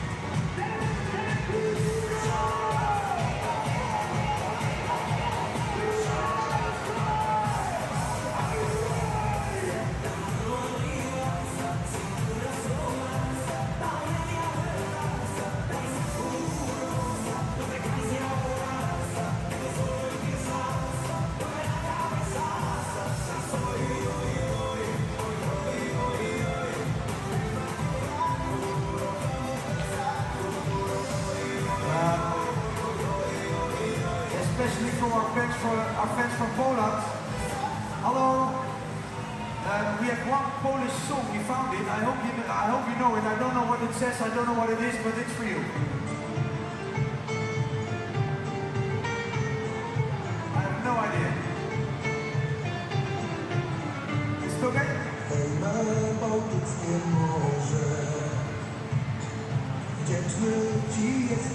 Ja, nog gelukkig. Je mag het Nederland meelopen natuurlijk, hè? Om de maat, hè?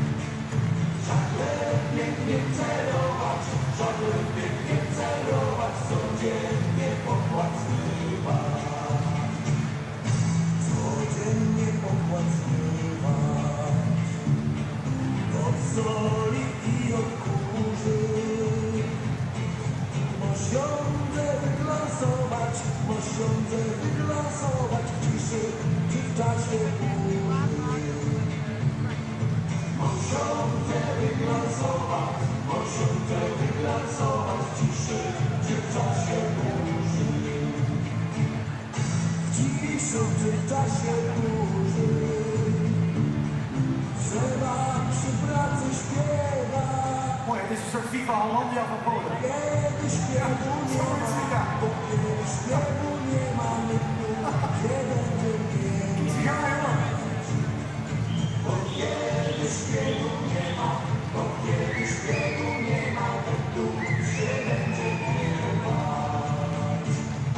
Dziękuję.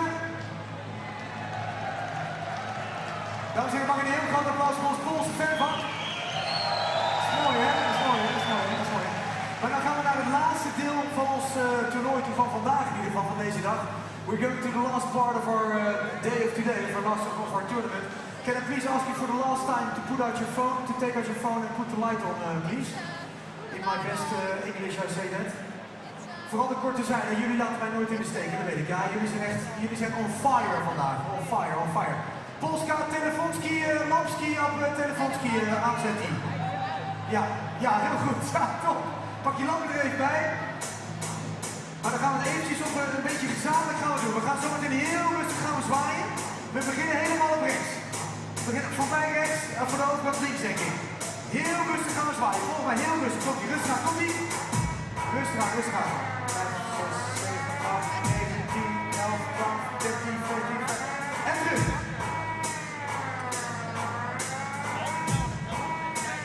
En dan gaan we twee keer zo snel. Dan komt ie. 1, 2, 3, 4, 5, 6, 7, 8. En terug. 2, 3, 4, 5, 6, 7, 8. 1, 2, 3, 4, 5, 6, 7, 8. En nog een liedje in een andere taal. Een ticket sneller. Oh, oh.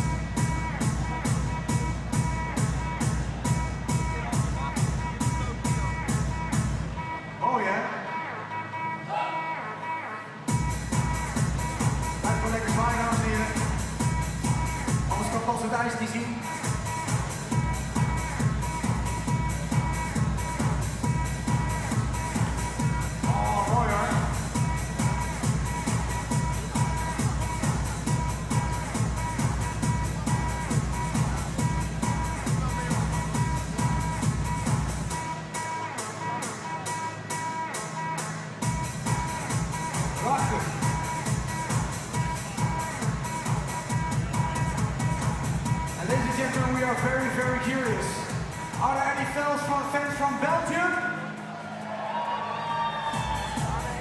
Where are the fans from Deutschland?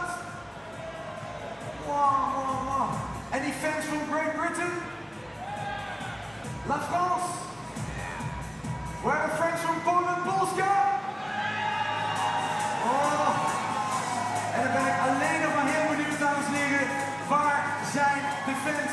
Waar zijn de kampioenen en de supporters van Team Nederland?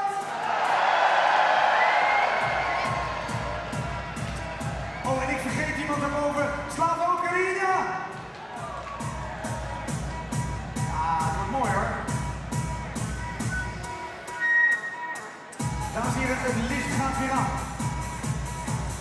De Zamboni is van het ijs. En dan wil ik jullie vragen één keer heel hard lawaai te maken met elkaar. Ladies and gentlemen, we're going to make some noise together for the last part of our short track show, the best show in the world, with the best audience in the world. Can I ask you to make some noise for every competitor, all volunteers, the organization, and all the partners in 3, 2, 1, make some noise!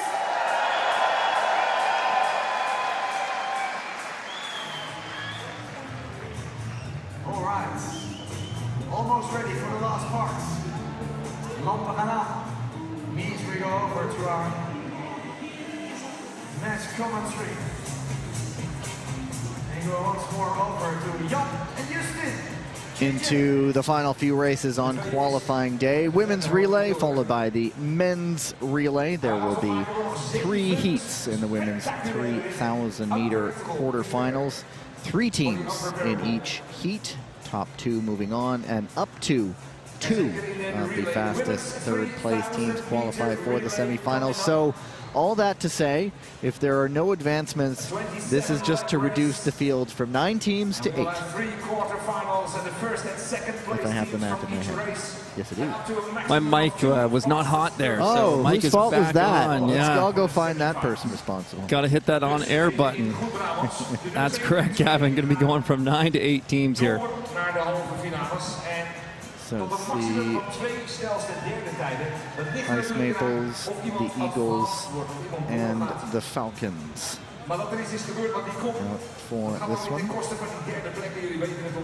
And just looking at how the women's relays have gone so far, it was week 1 in Montreal going to the Gladiators. That was when the Canadians were penalized. The Canadians fought back a week later, and then the week after that, and then the week after that as well. They've won 3 of 4 this season. The U.S. Eagles, no medals in the women's relay so far this season. Same thing with the Hungarian Falcons. But it is possible that all 3 of these teams do move on to tomorrow.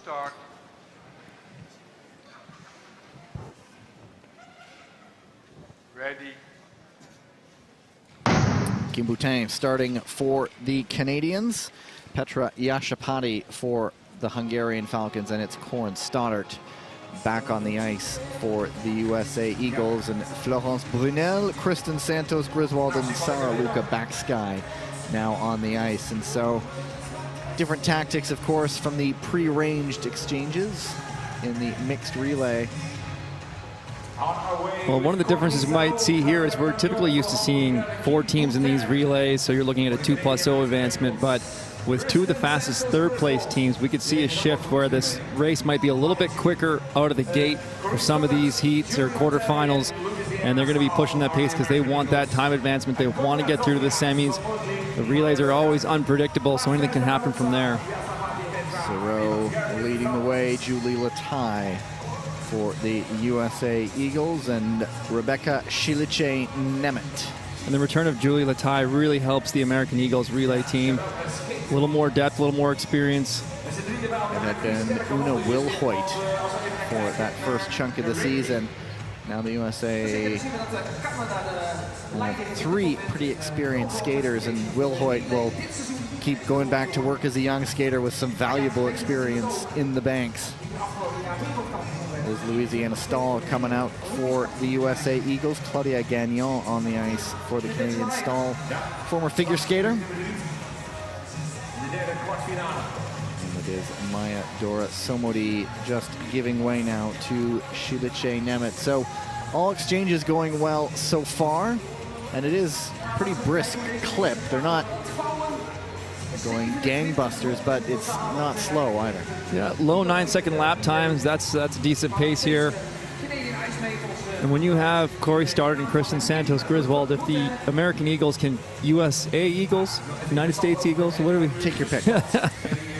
If they can keep in touch, those two can finish certainly. So do not count them out if any gaps open up, because they're going to have a lot of finishing power at the end of this race. Santos Griswold with a little bit of a gap to the front too, but that is quickly closed.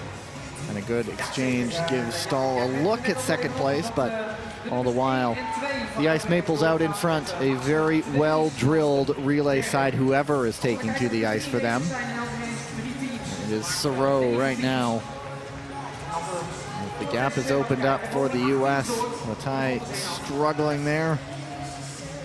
For Latai's sake, it's getting back to race fitness that you can't replicate in training. That's right. Takes a little bit of time to get used to getting back into race form and get into the swing of things. Julia Latai is going to be a good experience for her to get back into it. The Canadians just so smooth, so effortless, and a well-drilled side. Brunel just absolutely flooring it right now. See if Kristen Santos can keep this gap in check.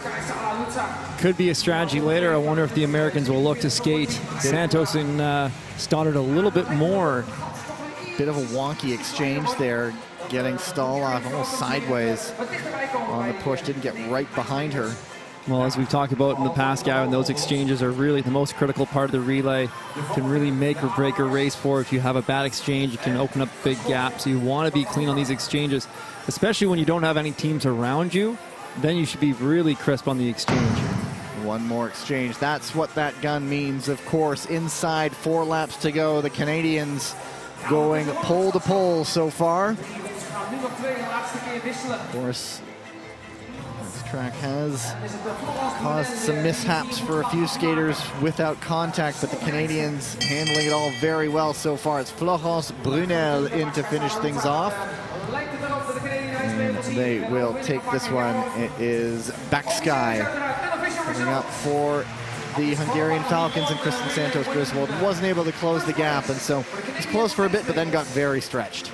Yeah, well, the Ice Maples showing why they're so dominant in this event right now. And one thing of interest, I mean, of course, it's added workload for these skaters, but it might have been an interesting tactic to have Corey Stoddard and Kristen Santos Griswold to pull longer lap stints, maybe 2.5, rather than the 1.5 exchanges that they were doing, kind of overload them a bit more to keep the gap in check. That might have been interesting, but again, that would be a lot more workload when those skaters have so many races to do this weekend.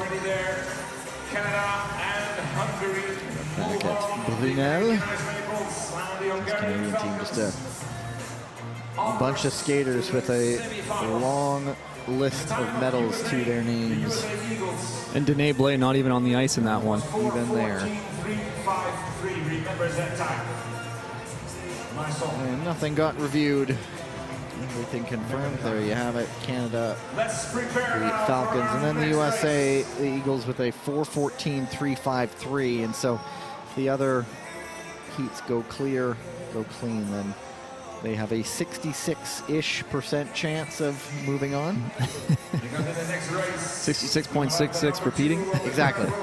Tough to convey that, so we approximate. Second heat, the Italian Gladiators, the Polish Hussars, and the Japanese Ninjas. That Italian side. Well, I expect this next one to go out quick. They're going to want that time advancement for third. That way all 3 teams could get through. European gold and bronze medalists on the ice right now. And Italy has Betty, Siegel, Confortola, and Ioriatti. So they don't even have Fontana out on the ice. They have mixed her into the frame a few times, but not this time. The European Championship was won with Betty, Confortola, Fontana, and Ioriatti, with Siegel in reserve. But it's Hirai Ami Go to the start. for the Ninjas.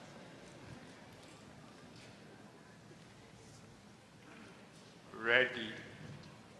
And Topolska for the Hussars. We'll see what the game plan is here going for it, because the time, if you finish with the faster third place time here, then your odds are pretty good that you have qualified with one race to spare. And on our way with the second heat quarterfinal. I can imagine a situation of multiple advancements. We'll keep an eye on the time. This is a similar pace to where the last race kicked off at with those 9.5s, but of course we saw some separation in the field towards the end. Momenteel nummer 2. Overal Otola, Nicola Mazur. Now they give way.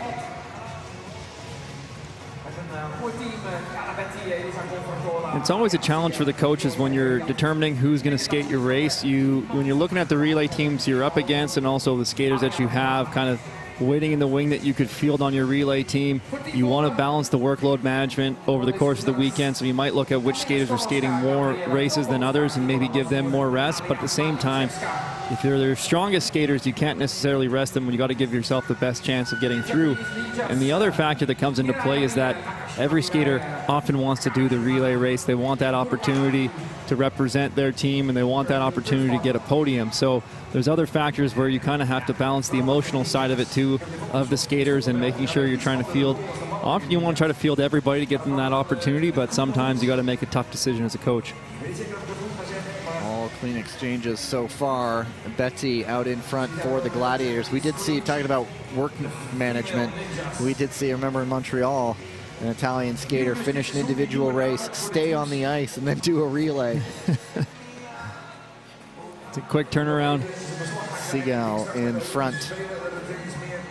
Still clocking low 9.2s here, so this race is going at a bit quicker pace. And the move for second, that was the Ninjas, that is Hirai Ami, and she gives way to Nakashima Mirei. So interesting decision too, talking about this. These are names that we see on the World Tour. They changing things up a little bit, not sending everybody to the Asian Winter Games. Yeah, again, it's obviously it's a balance, right, of what you're prioritizing between the World Tour and the Asian Games, and obviously different teams have different priorities here. Kurokawa Key on the ice behind Betty, and Natalia Malashevska sitting in third right now. A little bit of a gap opening up. Of course, if you're not tucked up in there, there's less of that slipstream effect, so you do more work, but it's a good push to get them right back into it. And Topolska taking a look. Oh, Seagal goes down, but it was after the push was made. So that actually added to the Italian Gladiators lead. So I'm not sure if she came into contact with one of the skaters behind her, if she went down on her own, but that will be reviewed. We will get another look at that.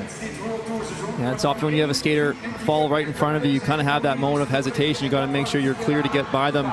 You don't want to risk falling yourself. So sometimes, you know, a fall like that could add to a lead like it just did for the Gladiators. Oh, and a click of the blades on the entry. Oh, Malashevska stays on her feet. Everybody's through just fine. The review is over this, and it was with the Ninjas that they got hit. It's actually been cleared.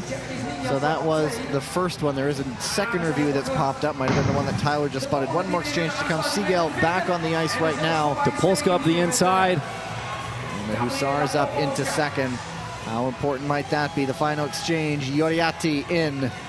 That time done without incident. Well, the race is clipping pretty fast, so I think they're going to have those times locked up maybe. Yeah, should be coming in under that 4:14 marker, but it's going to be tight. Stormovska to finish things off for the Polish Hussars, and Nakashima Mirei making it close in the anchor leg for the Japanese Ninjas, but a 4:13.88. It looks like it is faster than the USA Eagles time. Or they have it was 4:14.3, and they were 4:13.8. That's right, so half a second margin. I was reading the Hungarian Falcons time there at first. Wait a second. There you go, yeah. So about half a second the difference. So if there are two teams, there's the look at the incident. Just missed it again there. That's one that was cleared. It's official right now. There's that click there.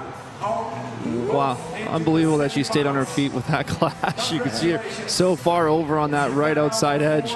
That's typically the skater's weakest as the right outside because they don't often use it as we're always turned to the left. So the results are confirmed.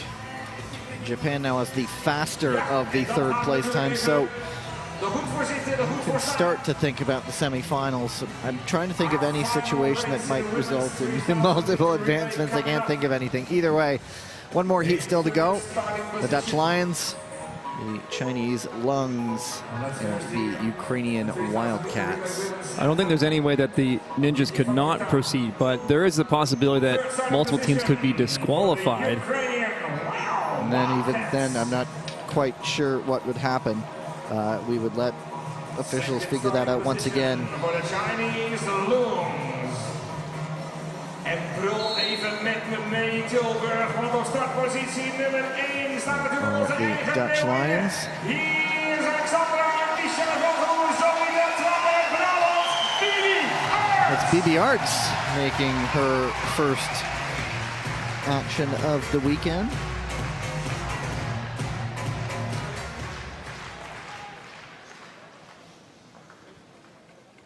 Go to the start. Ready. But it is Michelle Velzeboer once again going lead off for the Dutch Lions side. It is Hao Wei-ying for the Chinese Lungs, and onto the ice now in the second leg. It's Svetlana Rapetska.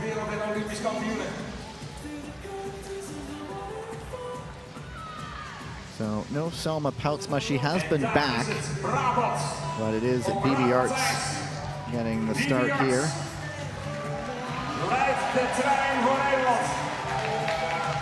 We'll keep an eye on the clock. We know that if you're looking for that time, you got to be under those 9.5 lap time ranges.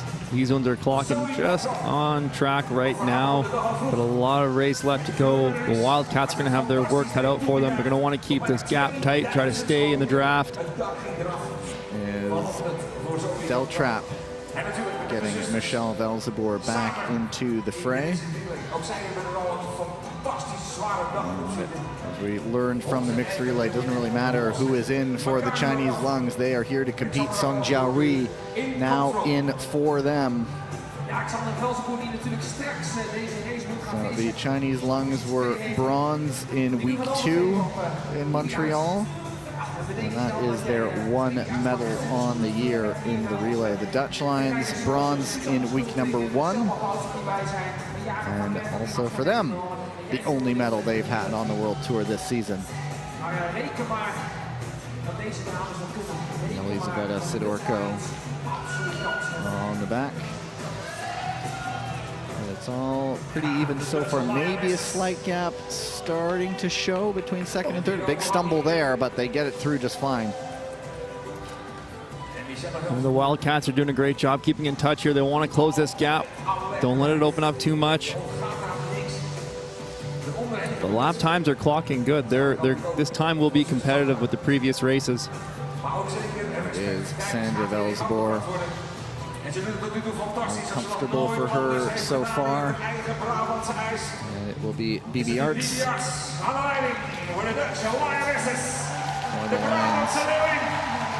Still no sign of Susanna Schulting for the Lions team. She is doing very well on the long track oval, and she is still ill effects from that broken ankle she suffered back at the World Championships, where that 3-skater pile into the corner in the 1,000 meters, and she has just difficulty handling those tight corners in short track, but she's also seemingly flourishing in long track. Doing a tremendous job. Podiums this season on the long track circuit. Runner-up. On the podium in the European Sprint Championships. Lions retaking the lead here. Wildcats keeping in check. See if they can keep pushing. They want to launch this gap. It's starting to open up a bit. Now when that opens up, the That's when suddenly the legs will feel that much heavier, and it'll be a real struggle not to lose large chunks of time. And it is the Lungs back in front. Well, great to see this Lungs team giving the Dutch Lions a challenge here. If you thought it was going to be a walk in the park, it's not. There's Zoe Deltrap. A little wobble coming out of the corner. Deltrap sizing something up, maybe on the pass. Here we go. One more exchange to come, and that one was executed beautifully to get Michelle Velzeboord in the lead. Now they're able to pad that lead a little bit, and here is the exclamation mark. You just throw the fastest woman in the world on the ice, even when she's not 100%, and it is a tall order just to catch her. The trump card getting thrown down to finish. It's just like in that cartoon, there's just a cloud of dust you can't really see, and a wag of the finger. The Dutch Lions go through, check out the time, 4:19:11. That will not do it for the Ukrainian Wildcats, and so it looks like all accounts, the USA Eagles will also get through as the third place time. Well, a couple clean relays on the women's side. Now we move towards the men's 5,000 meter relay. This is where we start to get complacent and start to think, oh, it's been a lot of clean racing this weekend. And then once we get into the World Tour races and all the havoc and chaos that comes with that, and the officials will have their work cut out for them. And look at that finishing exchange between the Velzeboord sisters. Sandra with that nice wide entry, she can get those two crossovers in. That ends the women's relay, and on ice that is getting very used up, as is always the case for these events when the men's relay happens. 4 5,000 meter relay heats. First and second place from each race qualifies for the semifinals. All first 3 heats have 3 teams. The last one has 4. As you see the results for the women's relay, Dutch Lions, Chinese Lungs moving on through. And so heat number 1 has the Canadian Ice Maples. Second, the other teams, Polish Hussars and Hungarian Falcons. Next race, which will be the men's 5,000 meter relay quarterfinals. And again, the first and second place team for each race will qualify for the semi-finals. No fastest third times in the men's 5,000 meter relay. Just become 1 or 2.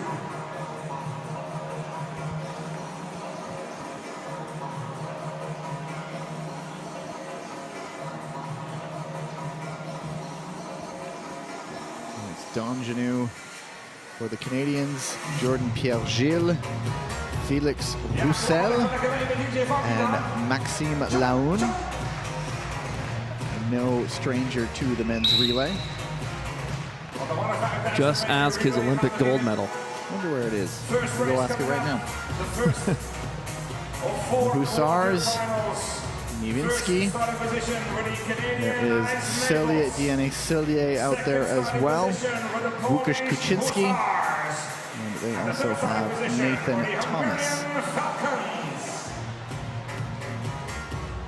Hungarian Falcons, Benson Ograde, Mark Chismadia, and Moon Wonjun. To the start.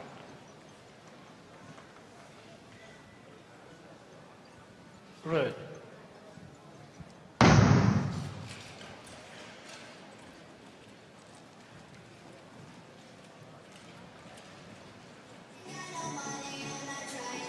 Smooth sailing to start this men's 5,000 meter relay. So no worries about time. It's just a race between those out on the ice right now. 2 spots, 3 teams. So when we're looking at the Crystal Globe team standings, as we know, if you win a relay event, that's 300 points that add to your tally. So there's a lot of points up for grabs. The team standings in the relays, right now the Canadians have a lead of 6. They have a a points tally of 6,116, followed by the Korean White Tigers 5,448. So already about a 650-point gap there. And then following in third is the Dutch Lions with 4,120. So the Canadian Ice Maples really have a chokehold on the Crystal Globe team standings. And with the absence of the White Tigers this weekend, it's probably going to be extended, of course, over the White Tigers, who won't be collecting any points here. It was week number 2 in Montreal when the Canadians swept all 3 relays. And as he mentioned, for that, the Team Crystal Globe standings really puts the added impetus on those relay events, and so huge injection of points from one weekend alone. The Canadians won the first 2 weeks. The Chinese Lungs won the last 2 weeks so far on the World Tour. The Dutch also have a medal, 2 medals, 2 bronze medals. And it's Felix Roussel really just cruising right now.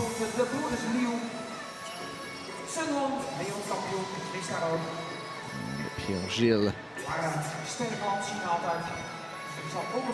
takes over on the front. It is Bence Nogradi. So one advantage of only having 3 teams rather than 4 is that you can be the 3rd place team. You can be really relaxed in the back. You don't have to worry about a 4th place team challenging you for that 3rd place position, and you're only within 1 spot of qualifying. So you can really be relaxed in 3rd, especially in this long 5,000 meter relay, 45 laps. It's not a bad strategy to sit and stay back, take the draft, try to save your legs for the finish of the race. And the Polish Hussars do have a lot of sprint power, and so the longer they can sort of sit back there, I'd imagine they're more than happy with it. I think would certainly play to their favor if they can kind of sit and take that draft at a more relaxed pace. That'll help save their legs for that sprint finish. And the Polish side, silver medalists from the European Championships recently, bronze medalists from the World Championships last year. Then I think remember it being a bit of a surprise, but now they keep building that team and are getting closer and closer in these relay races. But on the front right now, still William Dongenou. His father from the Ivory Coast, the Côte d'Ivoire.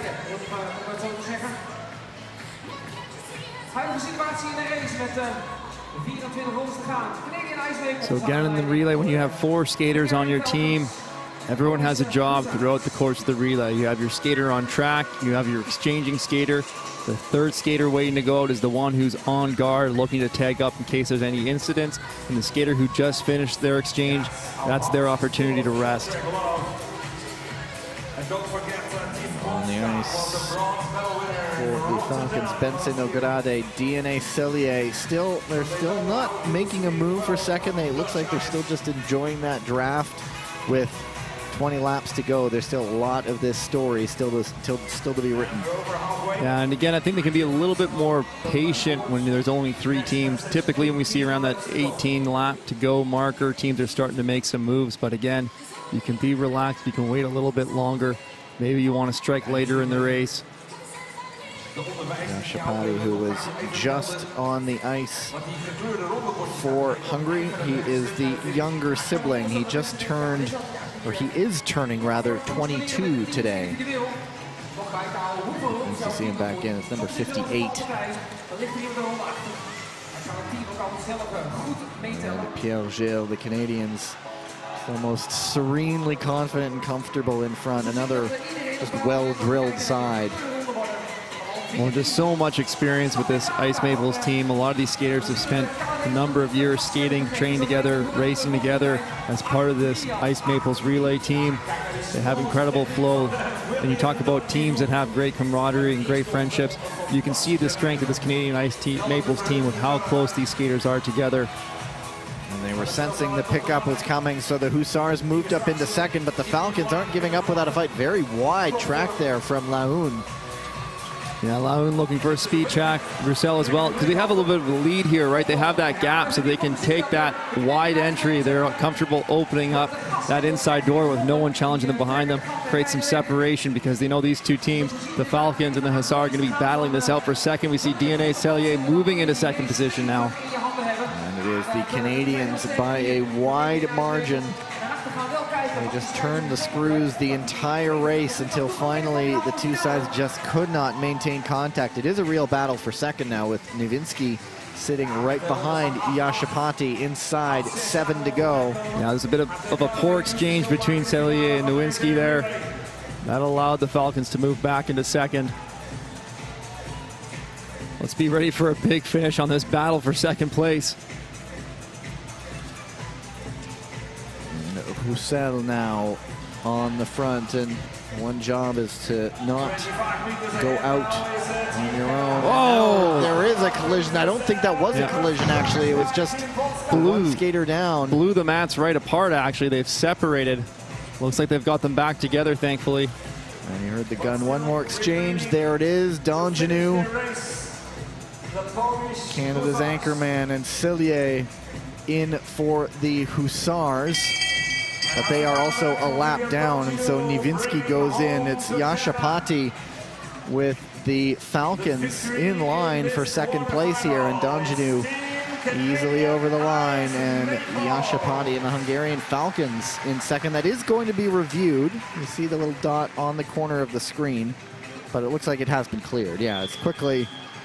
Yeah, that was just a really tight inside pass by Hazard there. Not be able to hold the corner coming off the apex. That ice, as we know, has been a little bit breaky, a little bit chippy today. So if you're trying to turn too heavily on it, it can give way on you. So even times where the weather conditions outside can have an impact on humidity levels and such inside the building, and so. Well, you know, a pretty good turnout today in the stands, so we have a lot of people coming and going in and out of the building. It's a little bit colder outside, so that's allowing a lot of cool air to come in. It's keeping the rink quite cold. That's keeping the ice temperature cold and a little bit more brittle. Here's a look at that inside move. Booting out on the left, not able to hold that turn. There was a slight bump going in, but that didn't affect that move there. And there you can see the mat separating. So the Canadian Ice Maples through just fine into the semis. And heat number 2 out on the ice. It has the Chinese Lungs, of course, a different looking side, the USA Eagles and the Belgian Ice Bears. They were the team that finished 3rd in the European Championships. And the official result is there with us on to the semi-finals. And there is Desmet again putting his jacket on as long as he can before the race starts. He's on the ice with Enzo Prost, Ward Petre, and Wara Van Dam, I believe. Yes, it is. Just one Van Dam entered this time around. There were 2 on the European swing, the younger brother as well. No, he also competed in Montreal too. Anyway.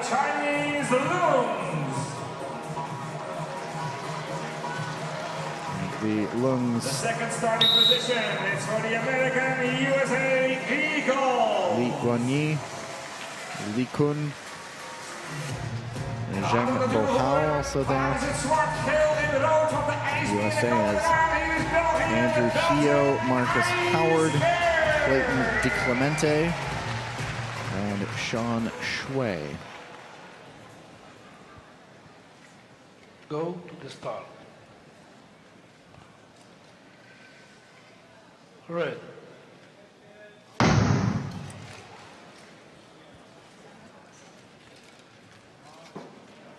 this one very much a race of, okay, we don't have to worry about time. Let's just get into a rhythm here. Don't be flying too hard out.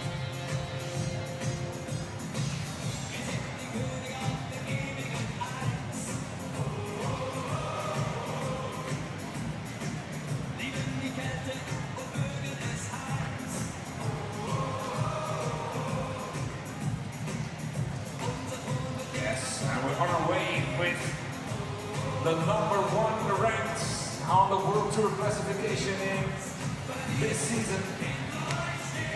Zhongguo, the Lungs from China.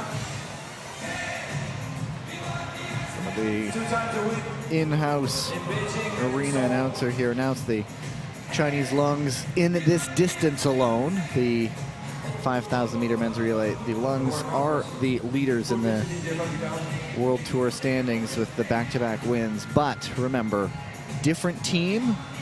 But as we've seen quite a bit today, that matters for little. What might be the reserves or the youngsters coming through the Chinese program are able to go toe-to-toe with their experienced rivals. Well, there's such depth in the Chinese program. They have so many skaters. They could probably send a C team and they'd still be competitive. The Ice Bears in the men's relay standings, sitting in 10th right now. The Eagles in 8th. Just waiting for the moment when someone decides to really shift. And it says, I think, is this what you call a progression, where it's like getting faster? Yeah, a little bit of a progressive, so a little bit of a progression of the speed, or progressive speed increase, lap over lap. But there's a little bit less desperation. You don't want to be necessarily the 4th team in a relay, because you get a little bit more, you get tighter on the exchanges, which is more difficult. But with only 3 teams, it's a lot more freedom on the exchange. So it's less of an impact to you if you're the 3rd place team with no 4th place team behind you. So you can be, you're not going to be battling to try to move up too quickly, because you have a fine opportunity to exchange without getting pinched. Speed picking up, but there's a certain calmness still in the field. When things get much more hectic, you know about it. So the Eagles' Sean Shui giving way to Clayton DiClemente as we're inside 28 laps to go. 27 rondes, nog op kort, nog 2 kilometer. Ja, en we zijn met de Belgen natuurlijk in orde, want de pakt al het brons. Well, we'll keep an eye on the Eagles. I think they're going to want to look to move up soon. Oh, man, then there I say it, yeah. I just feel they got a little bit more depth on their team, and if there's a gap opening up, they're going to want to be right on the Chinese lungs when that happens. And as I was thinking it had Andrew Hyo going away to Shui. En ook kijk ook, het is ook een lange dag voor onze track stewards. Hier is die. En die hebben speciaal met de relay. Sean Shui, we saw today doing a 40.8 500 meter time as a junior. That's incredibly impressive. In my day, the world record used to be a 41.7 at the senior level, and he's tracking a second under that already as a junior. But I believe back in your day, they'd only just invented skates. Yeah. So we just learned how to sharpen skates back then. Yeah. One step removed from going around the ice on your socks. Zhang Bohao leading the way for the Chinese lungs, and I mean, it's almost just a complete swap of the team when you think of who they have not here. Of course, the Liu brothers, Sun Long, Lin Zhaojun.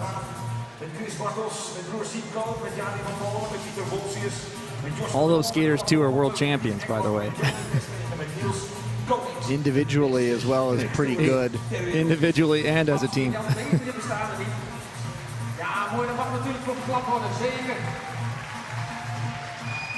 And now the work really begins. Those exchanges getting really squeezed as the Belgian Lions, the Belgian Ice Bears, pardon me. I'm just hearing the cheers from the Dutch fans in there. Anyway, the Belgian fans here. It seems like it. Yep. I mean, we are not far from the border, but anyway. And De Smet for the lead, and the Ice Bears faithful giving that one there. Well, that's what the Ice Bears, that's what they need from their leader on this team. To get them in their race, get them into a strong position. Stan De Smet doing just that. So these young Chinese lung skaters, they retake the lead. They have back-to-back World Tour victories to defend. Their older teammates are relying on them for that as the USA Eagles get into second place with Clayton DiClemente. Well, if the Ice Bears can keep this race close, and they have Stan De Smet finishing the race off for them, well, they've got a real shot, and they're doing that right now. They get back ahead of Marcus Howard of the Eagles, now pressed right up onto the lungs. 7.5 laps to go here. Into the final few exchanges. Andrew Heo of the Eagles watching things. Stan Smith making that inside pass to the exchange. That was tight. Shoulder to shoulder there. Do they get the exchange off just in time? Yeah, they do. We're going to have a review on that pass, however. That was maybe a late entry pass, but we'll see. And now they're alternating up the exchanges as the Belgian Icebears improvised on the fly there.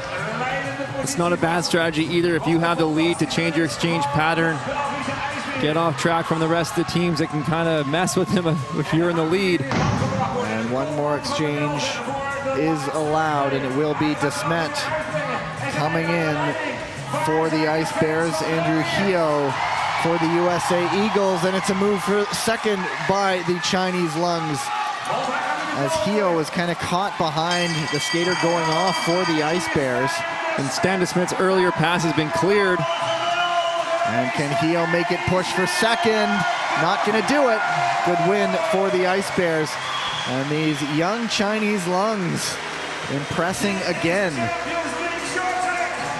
Well, that was a well-executed race by the Ice Bears there. I think that's the first time this season they've qualified through to the semifinals in the 5,000 meter of this World Tour. You know what I think they did there in the end too is they changed up the strategy. They went with their 3 stronger skaters doing 2-lap pulls, took out their weaker skaters so they could hold that lead and get Stan DeSmet in the front of the race for the finish. So I think that went right to plan for the Ice Bears. Well done. 2 more relays to come before we wrap things up from Tilburg.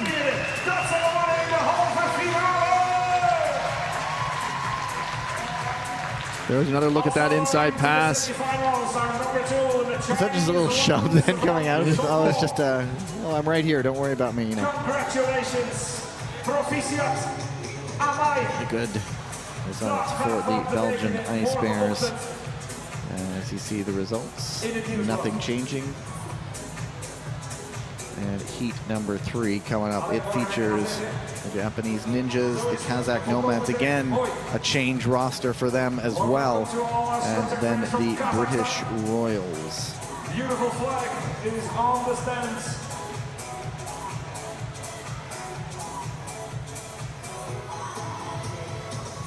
The British Royals, led by their coach, Richard Shoebridge. When he was skating with the Great Britain team, at one point they held the relay world record. Don't quote me on this, I think it was around 2014 time.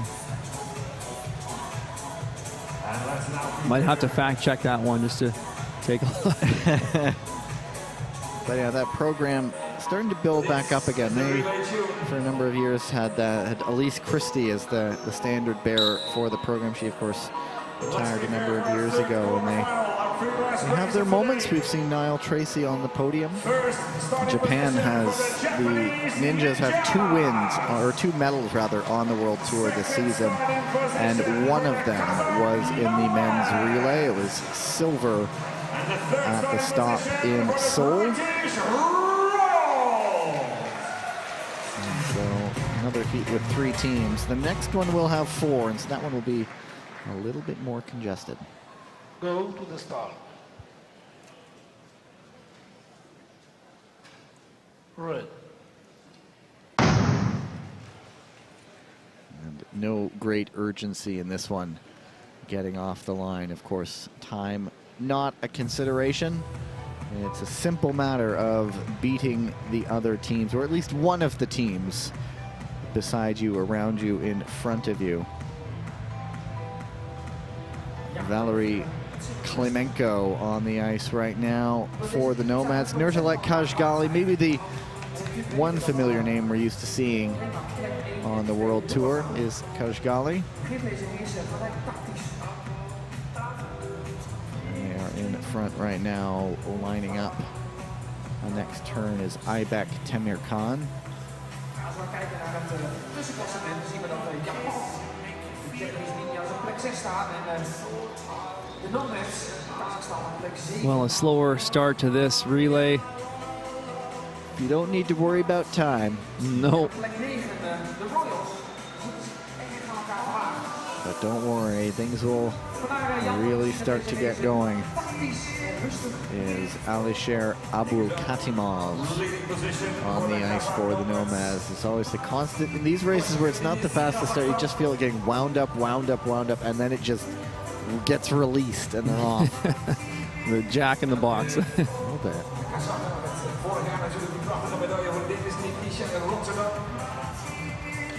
For the Royals right now, Theo Collins. And for the Ninjas, just coming onto the ice right now, Miyata Shogo. Skaters we've seen quite a bit of on World Tour. I always like with the new kit, the historic Japanese kits have sort of been black, gold, and white. And the long trackers still wear that, but with this new red, white, and blue number, there still is that little bit of gold on the leg, maybe a tribute to the old little homage that they used to wear. Well, I guess they'll go back to those colors at the World Championships as well. I suppose so, eh? The identities is for World Tour, and when we're back at Worlds, we'll have to get used to calling them by their country.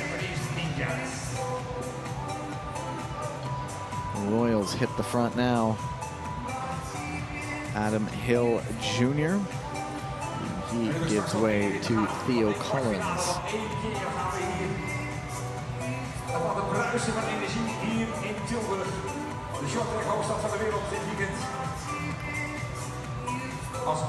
Side 32 to go, a lot more still to go as it is ticking upward a little bit. Niall Tracy really the standard bearer of this Royals men's side. We'll give way to Wesley Yates, that program training up in Nottingham. Well, it doesn't look like any of these teams are too keen to push the pace just yet. We might be waiting a little bit longer to see this thing take off.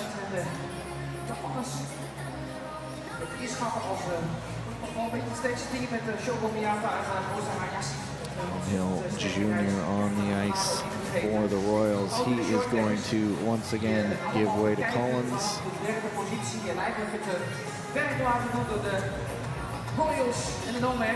Valery Klimenko. It was just Watanabe Keita, and now it is Hayashi Kosei. Pardon me, Miyata Shogo. What was talking about the results of the programs that are having firsts and breakthroughs. It was that Kazakh Nomads women's side getting their first senior medal in international competition, World Cup or now World Tour. They picked up a bronze medal in the women's relay. All right, we're starting to see a few more moves here. I think we're going to start to see the pace pick up as we move to the latter parts of this relay. 21 laps to go. Now they're all starting to say we would like to be in the lead, or at least close enough to it. Japanese Ninjas seemingly more comfortable than the others, just stalking back there. Yeah, and again, that's a factor of these three teams rather than four. You can be more relaxed in that third position. When you're watching these skaters, you're trying to tell how hard they're working. The signs are they putting a hand down on the ice? Are you seeing them swing an arm when they're exiting the corner, or swinging their arms on the straightaway? That's kind of the tell that they're starting to work a little bit harder and go a little bit faster. Koike Katsunori now on the ice for the Ninjas. They are taking a look at second, not doing anything just yet. Alisher Abulkatimov bringing in Valery Klimenko. Here we go. Royals really now ramping it up inside 15.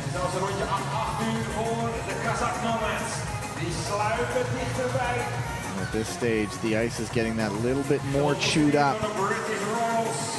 There's already been a number of relays on this ice, so the other tracks outside of you have had some work done on them. You got to be cautious if you're making an outside pass, being aware that the ice might be chewed up outside of your track already. Then on the exchange into second, a nice move by the Ninjas to get up there. That is Hayashi Kosei. One of my favorite skaters to watch with his low skating. Ja, maar ondertussen Now the gap's starting to open up just a little bit more. The Nomads, I wouldn't say they're in trouble just yet, but it is getting stretched, although a good exchange gets them right back in the mix as the Japanese struggle a little bit. Well, we see those arms swinging now. We see the hand down on the pivot through the turn. Those skaters are now really working. Lap times downwards of 8.5. That's getting pretty quick. There is Niall Tracy on the front as the Ninjas close back up once again. Still, once again, the Nomads in danger of slipping off the back and just hanging on there and able to maintain his speed to close up behind the Royals. Well, the Nomads are keeping them in check. They're not letting them relax. They're not giving them, they're not letting them just walk away with it. Great to see this Nomad team staying competitive in this relay. And remember, the Royals have spent a lot of time on the front. Nomads off sequence in exchange. I think there was a slip there previously, but we're coming up on the final exchange. One more to go. It is to anchor things off Miyata Shogo for the Japanese Ninjas. Niall Tracy, as you can imagine, from the British Royals. And Nurtilek Kajgali, I think a little too far for him, and it's the front two. And the Japanese Ninjas, the British Royals, going 1 and 2. Unofficial winners are the Japanese Ninjas. Nothing, I don't think, was getting reviewed, and so those results will likely be made official pretty quickly. They're already bringing out heat number 4. In Tilburg, een mooie afsluiting zo meteen. Hopelijk natuurlijk. Het feit dat ze er zijn is al geweldig. Kosei Hayashi there, you see that low skating position of his.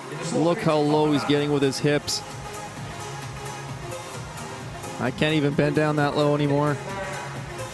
Not that old. I've only been making fun of you all day. I know, the way you have it, everyone's going to think I'm about 80 years old nowadays. So. I haven't been serious.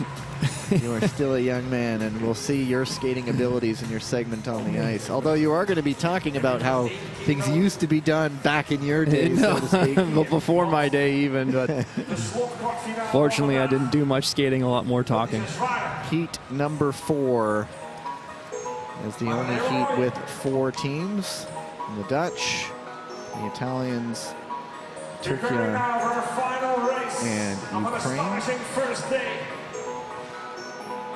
Show your flags.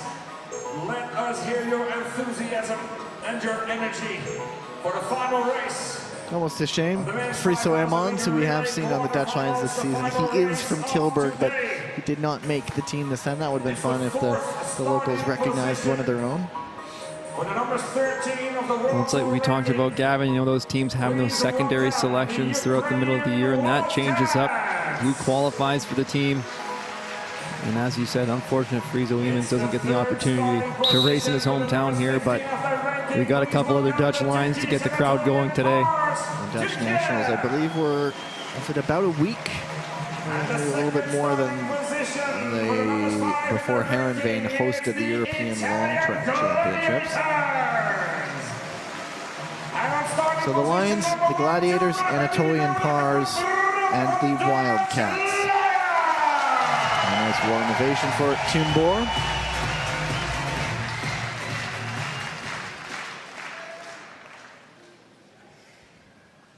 Go to the start.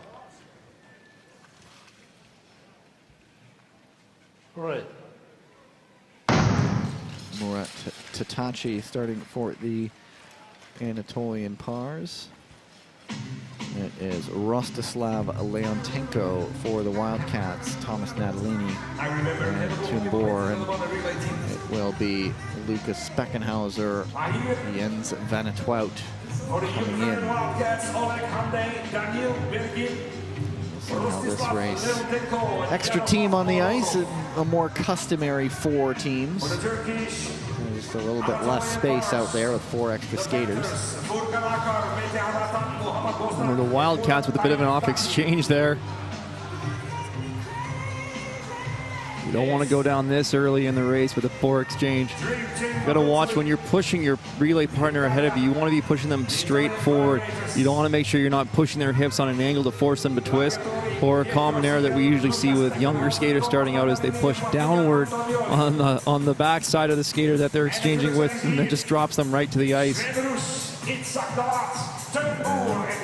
Everybody has made a turn through so far. They're running through who's on the roster for the Dutch. There's Itzhak de Laat and Sven Roos.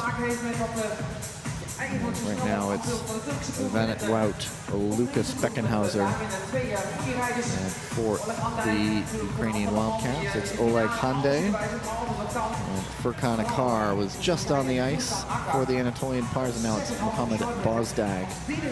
And every time the Wildcats lose that bit of ground, it takes that bit more energy, that much extra work.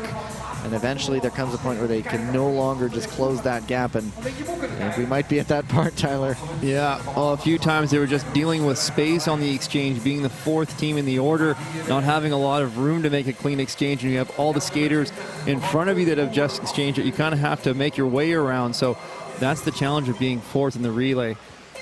It is Tumbor on the front still, and Jens Van het Wout. The Italians also have Lorenzo Previtali and Pietro Segal. Ole Hande closing that gap down for the Wildcats. There we go, another challenge on the exchange. That was a big push. It almost threw him off balance. They're agonizingly close. It's just those last few meters are just so much suffering, and a struggle coming out of the corner. And again, you wonder about how good the blades are.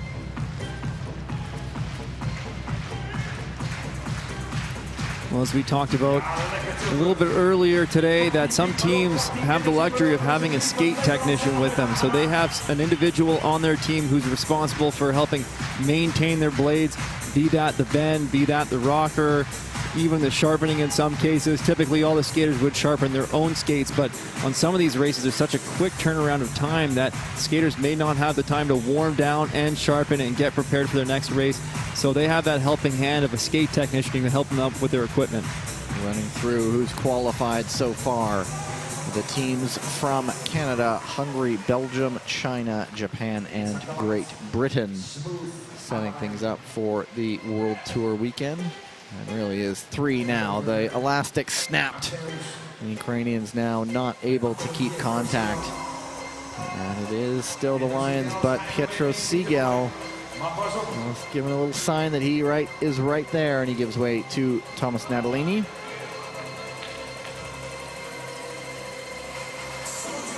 Great to see the Wildcats here, though, with the team on the ice. Love to see more countries competing here in the World Tour.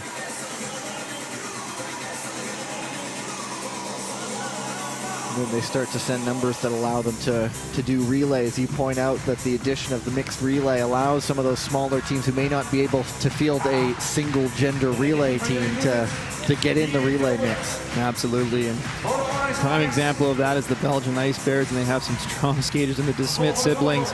So when you only need to add two more to that roster, you have a competitive team. And they're coming up to perhaps lap the Ukrainian side inside 16 to go. I believe it's just a matter of time for that to happen. And almost on the exchange, the Gladiators had a bit of an opening. So if you're a skater being lapped here, as we've just seen, it's your responsibility to make sure you clear the track so you don't obstruct the race happening that's coming behind you. Oh, some skates getting tied up there. I was just starting to think it's really been a battle of the front two, and the Anatolian Pars are just watching and waiting here. Well, we know the Pars have some finishing speed in their roster, so if they can stay within arm's reach of the Gladiators and the Dutch Lions, they still have a shot to contend, and they're doing that right now. And they're right up, three teams, and there is an opening up the inside that Segal exploits. Oh, great opening, great entry by Segal. He gets the two crossovers into the corner, just launching himself out of the exit, creating a nice big gap for the Gladiators as we're moving into the final 9 laps of this race. And they've really flipped the switch now. have the Italian Gladiators. They are European champions, of course. The Anatolian Pars, though, keeping in check. Might there be a bit of a surprise over the Dutch Lions? The Anatolian Pars maybe now losing a bit of contact with the Lions roaring back into it for the lead. It's Delat. It's a tight race here. And now the Anatolian Pars maybe looking up the inside. all the way to the front. Is that going to get reviewed? It might. You saw the hand up. Well, the elbow of the Gladiator came up and kind of pushed the Pars up into the lead. What a watch. And it is Siegel in front as the Lions now pounce back. One more exchange allowed. And now that shift really is taking a toll to the side from Turkey. But it is on the front, the Italian Gladiators looking like they may have done just enough. They lead at the bell. Jens van 't Wout, is he going to make a move for the lead? He's going to try. Great inside pass for the home crowd to finish the Dutch Lions with the victory here. And you want to impress the home crowd, and Jens van 't Wout accepts their praise. That's shaping it up to be a pretty fun weekend in the men's relay. Somewhere the Canadian Ice Maples, I'm sure, taking notes. Yeah, well, that was a fun relay to finish with. Lots of excitement happening the final 8 laps of this race. And of course, never count out the Chinese lungs, whatever their makeup is. But in the end, that move is not going to get looked at. I don't think I saw any yellow cards on the screen. Everybody got through just fine. Just unfortunate for Anatolian Pars that they couldn't hold on, but without a doubt that program, we know they will be back, and they are building. So look at that inside pass by Siegel there. Here's the elbow. It's a bit of an elbow by the Gladiator to kind of push the Anatolian Pars ahead. Saying, whoops, I didn't mean to take the lead, but here I am, I'll take it. And then it became a battle of 2, and Jens van 't Wout with the decisive pass. Jens van 't Wout's got that incredible lean on his left leg. He's a bit bow-legged, but just an incredible lean angle on that push off of his left skate. And it will send the home fans home happy. A bit repetitive, but whatever. At the end of the day, we've had a long day. Results: the Dutch Lions, the Italian Gladiators moving on to the semis, and we will see them again this weekend.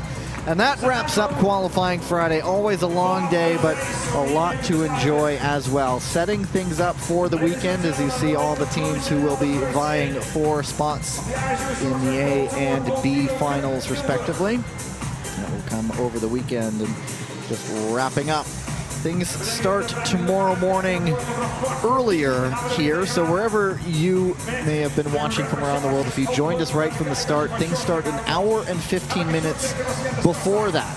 We have repechage in the men's 1500 and women's thousands to get us started. But then, of course, the second session, the big race for the medals. Lots more to come from Tilburg here in the Netherlands. And so we will sign off for now. Back with you tomorrow. Looking forward to it as always. So until next time, on behalf of everybody involved with putting this together, Tyler Dara, my analyst standing next to me, my name is Gavin Day. Talk to you soon. Goodbye.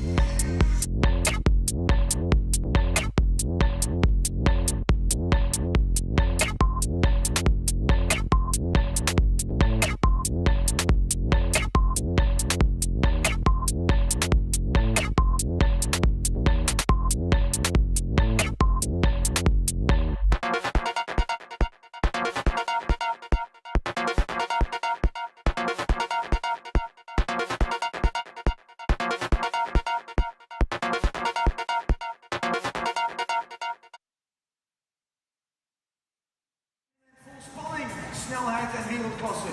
Wil je niets missen? Pre-register nou en ik zou zeggen ontvang als eerste exclusief nieuws en updates over de ticketverkoop. Ladies and gentlemen, welcome to the pre-registration of the ISU World Tour Short Track 2025 in Dordrecht. November 27th to November 30th, 2025 in Dordrecht will be the place. where the world's best short track skaters compete for the World Tour titles and of course qualification for the Olympic Games in Milan.